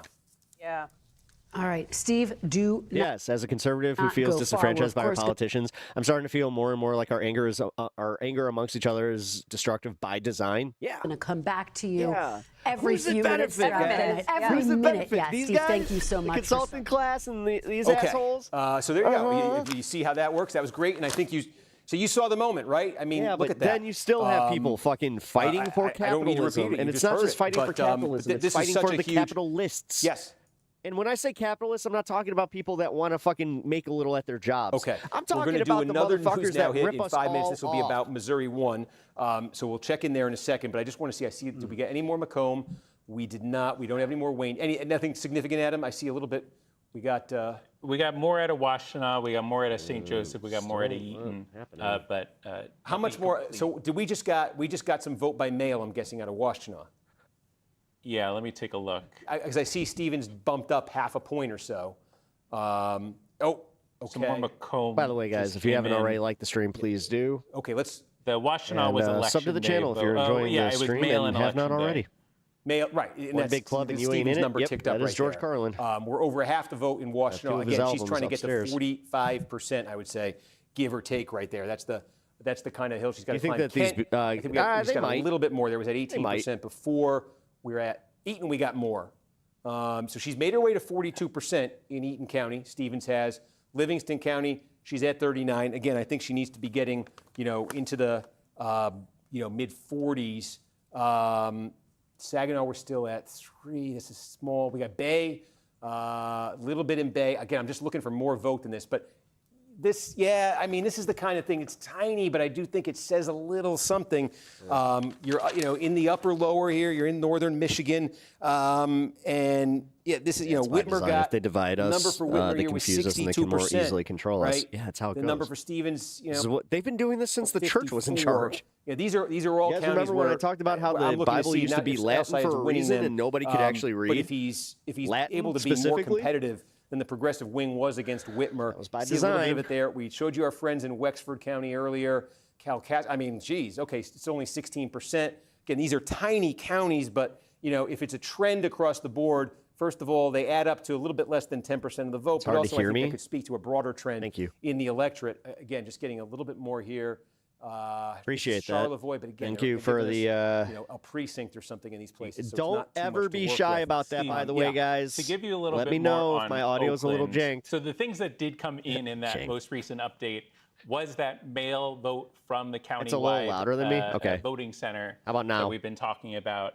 That broke for Stevens There we go. 66-30. They should be good. And that was about 54,000 votes. And then we have some election day Test. vote. Yeah. Okay. I'm good. That was about 74,000 votes, and that broke for El Sayed. Wasn't going to say anything. 59-39. Why? Right. Okay. So should. again, you could see Stevens took a Literally. big swing there. I'm an audio guy. I need to know. That absentee, And my computer crashed earlier, so a lot of things got reset. So let me know. and she's up 2. There is election my day vote camera's, that- like, that's helping wonky, El let Sayed me there. know. But again, I think Stevens needs to be in the we can give You you guys get here's the difference. You guys get the raw broadcast. benchmarks, Therefore, benchmarks what in comes to you is different than what I have, but I can change the In fact, settings it's to very- affect that. 54% was the Whitmer number. This is in Oakland County. So Whitmer yes, you guys 18 are got essentially 54% now of the vote my right here. you're my audio and It was visual 56% engineers. for Good, Joe Biden in congratulations. 2020, and Hillary Clinton in narrowly losing the state in 2016. You're new here. I can't be overstepping my 51% bounds. of It's the vote. okay, dude. So Don't worry again, about it. all of the establishment candidates won Oakland. I appreciate This is you the worrying candidate who about lost statewide.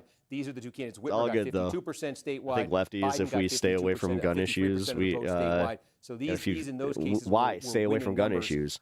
Dude, I'm literally a 2A leftist. I support dude, I'm literally gun owner. I practice my firearms, and I will say that no, what needs to happen is comprehensive gun And again, reform that's where Stevens lands after- yes, background there is some, checks. there is You some know, election day vote that's waits. hard. We should have 2-week waits. We should have a federal 2-week fucking wait or stay where they can do a background check. Where it kind of gives you that moment too, where like if you are feeling a little case of the sads, where you kind of you feel like there's no other end, that 2 weeks goes a long way. Part of that too. This idea that we should be able to just walk into a store and just buy is insane.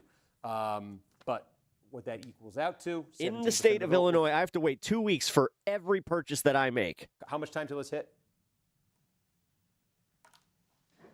Okay, 2 minutes till Missouri won. Let me check in there. So bear with me. And Adam shouted. Oh, sorry. For my FOID card. It happens. So, okay. Oh, wow. Well, we missed this one, folks. Sorry. What happened?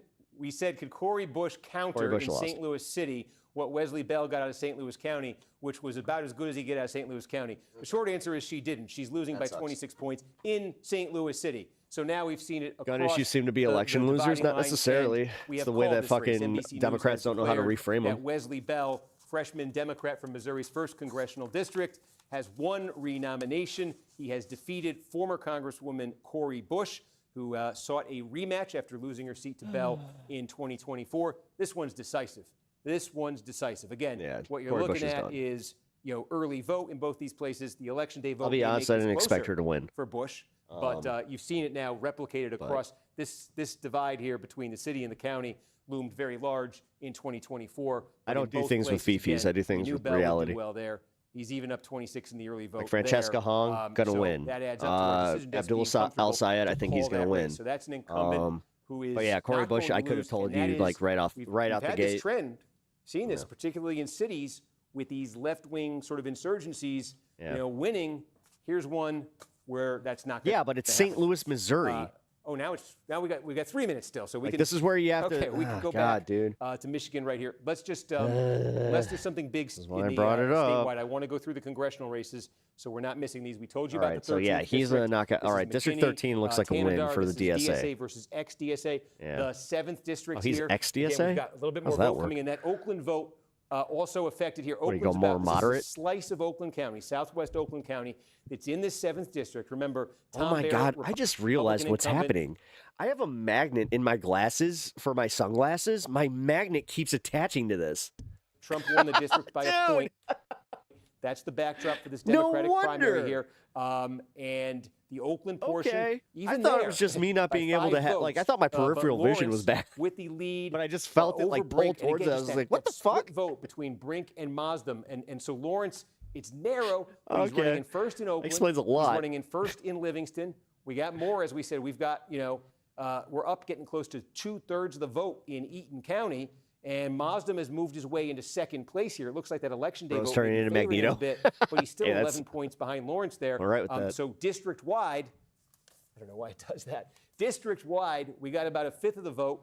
Lawrence has a double-digit lead over his nearest competitor. As I And we said, keep it's not saying, necessarily about restricting the firearms as much as it is restricting the access to people that really shouldn't get them. If he can survive the way he is outside of Ingham and then get to Ingham, I think that's certainly what he wants to see. Let's take a look at the 11th district. My here. noise gate We is don't have, pretty any results yet to talk about. intense, so. Let's take a look here. It's Missouri's first, excuse me. And I wanted I to have look to at get, the 10th you know, district. here. actually We get Hassan the- said it when he was talking to Finkelstein. It's like, no, you do have to like get up to Let's it. see if we can get the 10th up.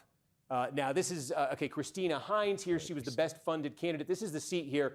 This is the Macomb County-based district that John James, he's giving this up. He's running for governor on the Republican side. Christina Hines had the most money in this campaign. Tim Grimel was the former mayor of Pontiac. There's a portion of this district that actually bleeds over into Oakland County. Those That's magnet glasses where are cool his as base fuck, was. by the way. Fuck yeah, they Not are. the base you want to have in I'm ordering district a new like this. set Eric finally. had been in the Got my new Commerce prescription, Department. which I got Hines back in leading there. November, Again, but I that's finally Oakland got vote enough that's come to in, where too. I That's am. Grimel's. Yes, We've I'm got some prioritizing it. Macomb I'm too, but ordering my new you've got some glasses. Oakland vote as well. And one That's pair of Grimel's base, new sunglasses Oakland because I County, broke. Republican side here. Well, didn't No break them. They kind of surprise. wore I don't out. see a check mark yet. That might be coming soon. Michael Bouchard, this is the Trump-endorsed candidate. He's winning this thing. He's leading this thing easily right now. Again, this is a Republican district. Trump had won this by 6 points in 2024. He won it by 1 in 2020. It's represented by John James right now, who is giving up the seat to run for governor. Let's see how James is doing in this race. Remember, James here endorsed by Trump. He's run twice statewide You as the got, Republican Legolas nominee to Eagle Senate Eyes. elections. He lost both of them. This is his third statewide campaign. Dude, I'm turning 40 and I feel like I'm 80.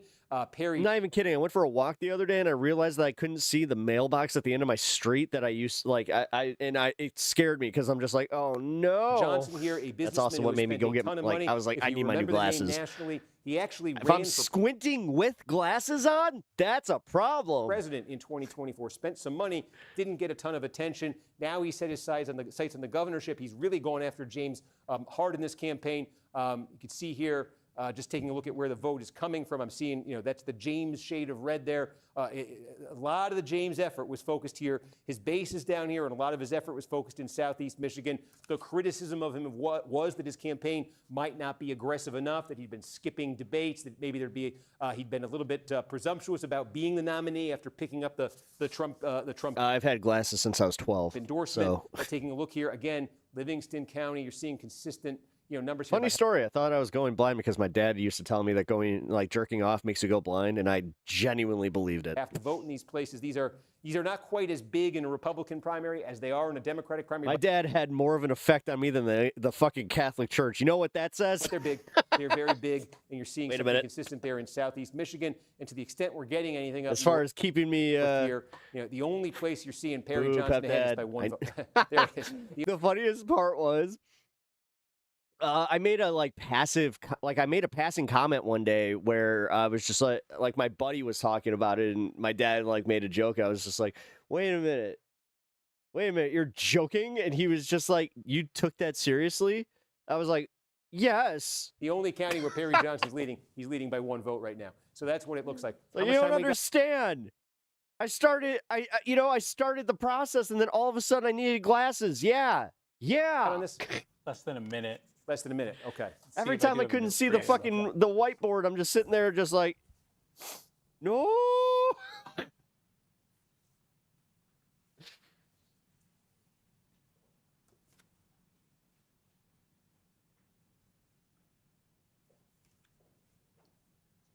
"12 is young."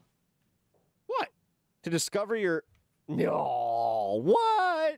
Oh, fuck off. No, it's not. No, it's not. When you start getting, the wet dreams, you remember those? We all had them. We all had them. No, I meant for glasses. Oh. For Wesley Bell in that district as you're watching that one too. Yeah, I mean, it's interesting because I remember being here 2 years ago in this primary when Bell went after Bush. That was a very close race here. Bush, obviously, her affiliation with the squad, she'd been a national No, I meant for the glasses. And the story of that race 2 years ago is this district. That was hilarious. Is split between St. Louis, the city of St. Louis, and then right over here, these are the inner suburbs of St. Louis County, some of them St. Louis County. And the story then had been Bell was strong in St. Louis County, Bush was strong in the city of St. Louis. But take a look at what we're seeing so far. St. Louis County, no big surprise. I mean, Bell getting more than 3/4 of the vote right there. But go over to the city of St. Louis, and you see Bell ahead. It's not as decisive, but you do see a solid margin. At least this is early vote. The final margin may end up not being quite as dominant here. Bush may do better. I think she will do better with the election day vote. But you see it extending across county lines, and this split with the early vote is not something that is you funny. saw in 2024 when these two candidates ran against each other and Bell won in a close race. And so, yeah, it kind of bucks the that was trend probably the funniest that we've thing. been seeing. How many primary nights have we been up here, particularly in city districts, Philadelphia, Washington, D.C. I read that. You don't understand. It's so funny to me because I read it sincerely. Mayoral election there, Denver, New York City. That's where we've been No, seeing you didn't have to try because you were being sincere. That's the thing. I read it in that tone, and I was just like, didn't work. Bush doing worse than she did 2 years ago when she lost the seat, and Bell, certainly the establishment candidate here, based on his endorsements and backing in this campaign. I needed that. I feel better. I don't know why, but I legit feel like I just had a therapeutic moment. For progressive candidates, would there be a patchwork? This is certainly a loss for progressives, for Senator Bernie Sanders, who endorsed her, and of course the big race, the big marquee race that we are watching, the Michigan Senate race. Bring us up to speed there. What's the very latest you're seeing? Yeah, let's take a look back up in Michigan, and I'm going to just have to go to a house. Okay, so again, about 20% of the vote here is in statewide. This looks about what it looked like the last time we checked in terms of the margin there for Al Sayed over Stevens. I think there's a lot here. We'll zoom in on Wayne County. So Wayne County, where Detroit is, you'll hear me say this a lot tonight. A fifth of the vote statewide is coming out of Wayne. We only have 2% of the vote right now, so there's not much to be read into that. What there is from Detroit, largely from Detroit, what you're looking at right now. But Wayne, keep in mind, is not just Detroit, okay? There are inner suburbs in here. Yeah. There's also, this is where Dearborn is. Yeah. Dearborn is the first majority Arab American city in the United States. Yeah, I was about to say, did you miss one of those? There's 110,000 residents. Notice how he kind of waited until the end to kind of bring that one in. In 2018, he won Dearborn big. Dearborn Heights, very similar demographically. That's in here. 2% in, and you didn't have Dearborn counted yet? Come on, did very well in 2018. They are all also admit how in disingenuous Wayne County. There's that also a lot is. of other places in here too. So are they there's finally a diversity watching it? in here. All right, in some of those cities, I expect Al Sayed to do very well tonight. But the opportunity, I got 10 minutes until my 4 hours, this may take a while for us to see. I'll we'll head see how over it there shakes out soon. in other places around the state if it comes Unless to they it. wrap up But the election coverage, opportunity, that Christine, we're early. saying, is in the city of Detroit, because the polling has been indicating that black support is very strong for her. And we said Detroit I'll be real. is I've kept the stream up in the black. corner here, and this is an I've opportunity. been waiting to see when they went to the actual Detroit among black voters. She could get a big number out of election there. coverage. She could get a big number out of Wayne County. That could carry her a long way. In terms of looking at where black support really can swing, a primary, or at least loom large in a primary, there aren't a ton of counties where there's a very significant black population. Another place we'll look tonight, though, that does have a pretty large black population is Genesee County. This is where the city of Flint is. We don't have any votes coming in right there yet. Fine. There is a substantial black population in Saginaw, too. We don't have many votes coming in right there. So from Stevens' standpoint, we'll be looking at those places, but really going to be looking at Detroit as the night progresses, because I do think it's been interesting in some of these counties, the degree to which we're seeing this difference between the Election Day vote and how overwhelming it's going for Al Sayed and that vote by mail, and how strong that's going for Stevens. In a place like this, I'm just checking in because we're slowly getting more and more updates here. What's been happening in this county, this is sort of the suburbs of Lansing here, outside of Lansing. A little bit of Lansing's in here too, but it's largely outside Lansing. This number for Stevens has been ticking up all night, because basically what happened was they counted the Election Day vote. Al Sayed got a huge number on here. Now, as the vote by mail has been coming in, as this percent in has been ticking up, so has Stevens' number. And so what we were looking at the start of the night here were numbers for Stevens that were like, whoa, these are, I don't see how she could win with these numbers. But if this number can continue to tick up for her, that could get interesting out of a place like Eaton County. Also, same thing here. The same thing has been happening in Livingston County. This is the fastest growing, one of the fastest growing counties in Michigan. It's big. There's like 200,000 people here. This is like the exurbs of Detroit right here. Okay, it's very high income too. We expected Stevens, to have maybe an opportunity here to do well. Well, she looked like she was getting clobbered early, because we got the Election Day vote was counted right away. Al Sayed went way ahead. But as the vote by mail has been coming in, getting more vote in, and that Stevens number has been ticking up more and more, where it's not looking as much for her like the disaster it initially did. And so to the extent that can continue in places like that, and another place we're looking here is around Grand Rapids, I say Saginaw, to the extent that can continue, that's a huge question. It heightens the stakes for what I just outlined in Detroit. Thank you, Etch. He's very, very happy. Steve Kornacki, we will check back in with you in just a few minutes in that hotly contested race. What's so interesting here, too? Okay, and I just need to reply. You're getting a little bit behind the scenes. I just need to reply to a message here, so bear with me. This is, and of course, you know what I did? I mashed my fingers together, and I typed a word that doesn't exist. Okay, there it is. Okay, did anything like me when I'm going through my stuff. come in, It's just like, Adam, doing that? I think I was going through, I didn't see anything. No, nothing super significant. I'm trying. I see. Oh, this would be if we got more. Ottawa County, where Holland is, Western Michigan, it's only 2%, so we'll hold off on that. Sorry, you were saying? Yeah, I'm just trying to go through these Oakland County results Holland right now and pull out. We are getting our first look at some of the precinct results, so I'm trying to take a look into those right now, and I'll get back to you. Okay. Let me just check in on Kansas for a second, and then we're going to take a tour back around Michigan here. But I want to update you on this.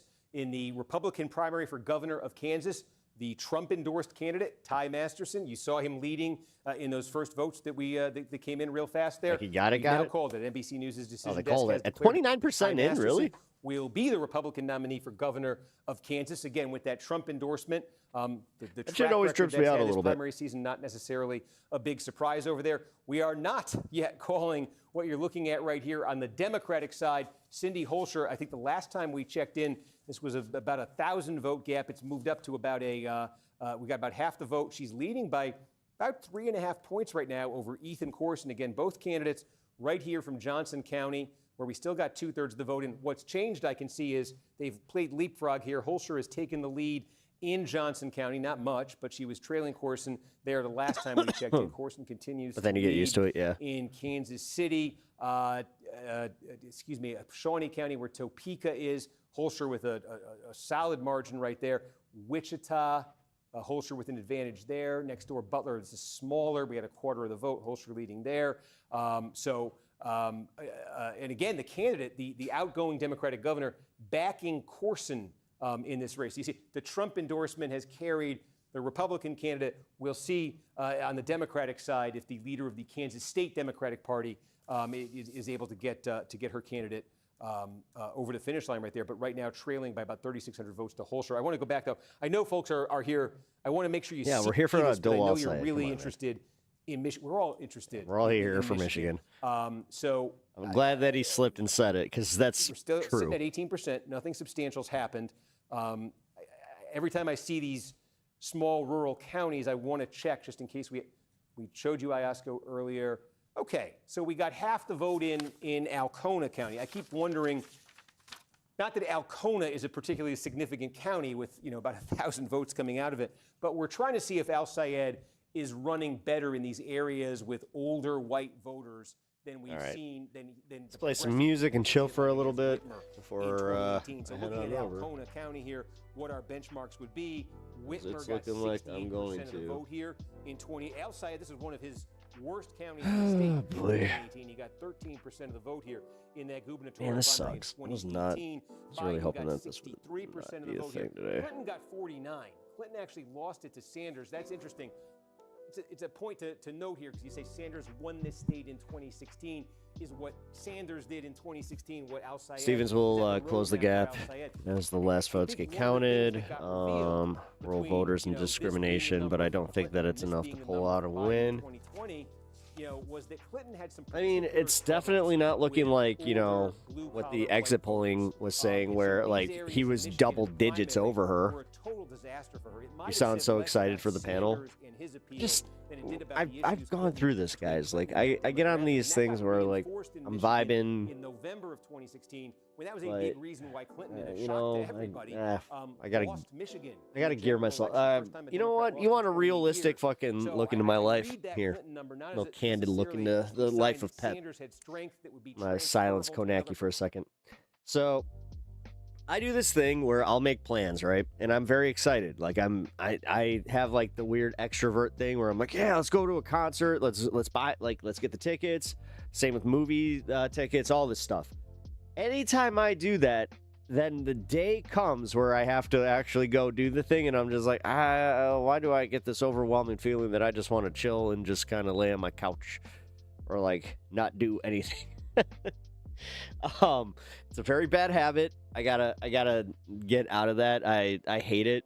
I think that it's like a self-sabotaging thing that my brain does. I gotta get past that. But it's just like, yay, like just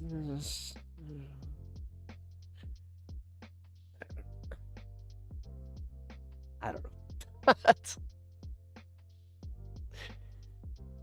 Yes, you can't just silence the Kornacki. I can, and I did.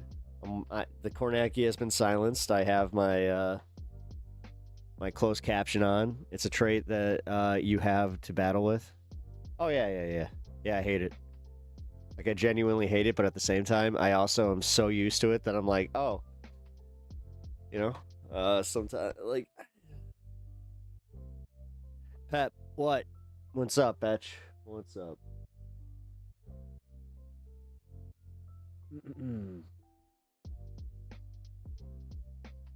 I guess I can probably get over there. Because if I wait another 20 minutes, it'll pretty much like get to that point of like just ending, because I'll be at like right around 9 o'clock.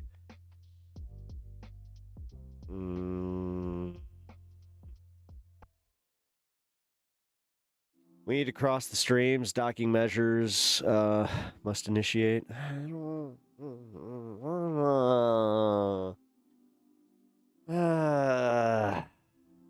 I often get overwhelmed by social situations I have to avoid or walk away with when I get exhausted.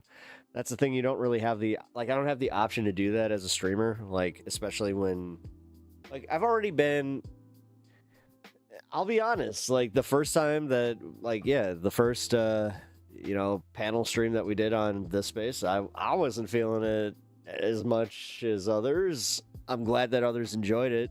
I don't know, man. I do this for fun. And I'm getting tired of not feeling like I have fun. You know, I don't want to have, I'm not in this, like, if I wanted to actually learn about this stuff, like, at a collegiate level, I would go take a college course. And I don't even need to, like, I have community colleges here that I could totally do so. The thing is, I don't care. I don't care. I'm old, and you know what? My politics are where they're at. I'm where I'm at in the Overton window. My understanding is where it kind of needs to be, and I'm getting tired of people pretending like I need, like, if I only just knew a little bit more theory, that I would be a little bit more, no. And I'm sorry if that sounds like fucking reductive, but Pep, that vibe is not happening over there. No, I know it's a good vibe. It's a good vibe. Let's see who we got. We got Forrest, we got Lumen, Christina, Devil's Advocate, Jeff. No, it's cool. Like, I'm also feeling this, man. Like, I'm enjoying myself. I'm watching this. Like, I will head over there, okay? Like, I, full disclosure, told them that I would not even be there or, like, consider being there until about 8:30 because I wanted to celebrate the 420 with you guys. My stream crashed. I had about a half hour where I lost just all that. I'm not even trying to push it to, like, my view count or any of that bullshit like I usually do. Like, full disclosure, try to get to over 1,000 per stream because that's nice. But yeah. Okay, I won't push it. Don't worry, Etch. You can push all it's fine. Like, you can be pushy. I don't care. I'm just letting you know, and just getting here what happened. Oh, Robin, nothing happened. Oh, Jesus, I just realized I totally missed your chat. Yeah, we got a good little chat going. No, exactly. Also, Bryant, what up, dude? I thought Abdul was decidedly ahead. This is why you gotta be careful with fucking polls, dude. You really do gotta be careful with polls. I mean, let's put it this way. All of Trump's preferred candidates are winning. It seems a little sus that, you know, they tell us, like, oh, technically Haley's the one that could defeat a Trump candidate. I don't know about that. Abdul was ahead. He's still ahead. 51.8%, 44.8%, 3.3% for Mallory McMorrow. Really? People still voted for McMorrow? That's crazy. Like, what are you doing? Why would you do that? That seems stupid. I'm gonna duck out, but y'all seem cool. If your feed pops up, why don't you just subscribe to my channel? No, I don't mind having you here. Subscribe, Flat World. Subscribe. Like, seriously, subscribe to my channel. Come on back, and then, yeah, we will have a good old time. Agreed. Waste of vote on Mallory? Yes, it is. But yes, seriously, Flat, hit that sub button. Otherwise, you will probably not get my channel recommended to you. Trust me, they're trying to bury me as much as they can. You are subscribed. Oh, okay, cool. Well then. We are friendly. No, he's already subscribed, guys. Now I feel like I pressured for no reason. Double check your subscriptions, though. I will recommend doing that because, yes, I have had it brought to my attention that some people have been unsubscribed from my channel. Not very cool. You know what I mean? You know what I mean?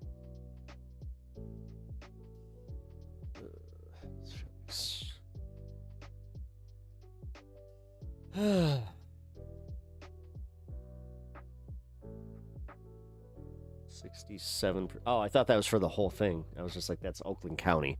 Okay. Cool. No, but thanks for hanging tonight, man. And if you guys are new here, please consider subbing. And also like the stream. Your subs are fun. Thank you. That means the world to me. I try. Like, listen, guys. Like, streaming is... you mean like auto unsubbed? Yeah, dude. Yeah, that happened to one of my regulars where he brought it to my attention where he even sent me some screenshots. He's just like, look at this. They unsubbed me from your channel. I was just like, dude, that's wild. Not necessarily surprising, though, in, like, the way that, you know, like, they go after this type of stuff. YouTube AI scrubbing subs. Yeah. Yeah, it's unfortunate, but what you gonna do? Majority reports still live. They are still live. What are they even watching? I don't know who that is. Okay.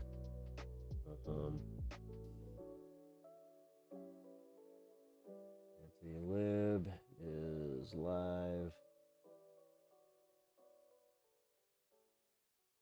And then DA. Yeah, other big channels have been saying the same thing. Yeah, it's unfortunately true, though. It's just, seems kind of arbitrary. Like, the guy that hit me up, that's what bothers me about this, is like, he watches every day. And I was just, I couldn't believe when he said, he's just like, look. Yeah. Yeah. Too early to call, 21%. Statewide, there we go. I was waiting for the statewide. But this is why I do the thing where I ask so often if you guys can just like, sub, obviously memberships, all that kind of stuff. It really helps out. And then, yes, the monetized angle of things, where if you guys support the stream, that actually makes it so I can do this on a longer, for more time, because, yeah.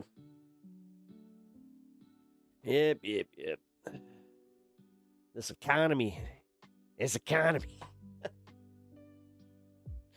really is so fucked, guys. This is so fucked. You guys to see it firsthand through this whole experience with the healthcare system. Like, at what point do you think, like, your average American is going to be, like, kind of thrust into that and they don't understand? Like, you understand that because you guys watch me, you're already kind of prepared for, like, the worst case scenario if you're an American. So, Austin, yo, remember me? Actually, no, I don't. Should I? I don't know. Did you, like, were you... I can't remember. Were you cool? Were you, I appreciate you stopping by, saying hello. I don't know. What's your deal? Well, that's fucked up.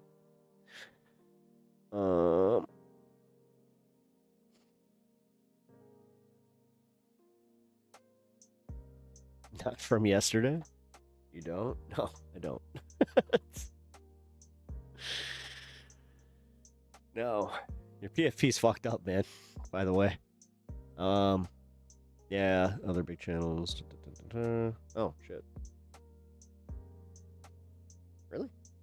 Oh, that's why. I have to restart my Twitch. Okay. Hey, Scoob. What's up, dude? Pot suppresses the vote. Potheads are too stoned and lazy to vote. Yeah, that's what happens. That's definitely what happens. Especially, you put pot on the ballot, then, yeah, nobody shows up. That's crazy. 7,000 boomers pass away every day, which means thousands more are having serious health problems. Our healthcare system is going down in flames. Well, this is also why we have this situation where, like, our jobs market is mostly nursing.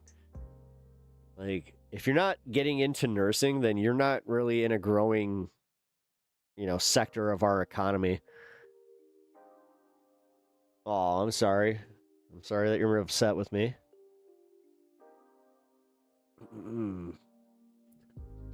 Well, welcome to the stream regardless. Hit the like. Sub to the channel if you haven't already. And, yeah. We got 10 more minutes until we celebrate the 420. And then, no matter what, I'm heading over. I'll bring the party. Literally and figuratively. I will bring you guys over with me.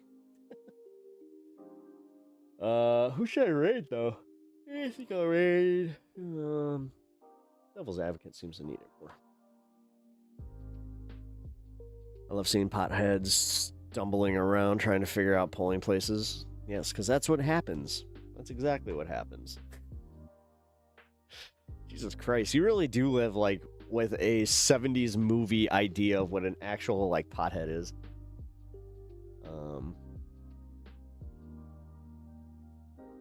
Weird hobby. Yeah, it is a weird hobby.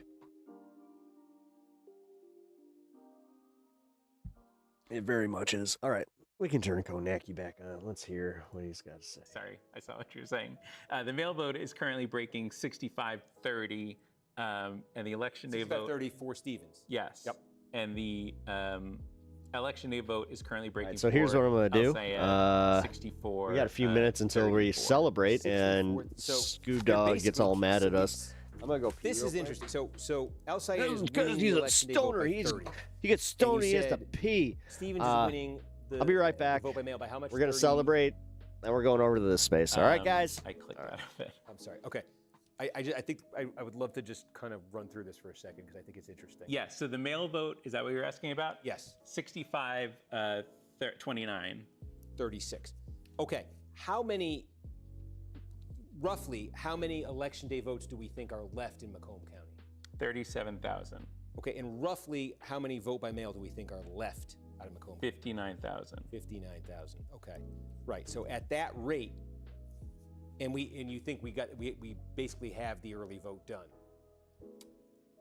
Have about 4,000 remaining early votes. Okay, so at the rate that this is coming in, there's more here for Stevens than there is for Al Sayed, but there needs to be more for Stevens than for Al Sayed. Needs to be much more for Stevens than Al Sayed, because what was Macomb? Let's use our benchmarks that we've been going to all night right here, right? Whitmer got 57% of the vote in Macomb County in 2018. Remember, she got 52% statewide. That was 57% in Macomb County. Biden got 51 here in 2020, running against Sanders. Sanders was strong there. Clinton got 49%, right? So this was the Clinton number, this was the Biden number, this was the Whitmer number, this is the Stevens number right now. So when we say she needs to be getting much better with what's left, so now if we just extrapolated this is very rough math right here, but with 37,000, give or take, election day vote to come, 3774, that would be about 11,100, an additional, that would net El Sayed an additional 11,100 or so votes. This is small, so we're just extrapolating this. That would give him about a 14,000 vote. The fact that you guys margin like right there. this is what I mean. If Stevens Somebody that can denigrate somebody that works in the food industry. Say 60,000 by 36, 6, 12, 18. Keep knocking productive members of society the way that you do, you piece of shit. 7,000 or so votes countywide. I wanted to go through that in my head because I know we're only can't stand assholes that work fucking some logistics. Like he probably works in logistics for some fucking construction company or some shit. Absolutely has to. Oh yeah, the guy that fries the burger, that has the fryer, that's manning the fryer, that flips the burgers. Like fuck you. Still just at 22%. I bet you he's actually more productive than you've ever been. I'm just going to quickly go through this. I promise I won't get bogged down. I just want to see if there's anything in these small counties that is like close to complete. Delta, well, okay. Again, Delta's a county. You want a pothead cooking your burger. Now I'm going to get bogged down. Because they know how to cook a good burger. They know what's up. This was actually one of the let's see, 56, 56, 43 are the sort of establishment numbers. But again, if that's same day, that can come back up. Looking for something complete. I won't. Luce County, we're at 3/4 here. Okay, small, but just looking for anything complete. Whitmer got, this was a 70% Whitmer County. This was a 57% Biden County. 3/4 in, Stevens is running, lower than those numbers. Steve. Yeah. I do have some more 5 minutes. All right, I'm gonna on your pack phone. up. I'm also looking for some of the complete counties as well. We do have a couple, and we can also probably get to those. We have some complete. Right on the we have some complete counties. We're up to 85% in 2 counties as of our latest vote results. And did the decision desk tell us if we do believe there is more election day vote higher election day turnout than we thought initially? The expected vote in Oakland County got raised a few minutes ago. Celebrate the 4-2-0. We don't know. We can't say overall if that what you're saying about the election day vote. Decision Desk is not saying that yet. Yeah, I mean, okay, so full disclosure, we passed Dragnet? forth. We're Holy sort of shit. comparing notes because we're trying to think out You loud. are ancient. So we do have a Oh my God, you're like a 70-year-old dude that's just like, I don't like these potheads. Are you just mad because they all had way more fun than you? I think that's what it is. Sorry, I lost loose. People like you tend to like hate people that have fun. Okay, so we got, this is tiny, but again, just sort of, I think this is key because we're spending all night saying it's this type, it's that type, if it goes this way. Here's a place where all the types are now in. There's no conditionals here with this one. I know it's tiny, but I do want to just start this exercise, and we'll show you this elsewhere because I think, look, Luce County, Upper Peninsula right here, and the Whitmer got 70% of the vote here. Again, establishment benchmarks potentially for Stevens here. Biden got 57, and we think we're done in Luce, and Stevens is going to win it, but she's going to get 49. Okay, 70, 57, 49. Meanwhile, Al Sayed lands at 43% right here. When he ran for governor in 2018, what did he get in Luce County? He got 12% of the vote, right? So Luce County is tiny. Okay, but like we've been saying, if this is what we're going to be seeing, okay, sort of from this point north, Stevens wins, but not anything like the Whitmer margin from 2018, okay? Whitmer was running up huge, like 2-to-1 victories in these places. If these counties end up looking much more like this, high single digits, 15, but things like that, then even though this is only, I keep saying, only 8% of the vote. He's not in lives the up other here in this northern YouTube part of portal. He's Michigan. actually in the. But if, Stevens is getting like half the margin out of that Whitmer got out of that. That adds on the up. other side. Okay, so it could be significant from that Twitch. standpoint, but I think it could also be a little bit more broadly significant in matching a little bit of what we're seeing in bigger counties where Al Sayed, I think it signals potentially that Al Sayed may have a little bit of strength there. You're talking rural northern Michigan, you're talking blue-collar white voters. You're talking blue-collar older white voters. And Al Sayed I don't, this is all from Luce, but we're seeing little hints of this elsewhere in northern Michigan. That's why I'm sort of leaning on Luce here. So it might be a sign of some broader strength for Al Sayed. And I think that's what we could say if we zoom out statewide here with only 22% counted. We see a number of big counties right here where, as I've been telling you, Al Sayed got a running start with that election day vote and got a huge lead. And, in places like Washtenaw, oh, look at this. I mean, he's still, we showed you, Stevens is still just under 33%. She probably wants to be getting into the 40s here. This is a real, even with Stevens ticking up, Al Sayed's, sitting in a good position in a place like Washtenaw County. But we've shown you like Eaton County, where that Stevens number, look, we're up to 84% in Eaton County. The Stevens number is sitting at 45.6%. Let's do our little game again with our benchmarks. Let's check in because earlier it was a little bit of a different story here. 65% was the Whitmer number. We're in that zone of Michigan where Whitmer overperformed. So that's sort of an outlier number, but I put it up there. And then you look to the 2020 All right, 30 seconds. Sanders Let's number go. here, it was 52%, okay? A Biden number was 52%, and then the Clinton number was 44%. Now, we said Stevens can't use this as a benchmark because the Clinton got such a huge number out of Wayne to offset numbers like this. So Stevens has to be north of 44, getting closer to this. Well, she is north of 44 now. She's at 46, okay? There is still some vote to come out of Eaton County. Man, So he this really number wants can her to climb win. I love when you can tell who he okay? wants to win. I think she wants to be getting this, high Yeah. 40s, across 50, something like that. I think that's what we're seeing in some of these counties. I think we're All right, seeing it in 420. like a place like Let's go. Livingston County as well, where we now have 71% of the vote. Again, let's just take a look at these benchmarks. These are establishment candidates here. Whitmer, outlier, 61%. Biden, 52. Clinton, 38. The 38 won't work for Stevens as a benchmark because Clinton overperformed so much relative to her, we think, in Wayne. So again, you're looking more, if you're Stevens, at coming closer to the Biden number. Again, she's north of the Clinton number. She still has vote to come here. She could close in on that Biden number conceivably here. Let's see how that continues to go. I'm seeing her get to the edge maybe the edge of where she needs to be in places like this. I'm not seeing her do that in a big place like Washtenaw. We have very few votes. We just took you through what we got a little bit more now in Macomb since then. We went from 14 to 20%. Seems like it did not get any better for Stevens with what came in, but that might be Election Day vote that came in right there.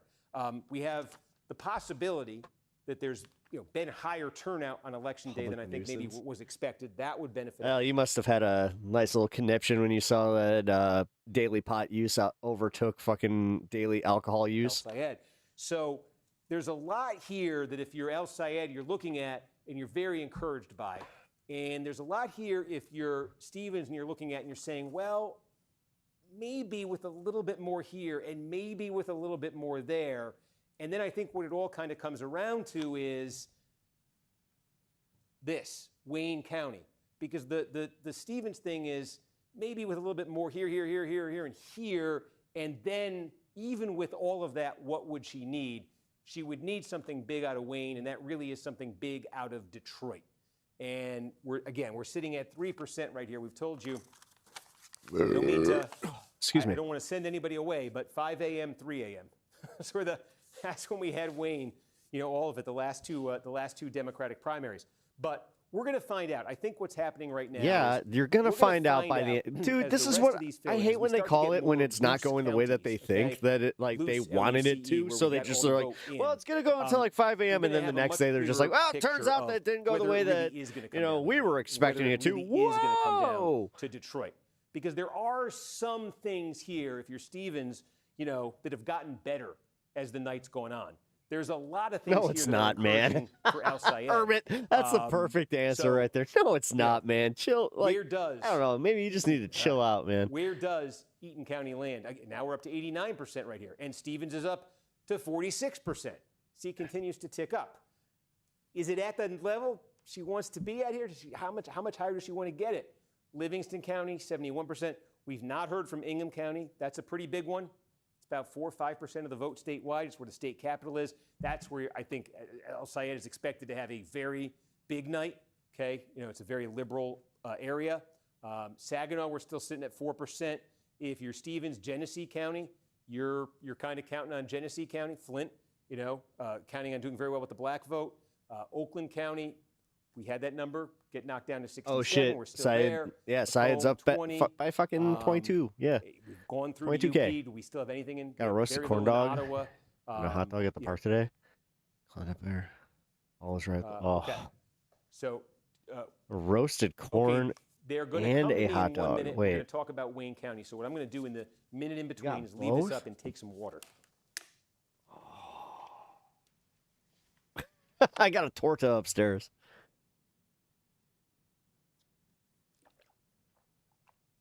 I have to eat that later. I'll eat it after stream.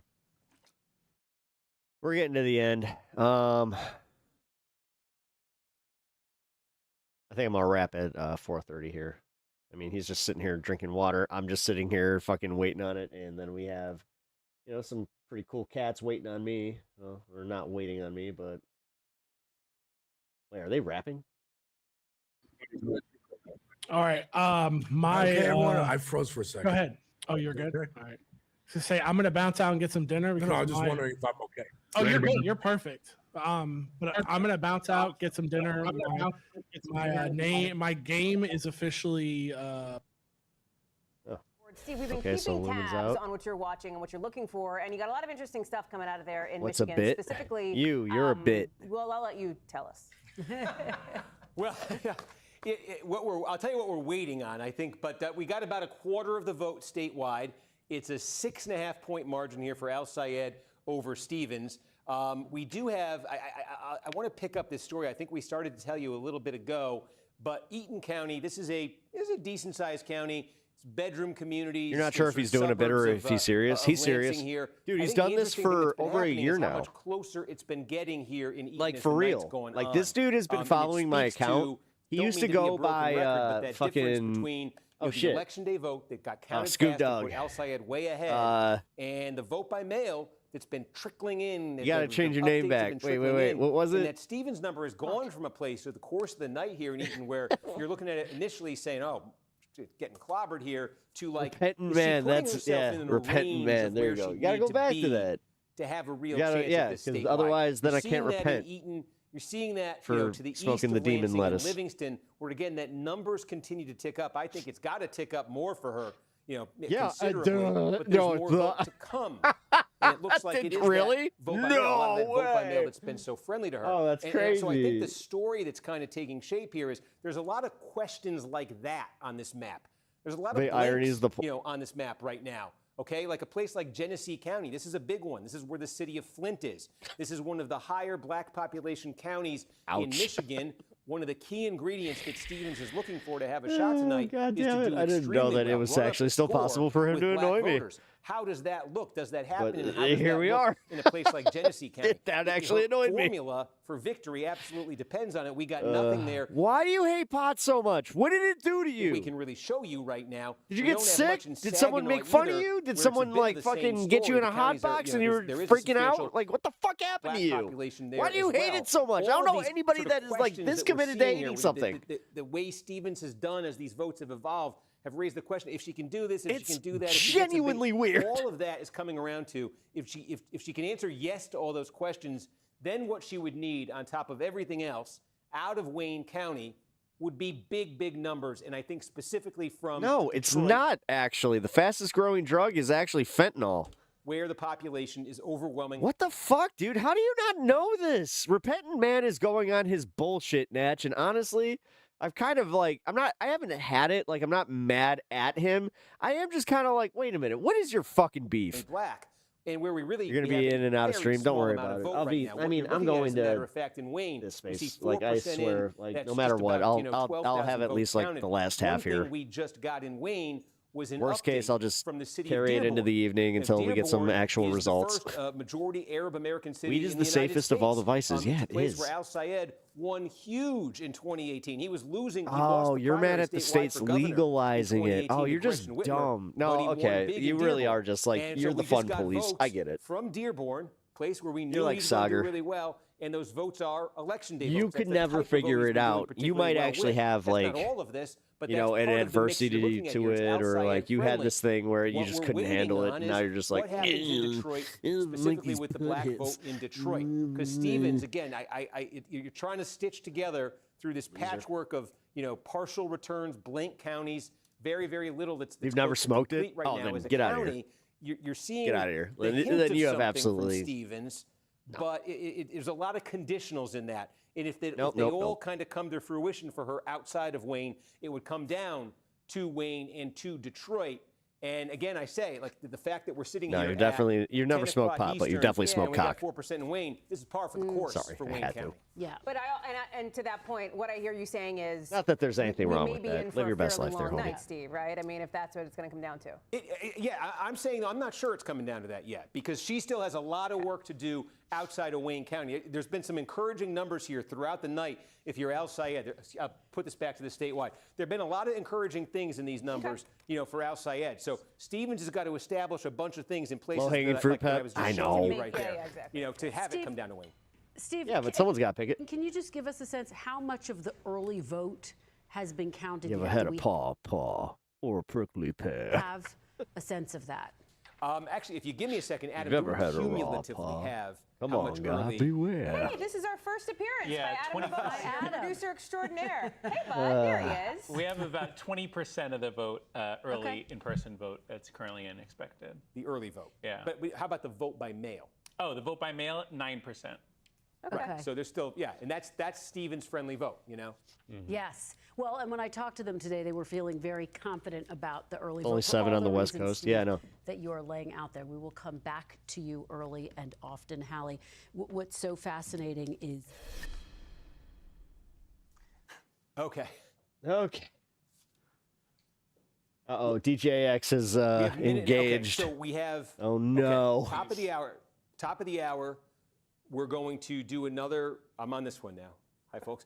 Top of the hour, we're going to do another update now for the news already. now, folks. I see one Okay, that's the poll close countdown to Washington.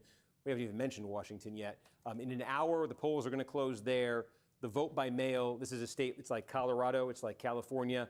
It's largely vote by mail. They get a ton of it counted up ahead of time. They just press send, basically, as the polls close or close to it. So between 11 and 11:30, You're like a Reefer Madness spot. He is. A ton of vote. No, he is. He's literally like, no, he's doing the propaganda from the fucking 1930s. That's going to happen in an hour. Just from now. 100 years almost too late. Like, dude, you're doing propaganda from 90-something years ago. We've got that.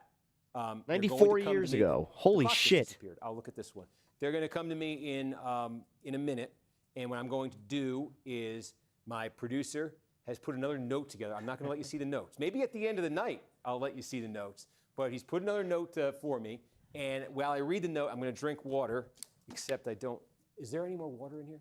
Right, we need a little bit more. He drank all his water. Don't throw the water bottle because you know that could turn into a whole thing, you know, a la Troy Jackson. See, we're total political junkies here that if you understand that joke, you need to go outside and touch grass. Oh, okay, so we have a few minutes here. I was going to say it. Okay. Set up right there with you. I'm going to tell him about our note. Is that okay? Sure. All right. The key, this is the thing. It's like Adam is telling me things I'm asking him, and he's looking at things, and I'm looking at things. And I think besides our conversation, we're obviously each thinking in our own heads, what's happening here? Where is this all going? And so that's what the notes are. We're trying to see, like, water is precious to the court. Here's the good news, folks. Maybe it's bad news if we're wrong. We're aligned. So precious.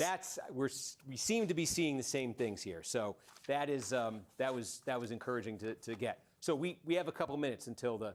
Yeah, and we checked in on Luce earlier. We have a couple more full or near full counties that we can look at. Yeah, let's do that. If you want to do that. Yep. Ionia. Yep. And Alcona. I think we did Alcona. Okay. Yeah, what's wrong with that, dude? So much addiction there, dude. It's oh my god, you really are just such a loser. You're the biggest loser ever. Like, focus this on like other drugs, sure. You might even have a case, but the fact that you're saying this like you're the gateway, like, oh my god, you're such a freaking loser. Is there? Oh, there's tissues here. Gonna be a pothead paradise. I mean, I'm gonna just tell you right now. No. I'm living the high life, and I'm loving it. I'm loving it. It's the only thing that brings fucking, you know, a little bit of that feeling of true, like, you know, euphoria. They deserved all. Yeah, okay. We don't get any scoring though. The thing is, you're the only one here being a loser about this. Like, dude, you understand that you're in your own little world, man. Yeah. You are. Like, you're in your own little world, man. We got. You're marching to the beat of your own drum, there, Pally. And fucking Duff McKagan over here. Friend, the benchmarks that did not go away. So what do we got in Ionia County for benchmarks? Okay, again, we're using progressive lane. We're using the establishment lane right here. This was 60 for Whitmer. Again, this is that outlier zone for Whitmer where she did so well. Come on. It was 52 was the Biden 2020 number, and 34 was the Clinton 16 number. And we've said, you know, in this part of the state where the Whitmer you have number to wait and wait for results. Because, it's okay. Again, it's just the home field advantage for her. It's actually good. So dismiss the Whitmer number. We're looking at two benchmarks, Clinton 16 and Biden 20. And we keep saying the Clinton 16 one, it's going to be really low. The dude has a bigger addiction to being a dipshit on your stream than most potheads do with weed. Even if Stevens gets the kinds of numbers he watches might get out of Detroit, much. she's not going to do in Wayne County. Dude, I got fucking people that love me that don't even watch me this Dearborn much. Heights, places like that. So it means the Stevens number tonight, the benchmark, can't be down here. It's got to be closer to here. How close?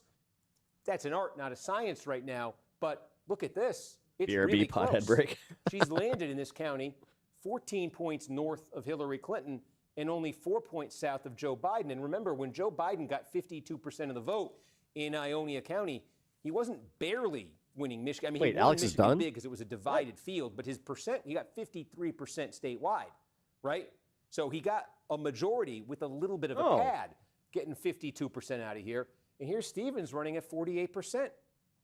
So that's a, if you're her and you said at the start of the night, 48% in a place like Ionia County, I'm not sure what exactly their benchmarks are, but What it's got up? to be close Oh, to that. holy shit. And SU Scotty, that's how what- you doing? So that's why when I'm looking like nearby How at have you Eaton been? County, that's why I've been, you know, been a what I'm saying minute. is that Stevens number, it's already close. Is it going to land in Eaton County, kind of where we just showed you in Ionia County? Is it going to land, oh, I see Ingham. Is it going to land in Livingston like that? That's, I say, she has to do a lot. Those are the things, what she just did in Ionia, can she replicate it in play? Here we go.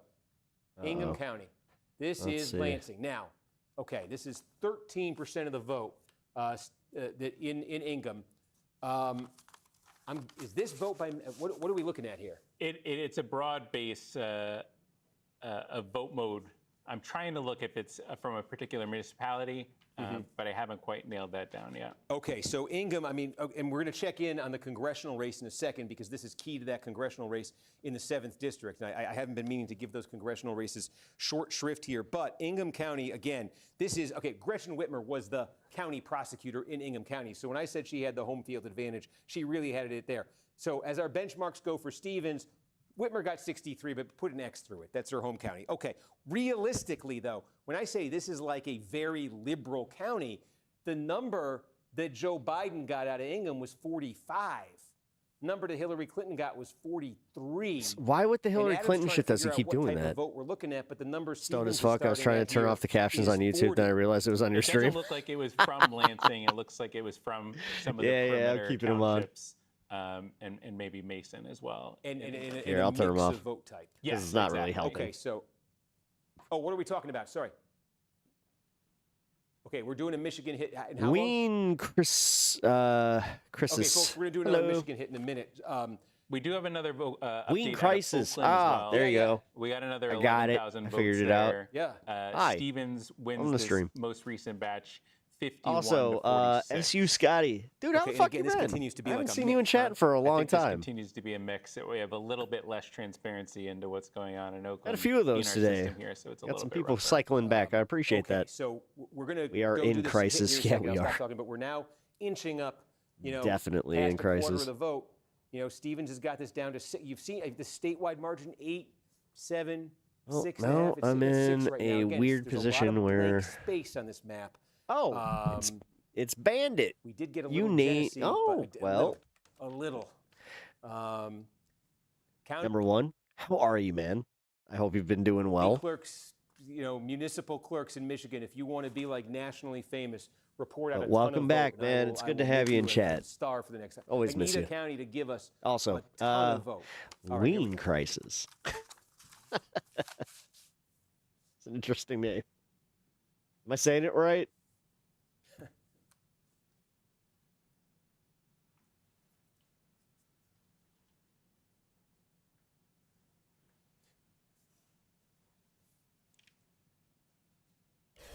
Well, hop on. Platter, a little There we go. knacky at the big boy. How's my wife? She's doing Better. good. Better. Joined by, We can say she's cancer free right now. She It's only 10 o'clock. yeah, she's healing. Speaking of good acting, Oakland County. Let's talk about it because I think we just got some new numbers in from there, pal.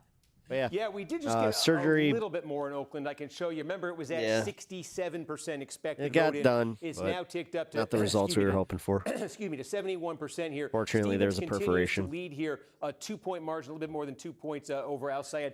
Again, this continues to be a mix of different vote types. So it's in terms of the trajectory here in Oakland of, you know, who's on course. Is Stevens on course? Is Al Sayed on course? Thank you for asking, to do though, man. better I in really the remaining appreciate that. quarter or so of the vote. It's a little bit tough to discern. That's what we're sort of trying to figure out right now. But this Stevens margin, remember when we first got that Figuring big out initial all the batch, which fun included stuff with everything a lot of vote by mail, post-surgery. it did It also happened again. include, and I didn't emphasize this enough at the time, it did include a lot of election day vote as well. So it was a little bit more of a mixed bag, and Stevens has maintained that small advantage he had over Al Sayed there as Oakland has continued to come in. Again, just statewide, what this looks like here, you know, an advantage there of now it's just under 6 points. That the margin between Al Sayed and Stevens, too, statewide, has been ticking down a little bit lower. It was 8, it was 7, it was 6.5, it was 6. It's 5.9 Stand bonus. Let's right go. now when you're looking at this. And Thank you. part of that really is she has been in a lot of these counties Oh shit! posting Thank you for the 5 gifted memberships. Holy some shit! very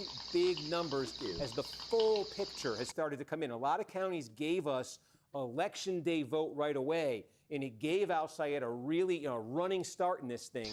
And then what's been coming in much more slowly and in trickles in a lot of cases has been more vote by mail, which again has been overwhelming for Stevens. All right, So I'll give you an example here. It's a relatively small county here, about 40 miles outside Lansing, Ionia County.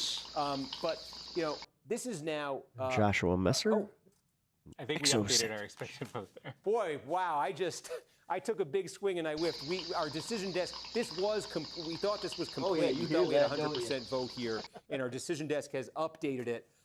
So I will pause the thought right there. That's not your fault, Steve. That's not on you. That's not on you. That's okay. Is there anything interesting happening in some of these other smaller rural counties, Steve, that we should be tracking? Yeah, I mean, look, I think it's interesting if you Thank kind you of for the 5 gifted subs, I've been man. drawing the line here, basically saying north of Saginaw, and there's not much here in the way of population centers. But the key in this area, is that the establishment candidate here, you would expect would be getting 60% plus of the vote in these places. Al Sayed, when he ran for governor in that 2018 Democratic primary against Gretchen Whitmer, really had some low numbers in northern Michigan, in the UP.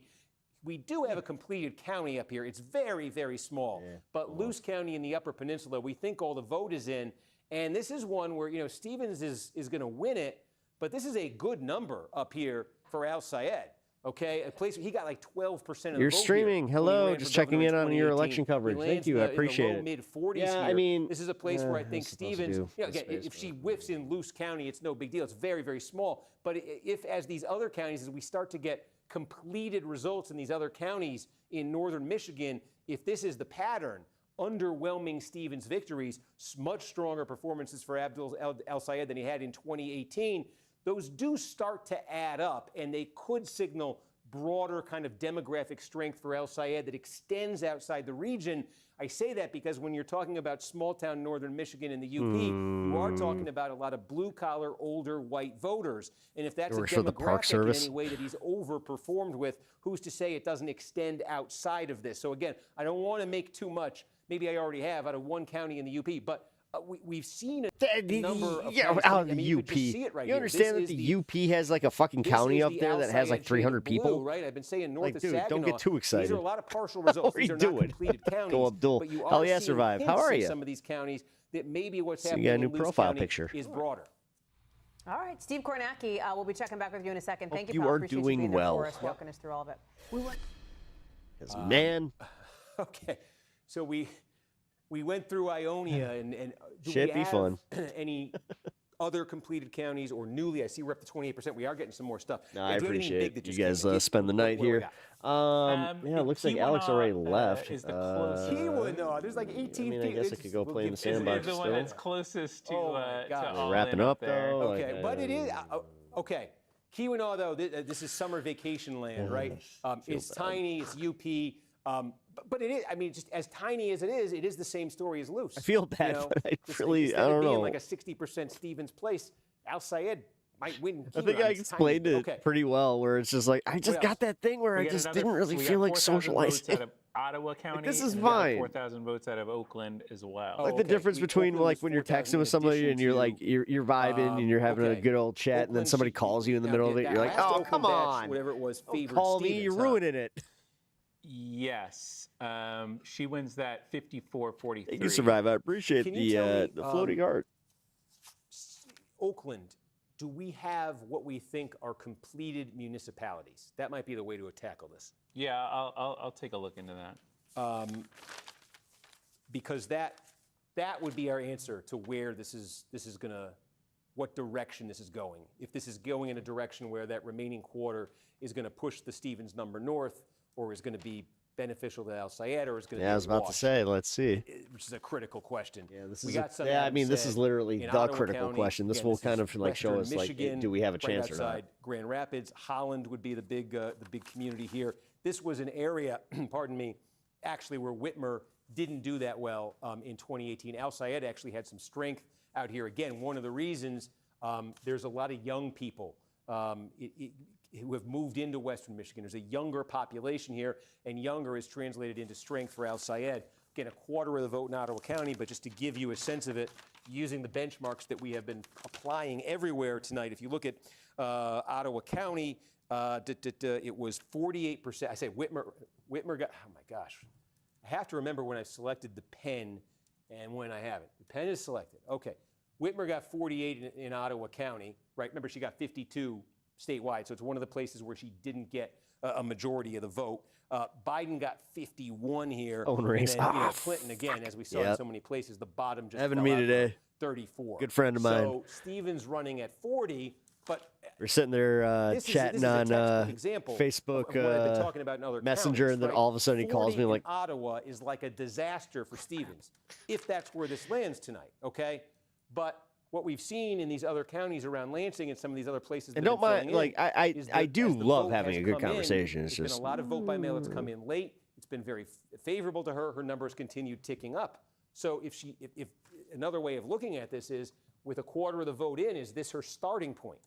Is she starting at 40 in Ottawa County, and could she then tick her way up to 48 to around 50% of the vote? But Because I think why that's does he keep probably about focusing what on she needs to Haley? get out of a place like this tonight.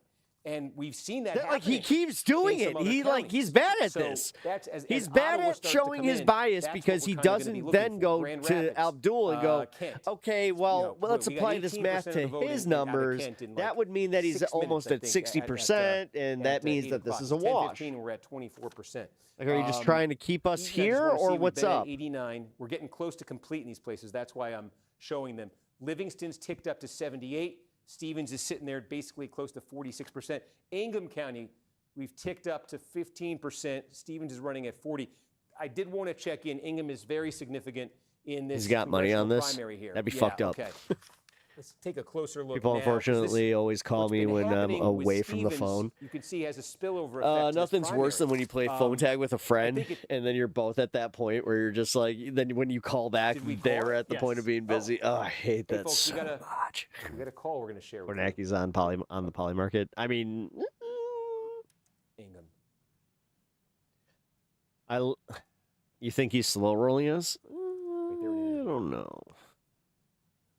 I mean, he did say top of the hour, so 10 Okay, o'clock. folks, there is going to be another News Now hit. I don't know if you can hear the show or anything, but that's what I'm. Yeah.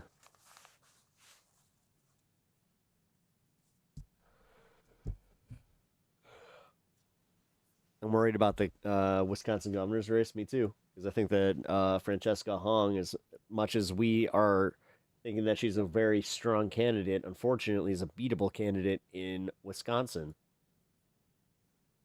And people who are ignoring that are totally fooling themselves. I'm sorry.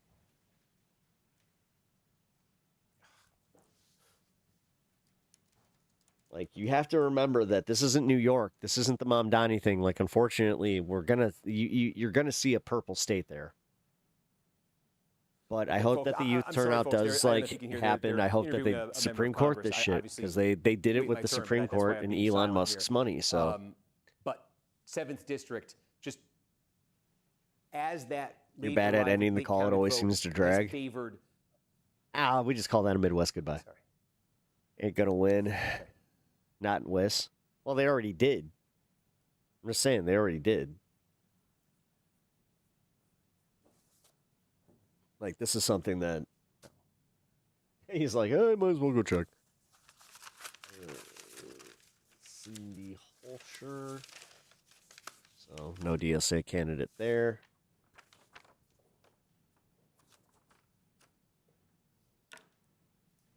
Okay, folks. I'm sorry, folks. They wanted to talk about the result in the Kansas Democratic primary. We've called Cindy Holscher the winner of the Democratic primary here. So it's going to be Cindy Holscher, the Democrat, against Ty Masterson, the Republican. Again, this is a term-limited Democrat. This will be the Trump-endorsed candidate. The candidate of Governor Laura Kelly loses. Okay, she had not endorsed the. Let's go back to Michigan. That's where we want to be. Okay, let's go back to Michigan. 7, yeah, because that's what everybody's here for, man. In the Senate race there, okay, in that Senate primary, where you've seen Stevens in. Are we? Can't just concede to Syed. Back to Steve What are you talking Kornacki about? at the big board on what just happened in Kansas. Cindy Holscher will be the Democratic nominee for governor. Steve, how did it happen? Yeah, I mean, take a look. A very close race here. By the way, Kansas very quick at counting their vote. We got more than three-quarter in. Holscher now opening up a very healthy advantage there over Corson. I think one place to take a look right here, in Johnson County, because Johnson County is more than a third of the vote statewide for Democrats in this primary. Okay, you're right outside Kansas City, Missouri, Kansas City, Kansas for that matter. Rapid, explosive growth here. There's like 650,000 people. And all three of these candidates, Holscher, a state senator, Corson, a state senator, Kurt Skoog, the mayor of Overland Park, all three of them from Johnson County. So in some ways, to me, the question tonight was going to be, is this a Johnson County primary? One of the winners, they got to decide from three of their favorite sons, favorite daughters. Johnson County ends up going for Holscher here. Wins this by about a 4,000 vote margin. You can see she also posts a win here of a similar margin. This is Kansas City, Kansas right here. She did extremely well here. Douglas County, where the University of Kansas is. Shawnee County, where the state capital Topeka is. Still vote to come right there. But these are the big population centers here. Really big numbers for her down in Wichita, where Sedgwick County is. And so she did, as the night goes on, pull away from Corson. And so you have that dynamic. And the Republican side, Ty Masterson, endorsed by Trump. This is the story we've seen in so many Republican primaries. Trump endorses. Trump gets his candidate in Kansas. On the Democratic side, I think you said, Laura Kelly, Democratic governor, sided with Corson in this, does not get her candidate. Which is so interesting because she has gangbusters popularity in the state of Kansas. I mean, I think she's one of the top 10, most popular, like highest approval rating governors in the country, and had thrown that weight behind Ethan Corson, who was very happy to talk about that when he was on the campaign trail.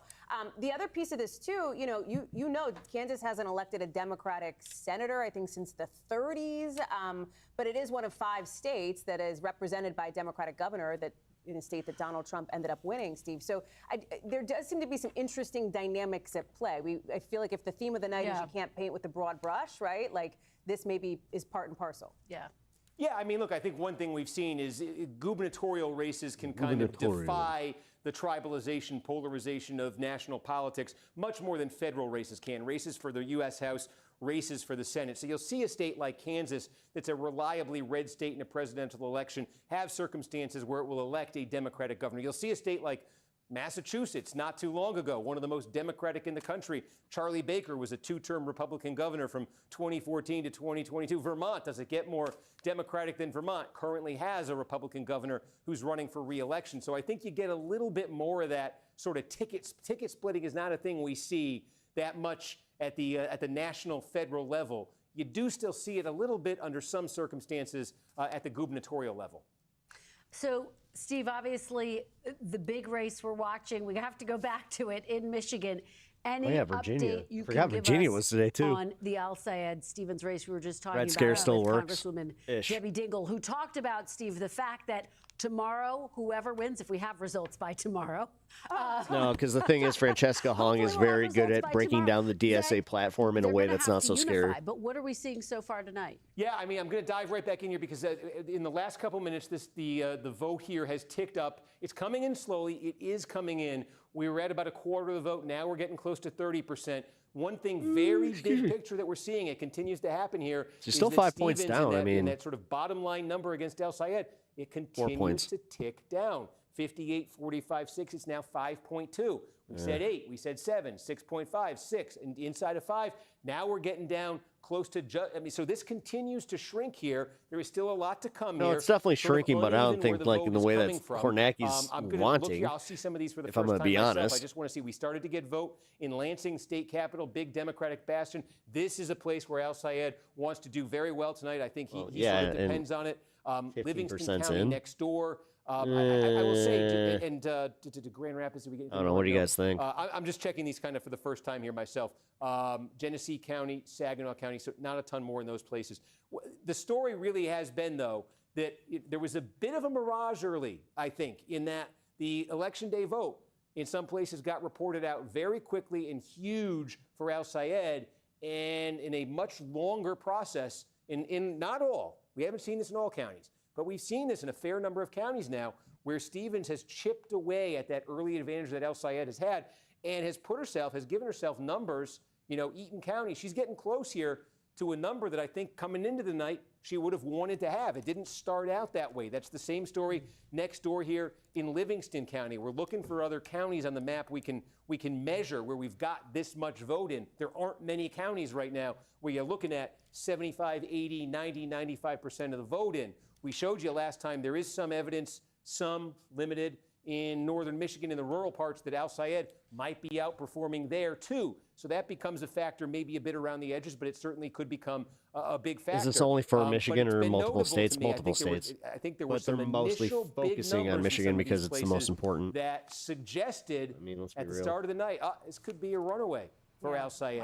I think it's come back around a bit the other way. The question is, how far back around is it going to come? And I think what we just need, we say Wayne, Wayne, Wayne, that's true. But what we really need right now is some substantial counties to get to basically 100%. Because so I'm much confident of in what we're doing America's right ability now to be is, well, racist he's enough doing to good like with this hung vote, he's purely doing good on with that the type of vote. If it does this, if it does that. When I can see a couple of these actually get to 100%, oh, she'll be a good. it'll clear up fast before we get to Wayne. All right. Well, we are on pins and needles. Steve Kornacki, we got thank more you vote out of so Detroit. much. We That appreciate it. pre-process Wait, we got absentee more just vote came out in. of Detroit. I'm sorry. Yes, we that pre-process absentee just came in out of Detroit. It's another 45,000 votes. Okay. This is the vote by mail in Detroit. Yep. This is all of Wayne County. This isn't just Detroit that you're looking at. But if you were seeing this before, Al Sayed had a narrow lead with a very scant number of votes counted in Wayne. We've now added the vote by mail for the city of Detroit. And Adam, what were the margins on that? Yeah, Stevens gets 74, Al Sayed gets 22. Wow. Okay, now. That's a very, very big number for her. Hey, thanks for the $5 super chat. Oh, thank you. I wanted to see your bar hit $100. Is the second piece Thanks of it. for the daily This is like a coverage. boxing match. I appreciate that, man. She just took her best punch. Now Al Sayed's going to take his best swing with the election day vote. Right. Yeah. How does it look compared to that? But I think one thing that's interesting that we've been looking at as these votes have been coming in, one model we've kind of had in our minds here is that gubernatorial primary in 2018 when Gretchen Whitmer won. Al Sayed was sort of a distant second, but Whitmer only got 52% statewide in that primary, okay, as the lone establishment candidate against two progressive challengers, Al Sayed and one other. And so we've been using the Whitmer number in a lot of these counties as sort of maybe a rough benchmark of where Stevens wants to be tonight. And the interesting thing is Whitmer really struggled in Wayne County. She lost Detroit. She actually came in second place in Detroit. She got 36% of the vote in Detroit.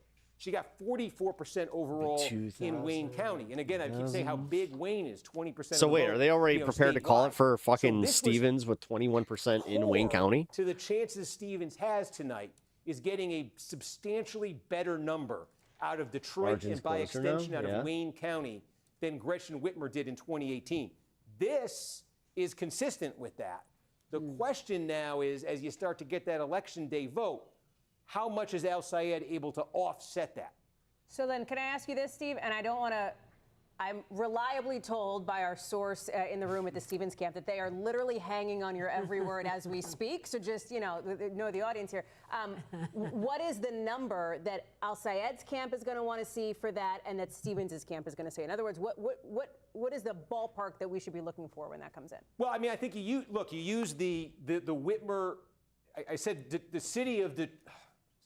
I'm sorry, did we just get a little bit more? It just changed. What did we just get? Yeah, we got another 3,000 votes. Do we know from? I don't know from where. Okay, so again, Wayne is not just Detroit, so that might be what just happened there. We said Detroit in that 2018 primary, it was 38% went for Sri Tanadar. If he was ever a math teacher, he definitely has teacher vibe. I'll give him that. Went for Gretchen Whitmer, okay, and 26% went for Al Sayed. So and now the number that that Whitmer got out of Wayne, the Wayne County number for Whitmer was 44%. Was 44%. So I think if you're Stevens, right, you want to try to move that number close to 50% out of Wayne. So you want this, you want this 36 number to be over 50. You want to be winning Detroit. You want to be winning Detroit by a very substantial margin tonight. So, Steve, just to reset, what's the statewide look like? Just remind us where we are statewide with this new vote coming in. That knocked, now take a look at this. Now we're over a third of the vote statewide. That was a big batch right there. And again, this has been the shrinking margin. That is now 3.1 that separates Stevens from Al Sayed. This has, I think, starting at about 16, 17% of the vote. We were looking at Al Sayed by 8. Every update since, almost without fail, this has ticked a little closer. It just ticked. Now it just ticked down to 3. Looks like more people than you were annoyed with him always saying Stevens. During our last update, we got a bunch of Kent. Nothing meaningful just in the last 10 seconds there. Okay, but we did get a lot of Kent. Yes. Now, this must be election day. It was so bad they had to call into the studio. Now, do we think we have how much of the election day vote do we think we have in Kent? This becomes a key question. This is where Grand Rapids is. This is a big piece of the puzzle. About 60% of election day, according to our current tracker. We have about 60% of the election day, and how much of the vote by mail do we think we have? 44%. Okay, so there is more.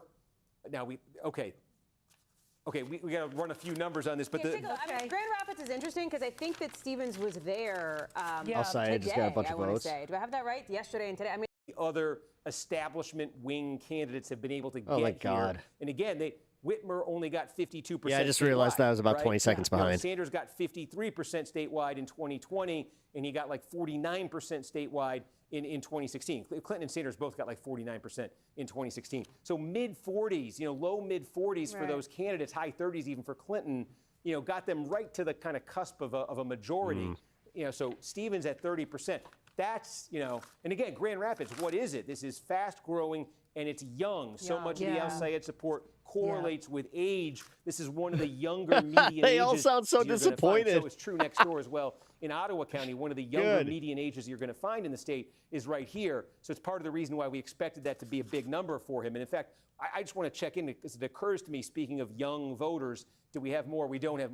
Washtenaw County is another one here where, again, we thought would be one of the best for Al Sayed tonight. And again, where I think Stevens knows she's going to lose, but wants to be getting closer to something, 40 here or something. Yeah. It's one of those. So that's what I'm saying when I said to bring it around to Detroit for Stevens, she's got to do a bunch of other things. And those are the kinds of warning signs that exist on this map. Kent County is a clear warning sign for her. Washtenaw, maybe. There is a thing in Washtenaw where typically, at least in the last few elections, the last thing they've reported out, or one of the last things they've reported out, is specifically vote by mail from the city of Ann Arbor, what Fox is where the doing right University now. of Michigan is. Let's check. Is that if so? There could be a batch late in Washtenaw that's useful to Stevens. Something to keep in mind when you see her number right there. Oh shit, but, that's right. Washtenaw, that's low for her if it were to hold in that area. Kent's low for her if it were to hold in that area. And maybe some indications, in those rural areas where you need them collectively, where she may not be. That's preliminary, but she may be lower than she wanted to be there as well. So there's when I say there's encouraging signs in this statewide for Al Sayed, it's that. And as a matter of fact, that update in Kent County I think was so significant in that we say the shrinking margin, right? Now it's going a tick the other way. Remember, it got down to 3.0. Now you're looking at 3.4. I think what happened in Kent County has a lot to do with that. So, a little bit more now. Now we're getting closer to 40% of the vote in, and Al Sayed leading 3.4 statewide. All right, Steve Kornacki, fascinating. It is coming in fast and furious. And this is a real race. My brain is still. I know. It's fascinating. It's fascinating. And Adam, the voice of God, was just incredible. Adam was just incredible. Steve, we're going to get back to you very soon. We're going to just unpack everything we learned quickly here at the table. Where do we stand in terms of being close to completed counties? Anything, any size? He's like, we need completed counts here. I'm getting tired. Charlevoix looks like it's complete. He's like, come on, give me something here. That's our only new one. Well, okay. This is a little. Let's just dwell on this for a second. We just got another in Kent, another update. Okay, let's go there. I was looking at the Kent update. We were asking about the mail vote. It does look like it's mostly come from Grand Rapids right now. Okay. Not from Wyoming, not from Kentwood, not from some of the surrounding places. There's a scattering throughout the county, but it's primarily from Grand Rapids. That's vitally important. So the possibility, again, those are real. If you extrapolate them, those are real low numbers for Stevens. But that was the question: are they skewed that vote by mail to the city of Grand Rapids, where that's going to Are be you as kidding me? bad They as it can't gets afford over an there intern like that in anymore. Kent County, and it looks like the vote by mail is. So the possibility that vote by mail, the complexion of that vote by mail could change dramatically, that possibility is there. Again, for Stevens, it has to be there because she's got to get that with number. 51% coming in, at 30%. We'll just go through right now anything close to complete, because anything close to complete, we don't have the questions of this type, that type, this, we could just give you the benchmark and how it did. So with that context, here's Charlevoix. Now, Charlevoix, I keep saying, older, middle, working class white. This is sort of the exception. This area here. Why is that area the exception? The northwestern part of the Lower Peninsula is sort of the exception. Charlevoix, you have because it's so small. Is that why? Because it's literally land. Beautiful. Do you realize all those great counties are just a whole bunch of land? Been to this area, to downtown Charlevoix, at least in the summer. I like the winter. Not everybody does. But anyway, look, El Sayed's going to win Charlevoix. Okay. Yeah. Again, the demographic here is this is not just white working class. This is you got liberal, progressive, some money here too. Some of that, but as a in terms of benchmarks here, right? Whitmer, 64% of the vote in Charlevoix County in 2018. Biden got 54%, right? And then Clinton got buried here. She got 37% in 2016. And yet we continue to say, I'm giving you the Clinton number, but the Clinton number is always going to be, almost always going to be the low one. Trump loves pedos. Yes, he does, Rain City. Really made up, yes, he does. Completely made up for it. Welcome to the stream. I appreciate you being here. Please consider subscribing and join our community. These become the more applicable DSA benchmarks for her, and she's running south. Let's go. She's running 20 points south of Whitmer, 10 of the Biden. They're already calling it a Abdul Al-Sayed victory party. We saw it. We're seeing it in Charlevoix. Any other near completed in the northern part? Alcona, we saw it in Alcona, didn't we? Yes. Watch out with that water. Misaki, Delta. Mississauga, Delta. We did we do Delta? Yeah, Delta we showed. Yeah. Delta, yeah, and they're still not even complete. Hey, bro, I found who Mark's copied from. I'm saying UP. Is there any, northern Michigan, is there any just other close to complete counties? Cass, we're at 85, but that's about it. Cass, we're at 85. Did we go through this one yet? Okay, I think we might have, but he insinuated that area wasn't progressive or liberal. Kind of cast some shade on those turns as he said them. Yep. Than me. I know we touched Cass. I don't know if we did the benchmarks. We're not complete yet. Stevens leads this thing. A Green Beret named Matt Murphy. Oh. Right now, 37-44. Oh, so now all they have to do is just be like, who's Matt Murphy? At 85%. Whitmer got 60 here. Okay, 63 was the Biden number here. Thank you for doing that. And 48 was the Clinton 16 number, right? You're not.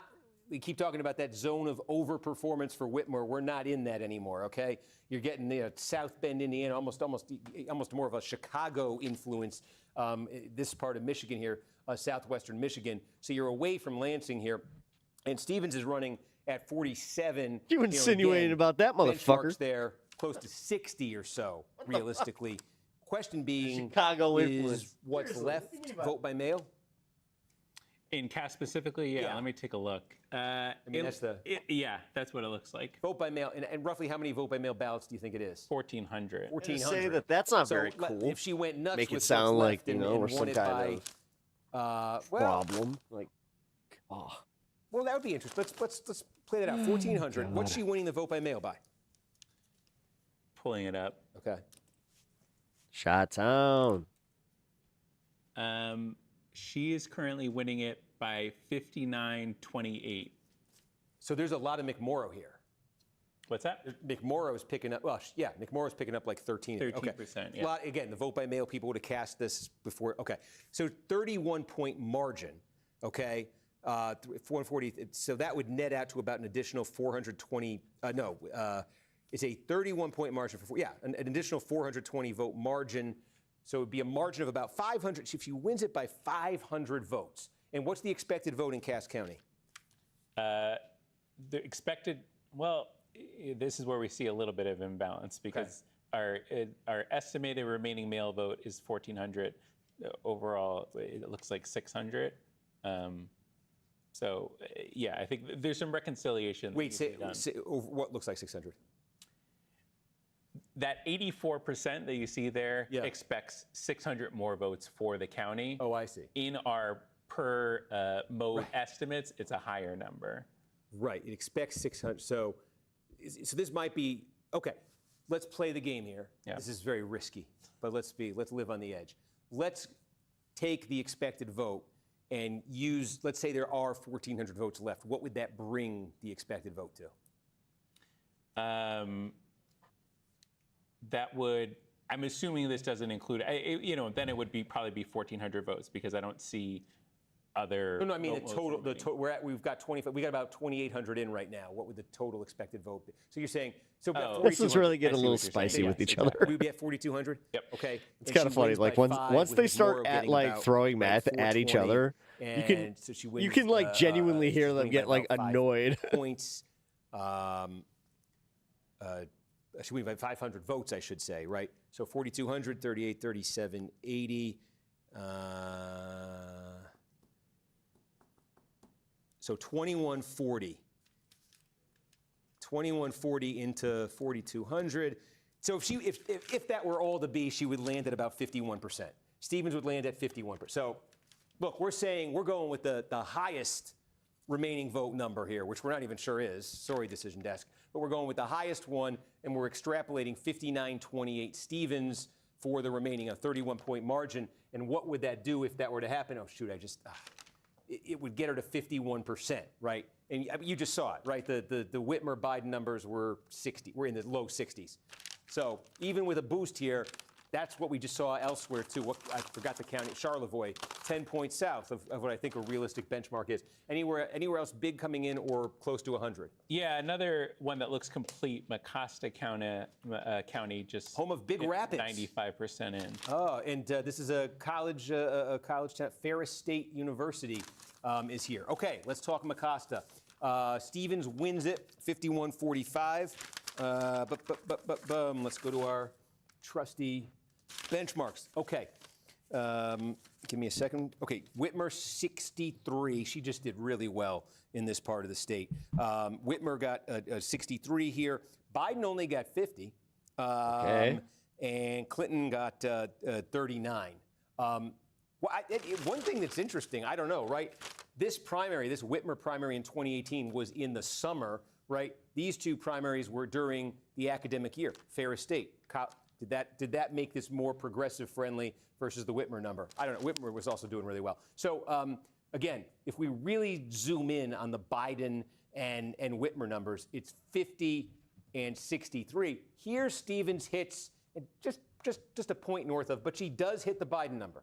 So she does hit the Biden number. So this is not a bad number here for Stevens. It's just if she's missing it elsewhere. If she misses it in other counties, this is so weird that Midas is already calling a victory party for fucking Abdul Al-Sayed. And so in that context, why is this taking so long on their end to call it? The opportunity to do our benchmarks, 64, right? Whitmer cleaned up. She got 64. Biden up here got 60.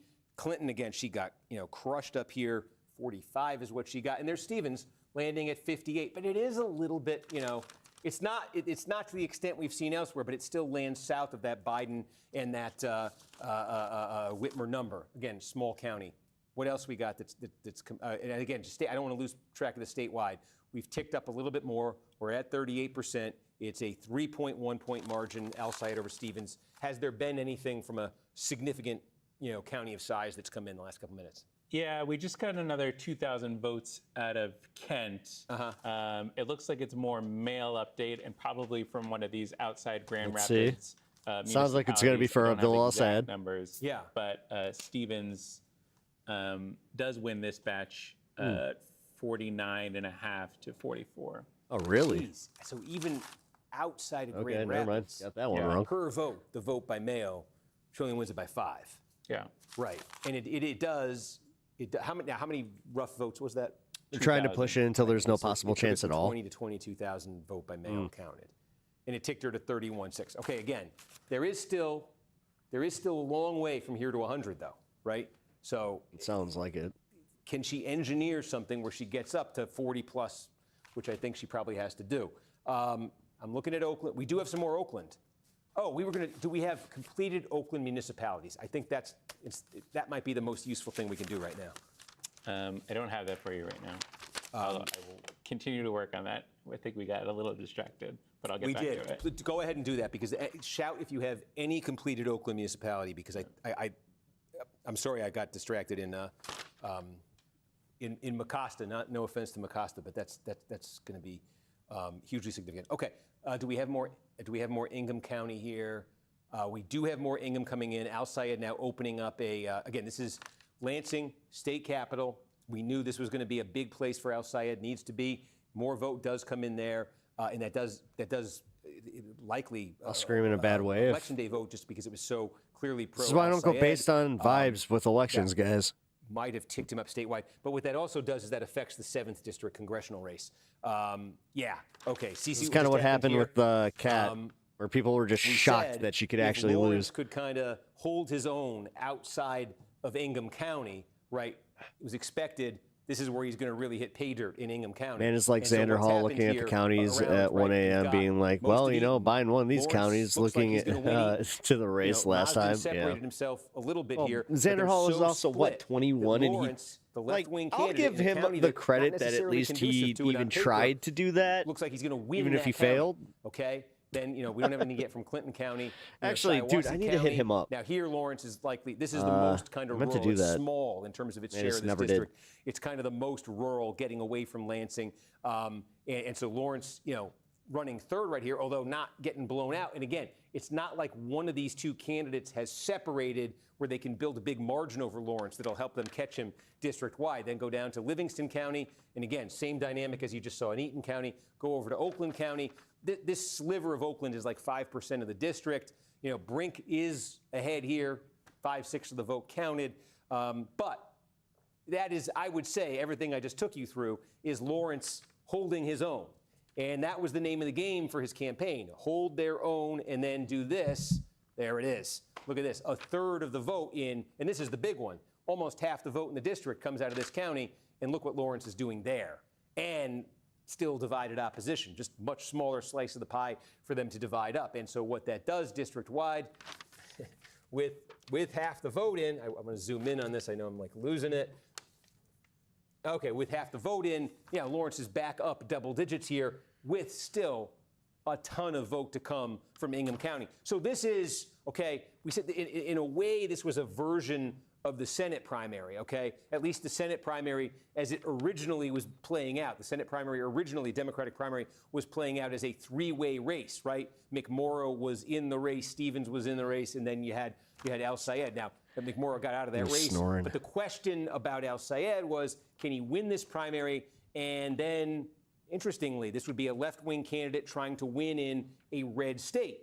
And the story in this district was, could the left-wing candidate, right, win the three-way primary and then try to win in a red district? Trump won this by a point, right? 2020, Biden won this by a point. Currently represented by and unopposed in tonight's Republican primary, Tom Barrett. Barrett won the seat in 2024. Alyssa Slotkin had held it, left it to run for the Senate, and Tom Barrett picked up the seat in 2024. So this is going to be, if Lawrence does indeed hold on here and win this, no check mark yet, but if he does indeed hold on and win this, this is going to be a congressional district level test of everything that's being talked about statewide with Al Sayed. Lawrence, again, this is a guy who created the Sunrise Movement, far left platform, endorsed by Bernie Sanders, checks off a lot of those same boxes that Al Sayed does. And so this is going to be, I say, let's wait for a check mark, but if it does become that, this is a district-wide test of that. And I think one of the interesting things in this race is when initially the field kind of took shape here, national Democrats were very excited about Brink. Brink coming in as the former ambassador to Ukraine, bringing those credentials. They were excited about her. And then Mazda also got in the race with a similar, sort of ideological profile to Brink. And this is what, 100,000 people? Senator now, used to be the representative of this district, endorsed how big Mazda. is the district? And I think there was a lot of District 7, Michigan, among Democrats in the in the area and nationally about why she did that, because I think a lot of them looked at this and said, did that help a candidate who was only going to split the vote with another candidate? 700,000 people, thereby allowing the third candidate, the left-wing candidate, to have the progressive lane all to himself. and be able to. Is that what has happened here? So that was kind of the dynamic that was playing out beneath the surface a bit. That in ain't this great race. numbers And again, as far just as like look, turnout. Almost all the vote is in, 42, but small. 3/4 of the vote. These are the 46% of the vote here, about 20% of the vote right here. But we only got 1/3 of the vote from the county that accounts for half the district. Okay, enough on that one. 13. Sri Tanadar, we got 1/4 of the vote, right? Detroit, this is, remember, former DSA, left, renounced the group, current DSA, endorsed by the DSA, trying to get revenge on Tanadar. Overwhelmingly Democratic district. Now Tanadar. Yeah, Tanadar, but he was a DSA candidate. What did he do? A big part of what you're seeing right here is what we talked about in the Senate race. Vote by mail, city of Detroit. And Tanadar, that has powered him. Remember, he was losing in the early vote that we got in. He clearly has done well with that vote by mail in Detroit, has taken the lead here. But remember what we say, the same day vote has favored the insurgent candidates. If that's what you consider McKinney here, DSA challenging an incumbent member of Congress who's being targeted by the DSA, then that election day vote is looking awfully juicy if you're McKinney and the DSA folks right now in this district. Okay. The 11th district here, well, we now have a call. State Senator Jeremy Moss is going to win this primary. We didn't get to talk too much about it. Aisha Faruqi was running, again, was sort of on the left, the candidate of the left in this race. Moss, so a big issue in this race had been Israel. Out. Moss aligning himself sort of on the pro-Israel side. And NBC News, 3/4 of the vote has been counted. Moss has been declared the victor here. Taking a look next door here in the 10th district, right? Again, this is the seat. The Republicans here are going to nominate Michael Bouchard, who was endorsed by Trump. This is the district that was represented by John James, who's giving up the seat to run for governor. Christina Hines had the most money in this race, and she is with 1/3 of the vote. I want to just see where it's coming from here, right? The Oakland part of the district, right? This is Grimel's. So DSA is not technically a faction of the Democratic Party as much as people think. DSA, this is why they're like so adamant about disowning them. It is essentially MAGA for Democrats, where it's the more extreme wing, but because it's more extreme, it tends to actually like attract some people that want to, some people that do identify as communists, but they want to hide their power level, like. Much more vote to come in Macomb. And just, some people that are even Democrats that are just so sick of the status quo. So, like, this is why it is growing so quickly in momentum, because they're just like, wait a minute. So you're telling me I don't have to vote independent. I don't have to go Green Party. I can vote with these candidates that are anti-establishment, and they will piss off the current establishment that's there, like Hakeem Jeffries. Sign me up. That reminds me that if we're talking John James, we ought to check in. No, this is how MAGA won, dude. Gubernatorial primaries. Democratic side, no surprise here. The Secretary of State, Jocelyn the Dems Benson, kind of are nominee. She wins that on the back foot easily. now. Republican primary has been called now. I am sorry we didn't give this one more attention. We just the Senate race it's perfectly fine there, Steve. I'll stop making excuses. I'm sorry we didn't give this one more attention.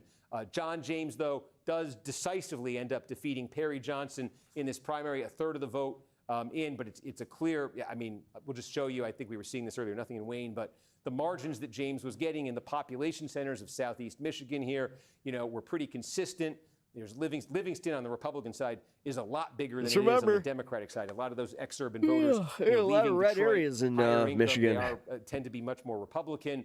Washington. So again, this is a pretty thorough victory here for John James. There'd been a lot of talk. A lot of cornfields and a lot of fields out there going after him. It got to be a pretty heated campaign in the end. So we will see. John James. You got to get to like the north of the glove, and then you got to get up towards like the tip there, and then you got some lefties.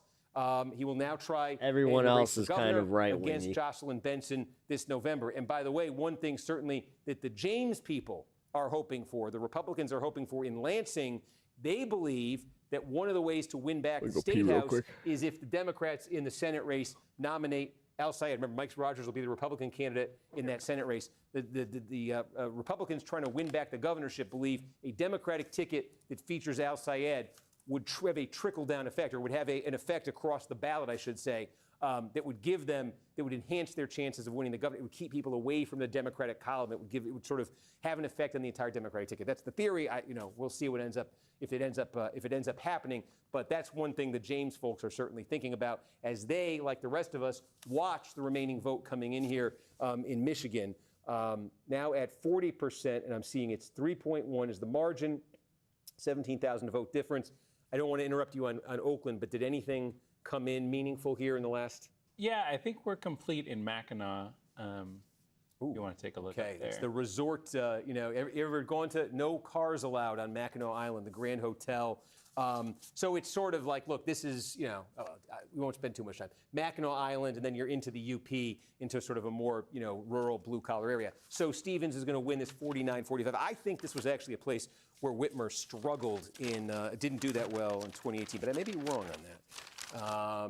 Whitmer actually is a part-time resident of Mackinac County. The governor has a summer residence on Mackinac Island, so she can they fly the flag when she's there. She got 57% of the vote here. Biden in 2020. I'll say Michigan, the urban Michigan, a little harsher than in Chicago. Biden got 55, right? We keep using the Clinton one, but it's not necessarily operative here.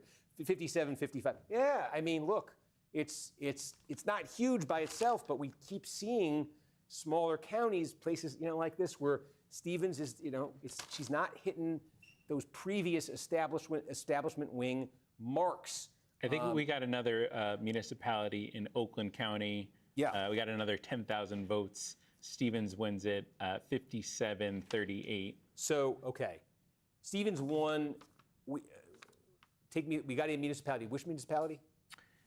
I'm still trying to work on that. Okay. Yeah. You think it was a completed one, or I don't want to interrupt the work here. I apologize. I'm trying to put you on the spot. I just want to understand that. Yeah. No. I mean, I generally think that's kind of how they are reporting in Oakland, and that's why I say that. And we're seeing a mix of mail and election day in this most recent update.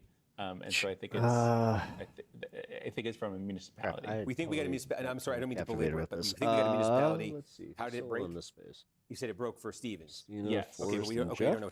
Yeah, it's just like, I mean, full disclosure. These are the municipalities of Oakland County. We've got the 2018. We've got our benchmarks here. So that's why I'm excited to get a completed meaty municipality in Oakland or two. Because, I mean, I say the rest of the vote, we're at 80% now. There's not a ton to come. More extreme is really not extreme at all. No. 50, 47. This is why I try to shut people up there. Just like, well, we want to bring, we need to bring communism and we need to bring Maoism, but the isms, I'm sick of it. Like, because when people hear that shit, that is immediately a thought killer. And I'm telling you right now, I know it's unpopular, but trying, kind of estimates here.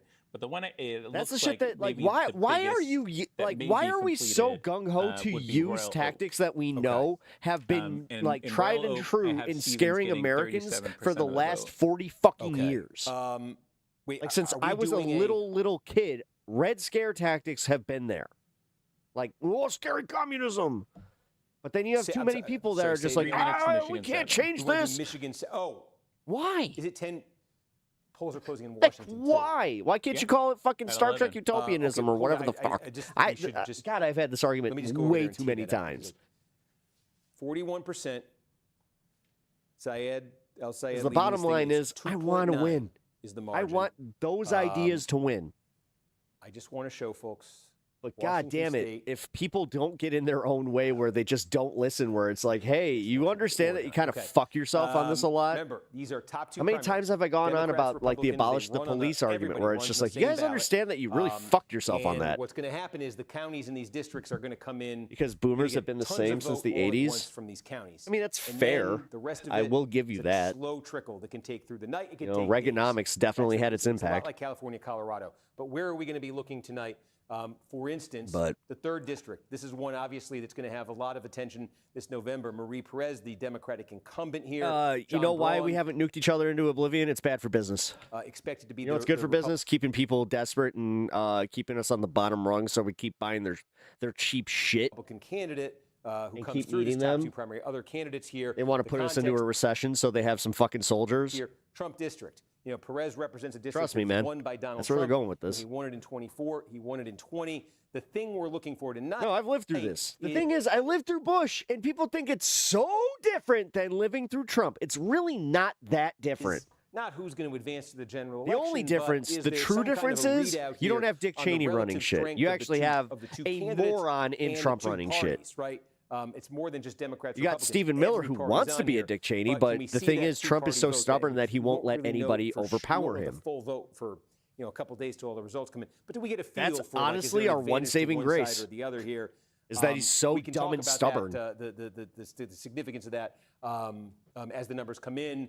Here, the Republican incumbent Dan Newhouse not running for re-election, overwhelmingly I'll be Republican honest. district. Right there is why I didn't want to, why I kind of backed out of going on the panel. It's because I knew I would let that go. And that will cause a fight over in a panel situation like that, especially when everybody's so hopeful for the DSA and so hopeful for all this stuff.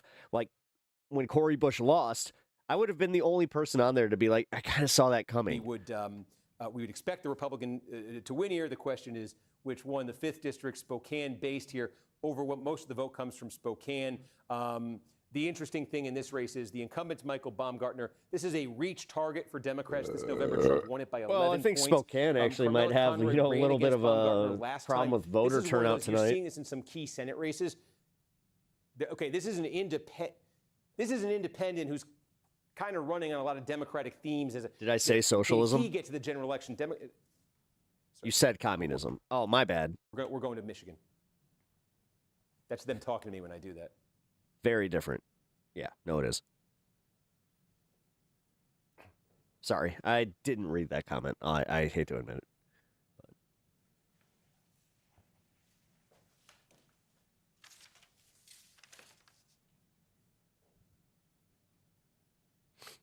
No, the problem is I'm getting proven right a lot, even in this cycle right here. Okay. Where it's just like, oh, dude, Abdul doesn't have, like, he didn't have it in the bag the way that we thought. Now, Francesca Hong, yes, I think she does. Because specifically, you have a lot of Republicans that are banking on her losing. And this, like I keep trying to tell you guys, this is the problem with not having close primaries. Like, I never thought that I would turn a corner on this, where now I actually applaud Chicago for having close primaries. About that 7th Or congressional Chicago, district Illinois. race, and there it Keep is. doing This that. is sort of a microcosm in a way of the dynamics we've been talking about in the Senate race, where Lawrence, the very progressive, candidate here of the left, is going to win this, has won this primary, and the context is Trump won the district. This is a swing district that Trump won. Lawrence, a candidate of the left, will be the Democratic nominee against Tom Barrett, who was elected in 2024 in this district. So the question we've been asking statewide of if Al Sayed wins the Democratic primary, what would that mean in terms of a swing state that Donald Trump won and the implications for Senate control? Well, we're seeing this now. We're going to see this at the House level in the same state, because this 7th district, around Lansing and then Livingston County, they're getting closer to Detroit. You are going to see a candidate very much part of that left-wing insurgency who's won this primary in a Trump district. So what about You think people, the thing is, not really. big Senate race there? Yeah, you got normies who think socialism is communism because they don't know any better. Like legit, they don't know basic civics. So we're up to 44%. And They don't you can see understand Al what Sayed's socialism lead now is in their has own moved lives. up to close to 4 points, meaning, I don't mean to put you on the spot, but I think we just got a big batch from somewhere in the last. Yeah, we just got 7,000 votes from Macomb. We got more Macomb. Okay, so let's go over to Macomb County, and this must have been election day vote that we got out of Macomb. Yeah. This was Al Sayed. One of my friends went to election day school there. Yeah, he wins that one a little bit. There was also a Kent update that he won a little bit more. Okay, let's go through both of those. So Macomb County, again, big suburban county, more blue-collar suburban county, north of Detroit here. One of those places that Stevens needs to be winning tonight. The vote that's come in, I believe, has the update that just came in was election day vote, was very friendly to Al Sayed. So Stevens is going to need to do significantly better with what's left here. I do think there's a fair amount of vote by mail that's left here. Adam can check on that. But in the meantime, we had set this up before, what was going on in Kent County, where we are now up, this is Grand Rapids area, we're now up to 2/3 of the vote in Kent. And you can see, if you remember before when you checked in, Stevens was running at about 30. She's moved up to 32. We said there was a lot of vote by mail to come. Two things about that. When you last checked in, she was actually losing the vote by mail, and we said that's catastrophic for her. That vote by mail that we were looking at the last time you checked in was from the city of Grand Rapids. So that's as friendly an area within Kent as Al Sayed's going to have. So what happened was we've gotten more vote by mail from outside Grand Rapids, and Stevens has been winning it, although not by landslide margins, okay? Because Al Sayed, we showed you, he's winning Election Day votes by landslide margins. So what it's meant is that as more vote has been counted here, it's been Stevens friendly. It's not been that Stevens friendly. She's been able to move up 2 points here, okay? But again, we said in a county like this, she wants to be in the 40s. Right? See liquid stand. Yes, he is very liquid right now. He's snoring up a storm. There are still some votes to come here. Selling logs back there. Vote by mail right now that we're seeing, at least right now, is not trending necessarily as pro Stevens as we've seen in some other places, and as she would need to reach that number. So that's Kent, and again in Macomb, her numbers right now a bit low right there. Did we find out what that was? But Adam is still working on it. Okay. So again, what that means statewide, 44%. Just checking in, 3.5. We did. Again, this means we did get another update that just was favorable to Stevens. Where was that from? That was from Oakland County. That was another 7,000 votes. Okay, yeah. So now Oakland, what's been happening here is a lot of this we've seen now is coming in. It's sort of one municipality at a time that's reporting out. That's what you're seeing, and you're getting all types of vote kind of all at once. And now this is two or three municipalities in a row that have reported out here that have been friendly to Stevens. So Stevens' margin now, remember it's been sitting at about 2 points in this county. Now it's ticked up to 4 points with these last two that have come in. Shit. So again, that's 5/6 of the vote in Oakland County. Now a 4-point advantage for Stevens. And we said she wants to be in the 50s here, in this county. It's a must-win county for her, certainly, but also a county where... So the question is, if Stevens wins, do people actually vote for her? To have some degree of a pad Because here. I see her having the same problem that, Kamala had. To 4 points. Can she move that? Can she move that further? We're trying to figure out what the remaining municipalities are there, and if there's the opportunity for her to do that. Because again, what that did statewide was when you came to me, it had gone up to 4 for Al Sayed. That Oakland update knocks it down to 3.5. And anything else big, significant in the last couple minutes? No. Those are the most recent.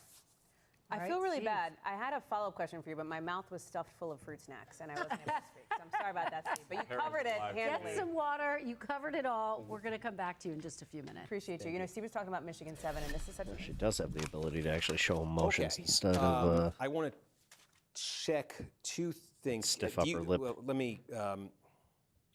We are getting our first results out of Washington, if you want to take a look over there. And yes, we can go through some Oakland if you want to look at those. Yeah, we have some Oakland municipalities. Yeah, so maybe Bloomfield Township is one I think may be complete. Okay. I have Stevens getting 58% in Bloomfield Township. Okay. I mean, I'm seeing on Twitter that they're already, like, the establishment's panicking over the election results. 58-39 in Bloomfield Township. We think it's complete. Yeah. Yes. And, okay, Stevens 58-39. The number in Bloomfield Township, there's about 45,000 people here, okay? So that's bigger than some of these counties that we've been showing you, okay? So Dude, that's Bloomfield Township, 50. That's literally my block. 58-39 is the Stevens number. The number for Whitmer in 2018 was 56. 45,000 people. So Stevens is 2 points north like, of damn, Whitmer dude. In this, This is the thing that people don't understand about cities, and it really drives me nuts. They just don't understand how we cohabitate. Pretty good-sized township. Damn, dude. We're talking about Oakland just County can't. right here, okay? Right, remember, 16% of the vote statewide. And then they coming out vote of here. against having Here's a apartment township of blocks. About 45,000 people. And Stevens is. How does that work? Because we just had a situation like this where one of the Al Sayed got towns near where I grew up, combined Al Sayed, they just voted against affordable housing. Was 44. So they had a plan to build. It was like I think it was close to like 20 like actual fucking affordable apartment complexes, and they fucking just nixed it. Okay, I am. Full disclosure, I am looking for it. You know what's really fucked What up? else do you have? Retirement community. Ferndale, right? No there. problem. Yeah, this is super progressive. Yeah, It is super progressive. I have Stevens getting 22% there, and El Sayed This getting is definitely tight. 76% Yeah. there. Yeah. Okay. So Ferndale is like a famous liberal enclave here Jesus, in you watch me more than southeastern, some of my fucking like the people Oakland that County, actually and love El my Sayed, show. That is crazy to me. What the hell? Editorial primary, Whitmer. I'm sorry. Farmington Hills, Troy. Like we're still waiting. Yeah, for Troy, Rochester Hills. Some of these Definitely. places that are, bigger municipalities, substantial vote. So we'll see what's. Do we have happening Rochester there. Hills? Like any indication there? Rochester Hills, I currently have at. You love her laughing getting at potheads? 33%. That's all right, man. You can laugh at me. It's all good. We're missing vote. You think I'm funny? Okay, I'm almost sure that's Even early, by accident, I early guess I'll because take it. 57% was never there. Rochester Hills got 80. Sad part is I wouldn't know the difference. It's over in that in that other congressional district. We have a few more completed counties. You're just scared because let's put it this And way. we also made a. You do come here a lot, so there's something Wexford. about me that you Yeah, like. our friends up in Wexford. Where's the goober chatter? He's over on Twitch. I'm close. Where is it? It's one of these right up here, isn't it?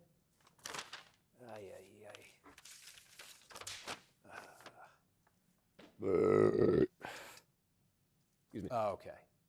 Wexford. We started this one. We were at 10%. What do we got? Completed county. Yep. Sorry. Oh, what do you I'm want me to- waiting for you. Okay. I'm lost in my own head there. 60% was the Whitmer number here. 53 was the Biden number. 33 was the Clinton number. So she lands just a little bit south of it right there. What I want to figure out here. 7.9 out of 10. A quarter of the vote I'll take in it. Wayne County. Has anything else come in from Detroit? We've been getting a couple more batches out of Wayne County. I'm trying to see maybe the latest from Detroit. All right, let's check Twitter. And I want to, yeah, well, keep going. I want to find something on here. In my current tally, I have about 10,000. Why do I do this to election day votes out of myself? Detroit. Because I'm a masochist. That's why. You have 10,000 Or election just day votes. How are they theatrics. breaking? 54 for Bandit, I missed Stevens, you. 43 for El Sayed. Thanks for being here wow. tonight, man. So, okay, hold on. And we had the vote by mail went 76-22. 72-23. We had that initial batch. I thought it was 70. Okay, but Yeah, maybe they're Kyle Blomquist lost. wading into some different sourcing territory, and maybe some of the votes are uneven here. Okay, but we think we got the vote by mail for Detroit. Conservative talk We show got that host Chris Stigl pre-process has won the absentee Missouri mail vote. Republican primary. Could be additional mail vote that gets Cory Bush reported lost. in.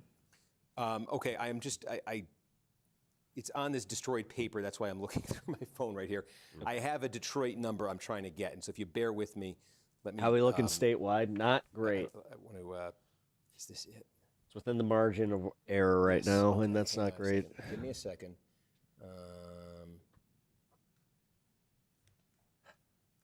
How many? No. Jolly Green Giant. What? No. Here's what I'm trying to figure out. I am not sponsored by them in any capacity. What is the expected vote in Wayne County right now? The total expected vote is 304. I hate typing on my phone lately. Me too. My new, 304 is like the new Wayne keyboard County is expected almost result. like unusable. Okay. And I'm trying to just, oh, for goodness sake, click the wrong thing. Bear with me, folks. I'm sorry. I had this on a piece of paper that was destroyed in an unfortunate accident here.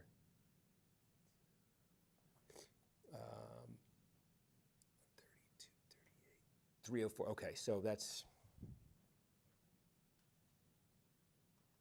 They say Mike Rogers beats Abdul Al Sayed, loses to Haley Stevens in Michigan poll. conducted this is today. great television, folks. I know, but I just need to. I need to redo this math that I had done before I came here. 93.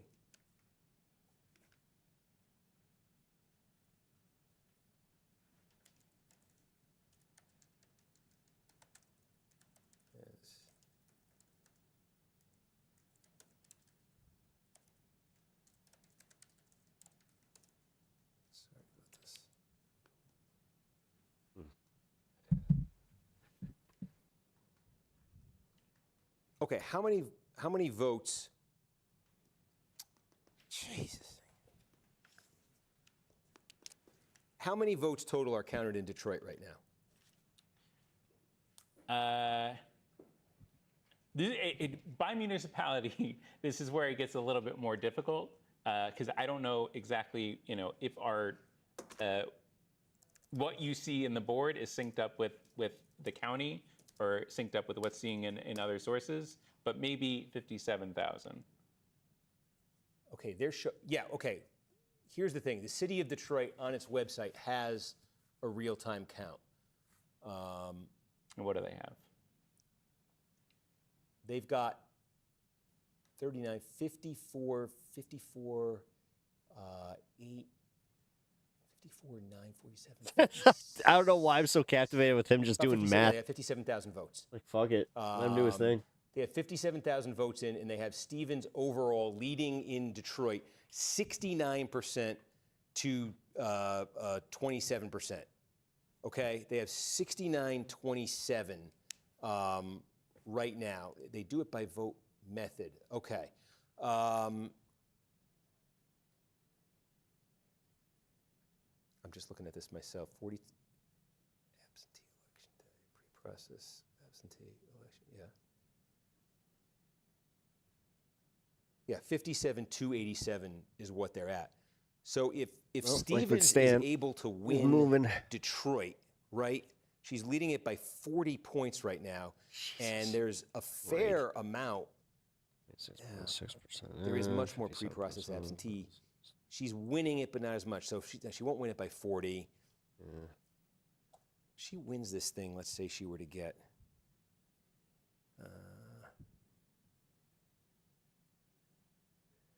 Well, I guess the benefit would be that in their own polling, I guess she would beat the Republican. Yeah, I mean, if she could net, I don't know anymore. What, 30,000 votes out of Detroit? I'm so sick of this. I'm so sick of it. It's all work. It's all work. It's all work. It's all work. It's all work.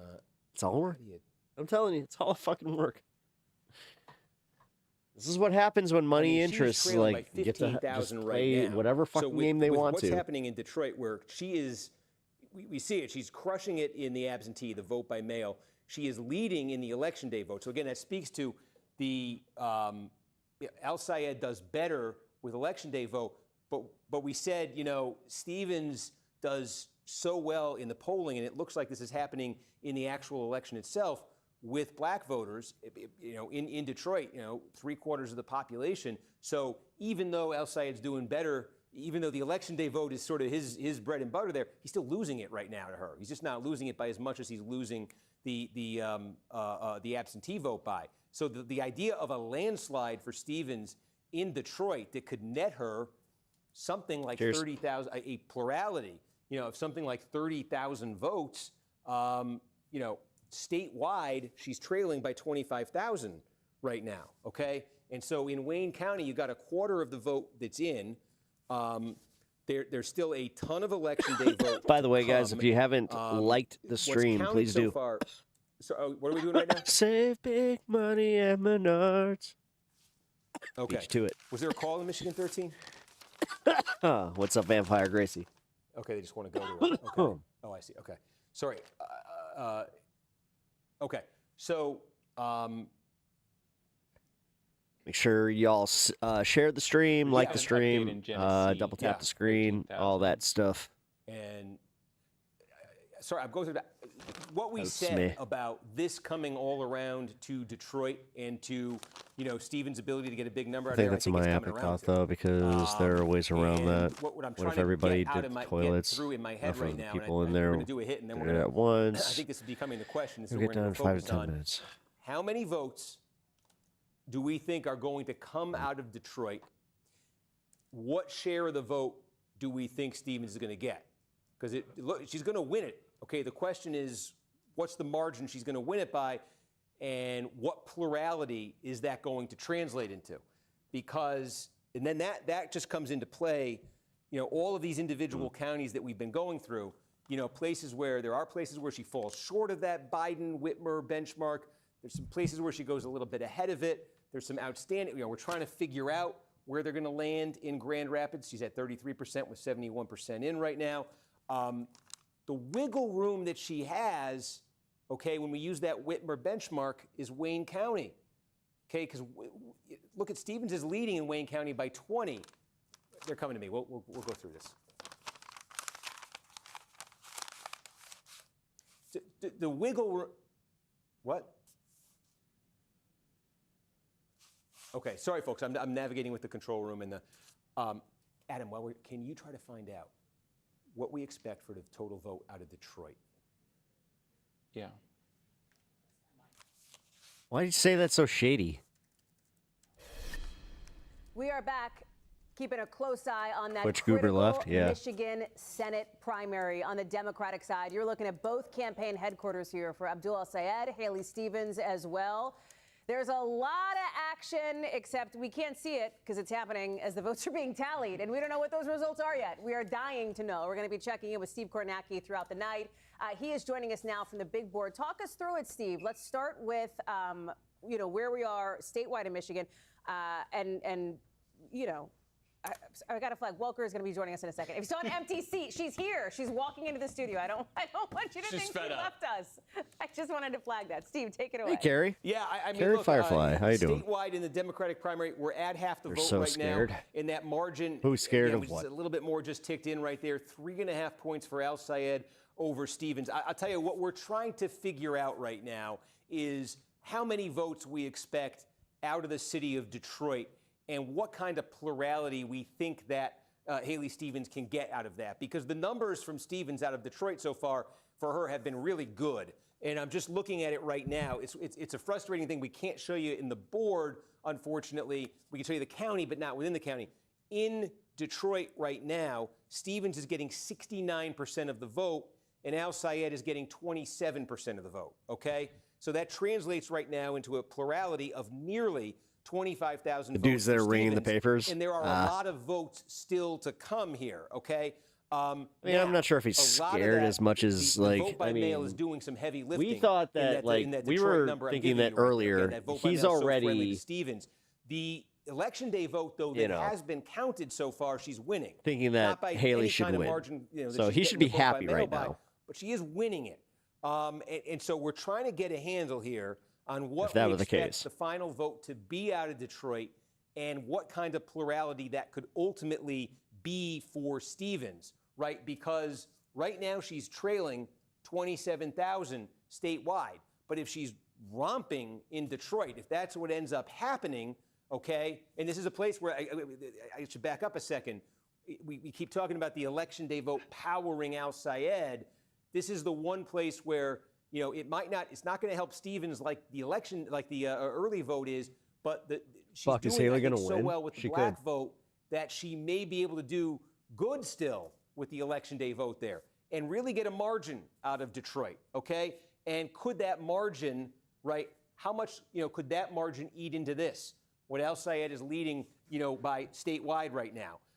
Other things that we're looking at, other big sort of places that we're looking right now that loom as key, Genesee County, where Flint is. This is a pretty big piece of real estate. About 4% of the vote statewide is going to come out of here. This has, outside of Wayne, this has the second largest concentration of black voters in Michigan. So again, what we're telling you in Detroit, it applies not quite as dramatically, but it applies to Flint and to Genesee County, and we're just kind of getting started there with the vote, 23% that's in. In Saginaw County here, again, there's a substantial, not as much as Flint, certainly not as much as Detroit, but there is a meaningful black population there, especially in a Democratic primary. Quarter of the vote, Stevens there leading, by a double-digit margin. Opportunities for Stevens in these places to post pluralities that could really eat into what you're seeing from Al Sayed right there. We're also trying to get a handle on what we've been showing you in a place like Grand Rapids, Kent County, where Al Sayed got huge numbers out of the city of Grand Rapids. That included the vote by mail in Grand Rapids, and where the rest of the county and vote by mail is kind of trickling in. Her number's sitting at 33%, with 71%. That's got to go up for her. But if the variable in this, I think, really is what she can get out of Detroit and what Wayne ends up looking like that's so at the annoying. end of this. And I just say that because I see what he's doing. Pull it back up there. This is what he's doing. This is him doing the whole. This is him doing the whole hopium everything thing. else that's been counted so far, and you can see He's the very advantage she's transparent getting about there. this. And to put that in some context, right? We keep talking about this Gretchen Whitmer when she was elected in 2018 in the Democratic, when she won the Democratic primary in 2018, she got 44% of the vote in Wayne, right? And you see where Stevens is running with that right now. And again, Wayne is, I keep, go blue. By the way, guys, if you're just joining us, please hit the like button. So that kind of a difference when we're using Whitmer Sub to the channel if you have not already. Stevens, and we're saying she's hitting it in this county. She's close in this Hope county. you like the vibe. She's just, maybe Kent, she's not so much. We'll see. But if you're getting anything like this, right, in a county where Whitmer did that, that makes that as they say at the horse track, that forgives a lot of sins.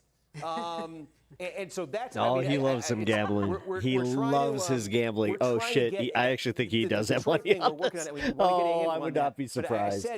That's not problematic at all. If a bunch of other things could kind of connect for Stevens and come into focus, it really could come down to Wayne, and it really could come down to Detroit. And I'm looking at this and seeing that opportunity for her. So, Steve, I know you don't have a crystal ball, but based on how much we have out of Wayne right now, what do you think it looks like in terms of when you will have enough to have an even clearer picture? That's the thing I know least because Wayne's full of surprises. Explains why they can't afford an intern. And full of disappointments, right, in terms of the timing. Again, what's in my mind, 2024 Democratic primary, 5 a.m. 20. We're just, Steve. Okay, that's a good reality. But I will tell you, though, the general election in 24, a more complicated election, they got done by 3. So maybe, Is it? Can I ask you about the statewide number? If we can go back to statewide really quickly. Is it interesting to you that Mallory McMorrow, the numbers that she has is about, earlier I think it was more than the gap just enough to be an Abdul upset. Assad and Haley Stevens. Yeah, it's right there. 46-4, 49-9, it's 3-5, and it's 3-7. She's right there. And a lot of where that's coming from is, You're thinking you're a night owl? Hell yeah. Folks who I'm not. voted early, I think, and we see her getting some double. We just I'm county where she's getting double I guess digits in the vote I by can mail. hang. Yeah. We also have put up a graphic, I think we did it a couple minutes ago, but of incumbents who are facing primary challenges. And there's an outstanding one in Michigan in the 13th district. Can you take us there, Steve? This is Shri Tanadar, obviously the incumbent here, up against Donovan McKinney. Again, establishment versus progressive. This is that graphic. Also an age story, I think a generational story. I think Tanadar is 71. Would I trade McKinney's Trump for 34. 4 more What's going on in years that of district? Big 'Cause W? That's also a story of let's wait on Wayne County, right? Big W. Yeah, Wayne and Detroit. And so what you see is, remember, we got that big batch Who's of Big vote W? by mail in Detroit that Stevens did so well in the Senate race.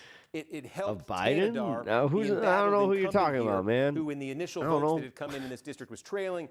That vote by mail batch from Detroit helped him. I It just put him ahead of want Donovan Trump McKinney. gone. I don't want him to be president anymore. Judge, is that W. a lot of what's left here, largely what's left here in Detroit, is going to be, as we say, because at least that that regime, even though they were fucking corrupt as shit, they were nowhere near as corrupt as with this. the election day vote as opposed to the mail. Like if that dynamic kind of obtains here, that's the status quo. then McKinney's got a real Funny path. enough, would be much more happy with. Kornacki. No, dude, Stay Trump right is where so you are. corrupt, We're it's gonna insane. come back I don't to even you think in you just a can wrap few your head minutes. around how Really corrupt he is. appreciate it, Steve. Thank you so much. Let's head out to Sahil This Kapoor. motherfucker's out there like It looks he's like we just got a monetizing chunk everything. of, Everything. What I would guess to be election day vote in Wayne County.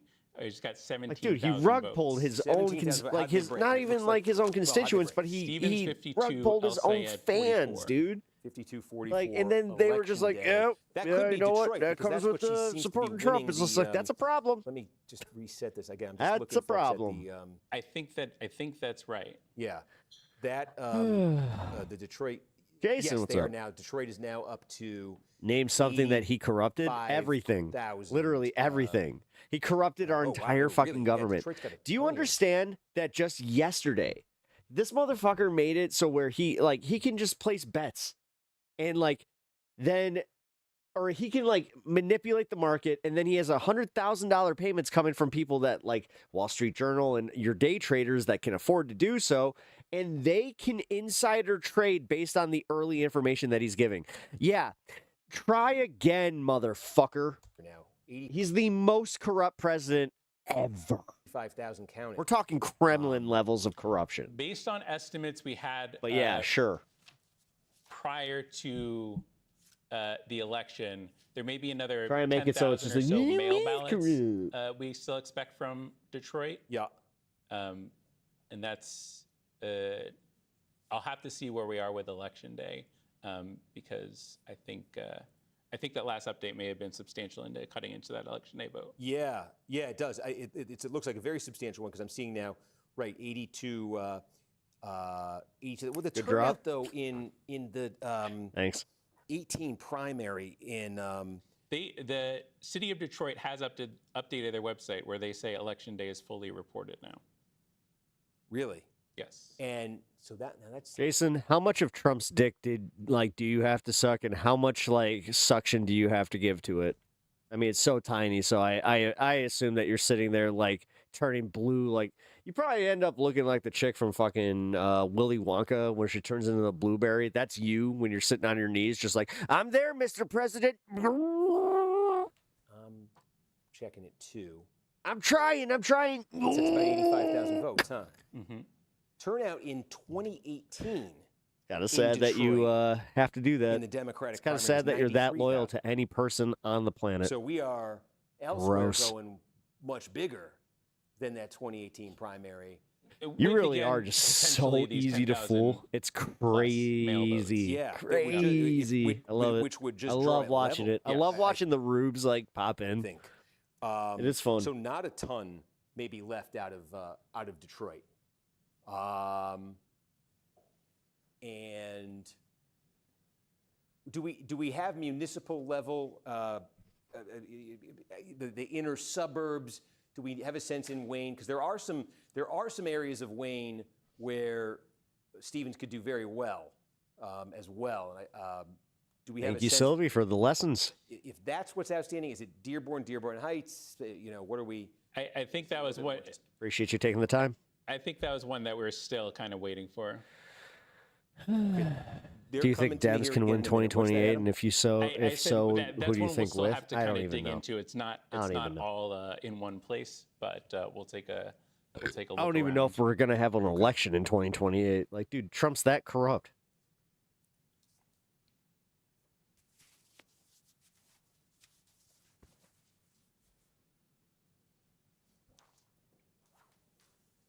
And maybe another Wayne update just came in as well. Was it Detroit? Steve, we're told there's been a bunch of Detroit ballots that have just come in. We've been waiting for some of these. No, was that to me? Did Adam say it wasn't? No, sorry. You're picking up on our ongoing. I apologize. Okay, my bad. Stress. We did. We just got a bunch more from Detroit, and I'm looking at the Detroit results right here. That's why I'm kind of leaning over here. But we've got, we're getting close to done in Detroit right now. We got a big batch there, about 20,000 of the vote Wayne of or the just election day Detroit? vote, and Stevens 62 in Detroit citywide, 62% for Stevens, 34% for Al Sayed. So a 28-point margin for her.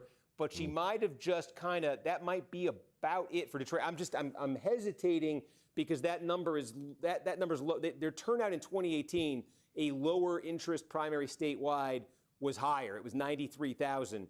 That adds up to about 85,000. So that's lower, even like substantially lower than back, What up, in, Godzilla back God in King? 2018. Now, there'd been talk that, hey, Stevens is doing well with the black vote, but I just got told was off for saying that's enthusiasm, dumb was and turnout, accused of was energy ableism is gonna dumb be a slur an now. issue? No, tell them that they're But fucking being we're stupid. just trying Honestly, to I make would sure use the R word that on them is and actually just fucking it get for banned. Detroit, Just fuck them. or if there is, Fuck some people more like still to that. come. God damn it. There might still be some outstanding Those votes people are right such a there. But detriment he's to the looking at a left, I can't even 28 tell you. 62-34 margin there for Stevens right now. Again, You're being 62% for ableist, Stevens. dumb. We said when Yeah, Gretchen fuck Whitmer you. ran in 2018, she got 36% of the vote out of Detroit. There Oh, is what? still, They though, learned that ton yesterday from more a to come fucking. out of Wayne itself. Everyone's These so numbers we've sensitive been now. getting in out No, of it's the Detroit, fact as that you they can want see, to. They have want to moved feel as we were power, sitting so they there want in to the police other 20s. people's We've moved language. north of 40% right now. And it's There easier is to a do it lot with more people to that agree with Wayne you politically. than just Detroit. It's 55-42. I don't know if you can see this, but if you wanted to look They feel inside of powerlessness Wayne when they actually County, like these encounter are the inner suburbs, the other reality. cities that are in there. You know, we don't have any power politically,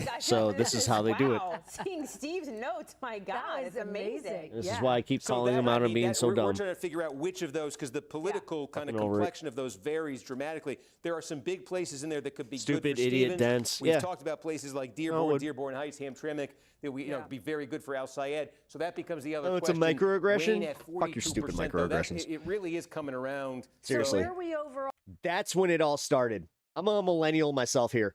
Microaggressions is when you lost everybody, including me. Fuck your stupid microaggressions. Learn how to deal with shit. Life isn't friendly. Sometimes you just gotta deal with that uncomfortable feeling. That's how that goes. I will stand up for your right to be fucking trans. I will stand up for your right to fucking love whoever the fuck you want to. I will stand up for that shit. But if someone's hurting your fucking fifis, get fucked and get a backbone. Overall, Steve, what's the statewide look like? Yeah, there it is. It's been hovering at that 3-point. I'm tired of it. I'm so tired of this weak, feckless bullshit from fucking leftists where they're just, well, we need to make sure that nobody feels left out, and we need to make sure that nobody has a microaggression.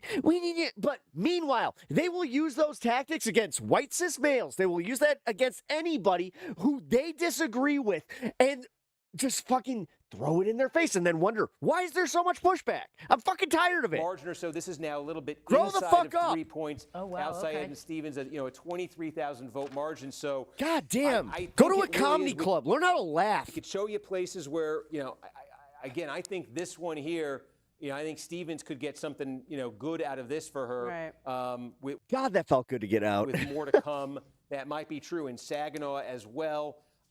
Oakland. Now we're up to 90. Oh, did I give you a microaggression? Again, I'm sorry, cancel me. Look, now Stevens has done better and Fuck, better. that's where I'm at with as this that shit. vote has come in. This is why I didn't want to do the panel tonight, is because I'm in that mood. Municipalities have come in late in Oakland. Her margin now up to 5 I'm tired of the points bullshit, over dude. outside. We said she Tired wants of to your get into the I'm 50s. seriously tired of that right there, Sylvie, is what they're talking about. It's easier for you to focus on the little things that we do because you watch us than to actually focus on the fascists and the bullshit that we have to deal She with has now daily. gotten into the 50s in Oakland County, next door in McCall. Not That's just you, 100,000 Sylvie, but people. this is And leftists that in should be- general. That should be.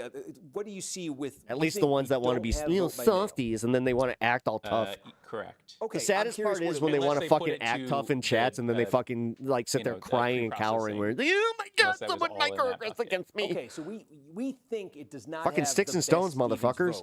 vote. And what is it at? We Y'all have would do better to 5,000 deal with votes that. from Canton Township. Exactly that way. Yes, Sticks and Canton stones. Township, Yeah. As of My an God, hour ago, if somebody and sucks, it you was don't need to breaking win for them over. Sayed, You don't. 74-25. Okay, You really definitely don't. have vote by mail. Yeah. Just to give you But this context, is why there, I'm Canton tired of Township, it. This would be in the western part of Wayne County. That felt fucking great. It's 100,000 people in that 2018 primary. It was won by Whitmer. Basically got 50% Microaggress, yeah. of the Well, vote. if you want aggression, let me fucking tell you. I'll go. I'll Al go. Sayed got 38% of the vote. So it was about a 10-point margin, a little bit more than a 10-point margin between the two of them. But yeah, again, that's a Sylvie, that's dumb. place Stevens wants to win tonight. I'm just trying to look here. How about Livonia? Do we have anything there? getting butthurt over calling natives Indians. I mean, whatever. It's just objectively wrong. That would be a big one. I'm not butthurt by it. I'm just saying they are like literally Native Americans. Lower population would be a big one. That's a weird one to hang up on. I think Stevens would get there.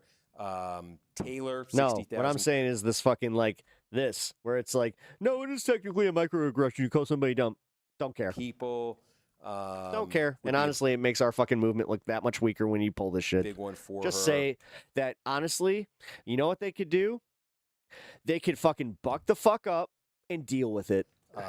Because Jesus Christ, we are dealing with actual fascism where we might end up in camps, but you want to sit here telling me that I'm saying mean words? Shut the fuck up. The gross points all add up to about 60,000 votes. Damn it.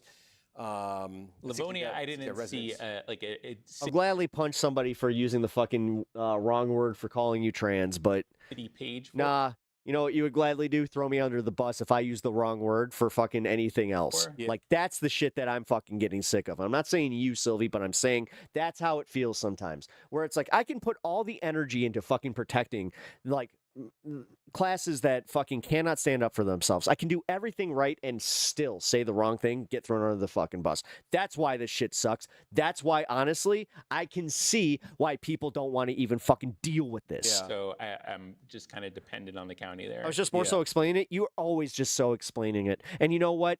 This is me reacting to it, Sylvie. I wasn't breaking it out in a significant way. Yeah, okay. Take your microaggressions to your therapist and then fucking explain to them why your microaggressions turn into fucking bigger aggressions because you don't know how to compartmentalize. Pick your fucking battles. And I'm just going to go through some of the big Fucking ones to see if we've done. got more. Literally, you sat here you sat here giving the explanation why, yeah, well, it might be dumb. It might be ableist if you're saying dumb. Yeah, fuck off. That's coming so in. dumb. But I think the thing that we're seeing is kind of that was like where I finally drew the line on this one. some stabilization elsewhere. I think we just got a little bit more Kent. We did. Pretty sure that you would be told like to just calm down. To 34. We're doing that thing in Kent that we've seen in other counties now. It looks like Bay County's complete, which is a bigger one. Yeah. Okay. What do we have? Like saying that dummy's a slur too. We got complete. Bay City. Okay. Playing that game. This is just north of Saginaw. This is useful if I have the thing in front of me. Benchmarks. Whitmer 18, 54%. Biden 20, 52%. I keep showing you the Clinton ones and then telling you why it doesn't really apply. So let's not show you the Clinton ones. We're just going to show you these two. But 54. Good information in case somebody wants to know that info. Statewide, 52 What's that? for Biden got him 53% statewide. And look where Stevens lands. What? 53%. That it might be a Very good microaggression. number for her. Whatever. She got that out of there. Completed counties. Whatever, man. I don't need. I'm like interrupting you constantly. I can look for completed counties on here too, and maybe that's what I should do. So let me see here. What else we have? Wexford. I'm looking for one here. Let's go next door to Mecosta, right? Newaygo County. Okay. Remember we showed you Big Rapids, Mecosta a minute ago. Okay, Muskegon's not far from here, 95% in. Stevens gets 55% of the vote. Let's go through our benchmarks. Whitmer got 56, 2018. Okay, what did Biden get? 55. Where does Stevens land? 55. Okay. She gets her number. Okay, where else can we go? It's of that is kind of somewhat weird. Substantial size. Did I see? I did see. Okay, it's not that substantial, but let's do Hillsdale. I'm gonna just call their space being stupid. One of these right down here. I always get confused. Okay, there's Hillsdale. Okay, just about completed in Hillsdale. And Stevens gets 50% right here. Again, just is this number right in the ballpark of, well, okay, Whitmer got 53 here, Biden got 55. Might be a little bit more coming in, but Stevens just, again, it's not catastrophic if you miss a benchmark by a couple points in a county as small as this. We're just trying to get a sense of is she in the range here where an overperformance relative to Whitmer, it's all over the top. Yeah, it in is. Wayne would get her there. Again, I learned how not to let that shit bother me, so this is why I don't understand it, and this is why I call it out the way I do. This is a big. There's too many people fucking focus on that shit for no reason. That's not what's actually hurting you. This is where I should have gone. We're almost done in Livingston now. Almost. There's more coming in, and clearly it's been getting a little bit better for Stevens as it's come in. She's sitting at 46.5% right there. Again, play our benchmark game. Okay.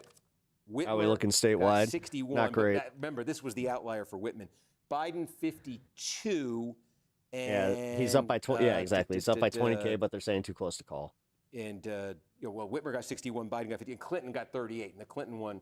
Okay, so really, if there's anything. All right, guys. So Biden got 52 here, right? You know what's weird? And Biden, I think that I kind of want to like go pop by this space. into a 53% total. At least fulfill. It's kind of like that like moment where you're just like, hey, I said that I was going to show up and like do like the party thing, but getting 52% here was part of winning. Here first, Pep Talk State Special Education Spaces. Right. So Stevens is under the Biden exactly. number. But that's exactly it. Clip it's been it. Getting better for send us it to come in, around. and there is still Cancel more to come me. in. I don't care. And that 52 was, I just don't care. If you're her, if that's enough for you to cancel me, like get the fuck out of here. Or something. So she may end up just a little bit south of that. So but sick again, of the question we're asking is, this high and mighty bullshit, dude. Right in that range. Learn how to just where deal. Overperforming relative to Whitmer in Wayne County. And then learn how to give it back. That's the biggest thing is learn how to fuck and like this is my right in, I think really my is biggest gripe is that we're so like adverse to really like completed. What matching else do their we have? energy and just being like, no, you know what? Fuck you, shithead. Did Eaton, like we got a any little of bit more that. out of Eaton finally. Boy, we've spent a lot of time in Eaton County tonight, but that's because they've been giving us votes. She's at 46%, 93% in, and yeah, we You got forget the Whitmer, juices that's the flowing now? outliers. 52 for 52 was the Biden number here. See if she can get that a little further north. But again, I mean, part of this is Steve. Yeah. I have a note for you. Okay. Oh, good. Okay. This is me and Adam communicating again. Okay.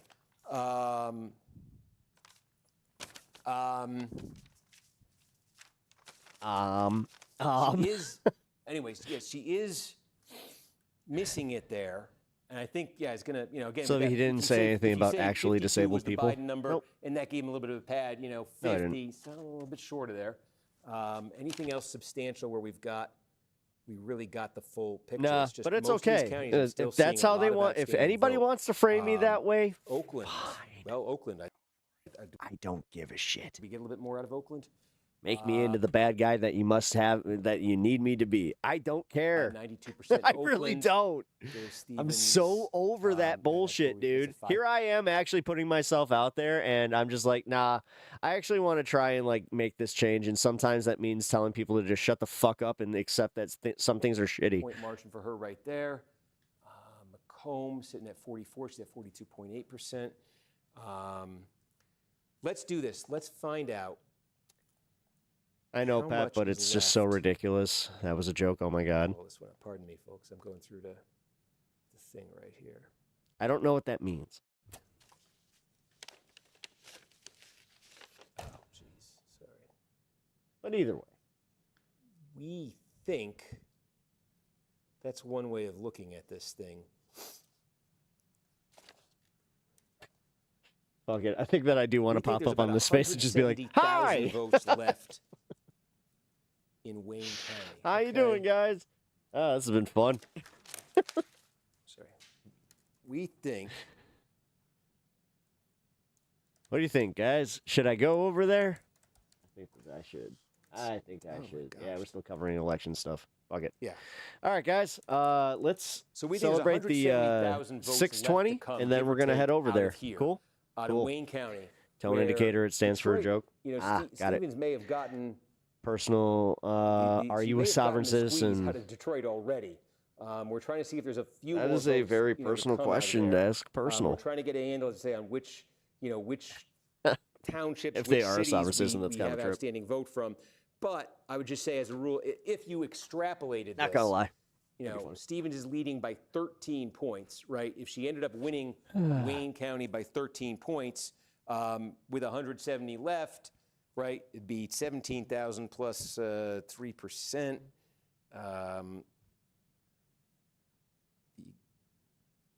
She would net 22,000 votes. 22,000. It'd be an additional Sylvia, I'm too old for that shit. Plurality of 22,000 votes. Literally. I think that you just would essentially like that just caused another gray hair. cover what El Sayed is leading her by statewide right now. It's all your fault. I'm turning into Gandalf. That's a huge if. Trying to teach me what joking, half she joking. She may have gotten her best number out of Wayne Just kidding, already. I'm kidding. That's the risk, I think, for Stevens. It's good times. If Detroit all right, is you know what? complete, Fuck it. Let's go. Let's raid. And is that due to this come space. south now? With I've officially what's left there? enjoyed my time over here. Through these, when you go through these. I think that what we can do is we can go raid over there and just say hello. Like I said, it's like showing up to a party a little bit, fashionably late and just being like, "Hi, I promised I'd be here. I'm here. How's it going?"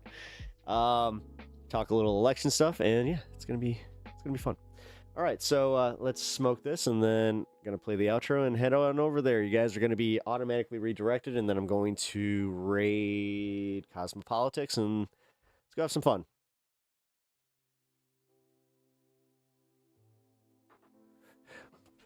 Where are we going?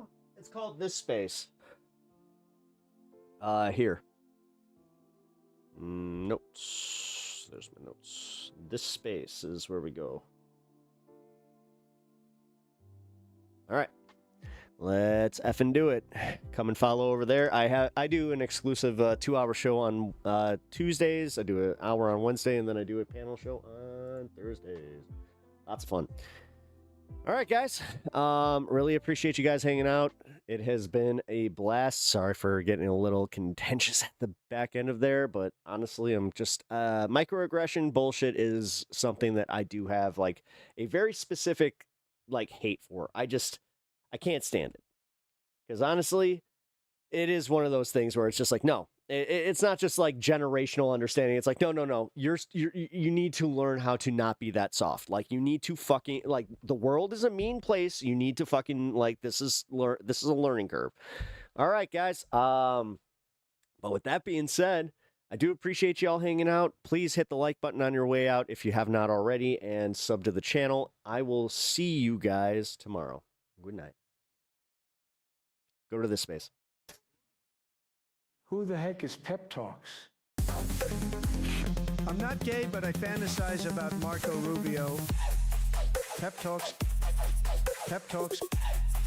Pep Talks. Let's eradicate the Kung Flu. I'm literally coming. Pep Talks. Pep Talks.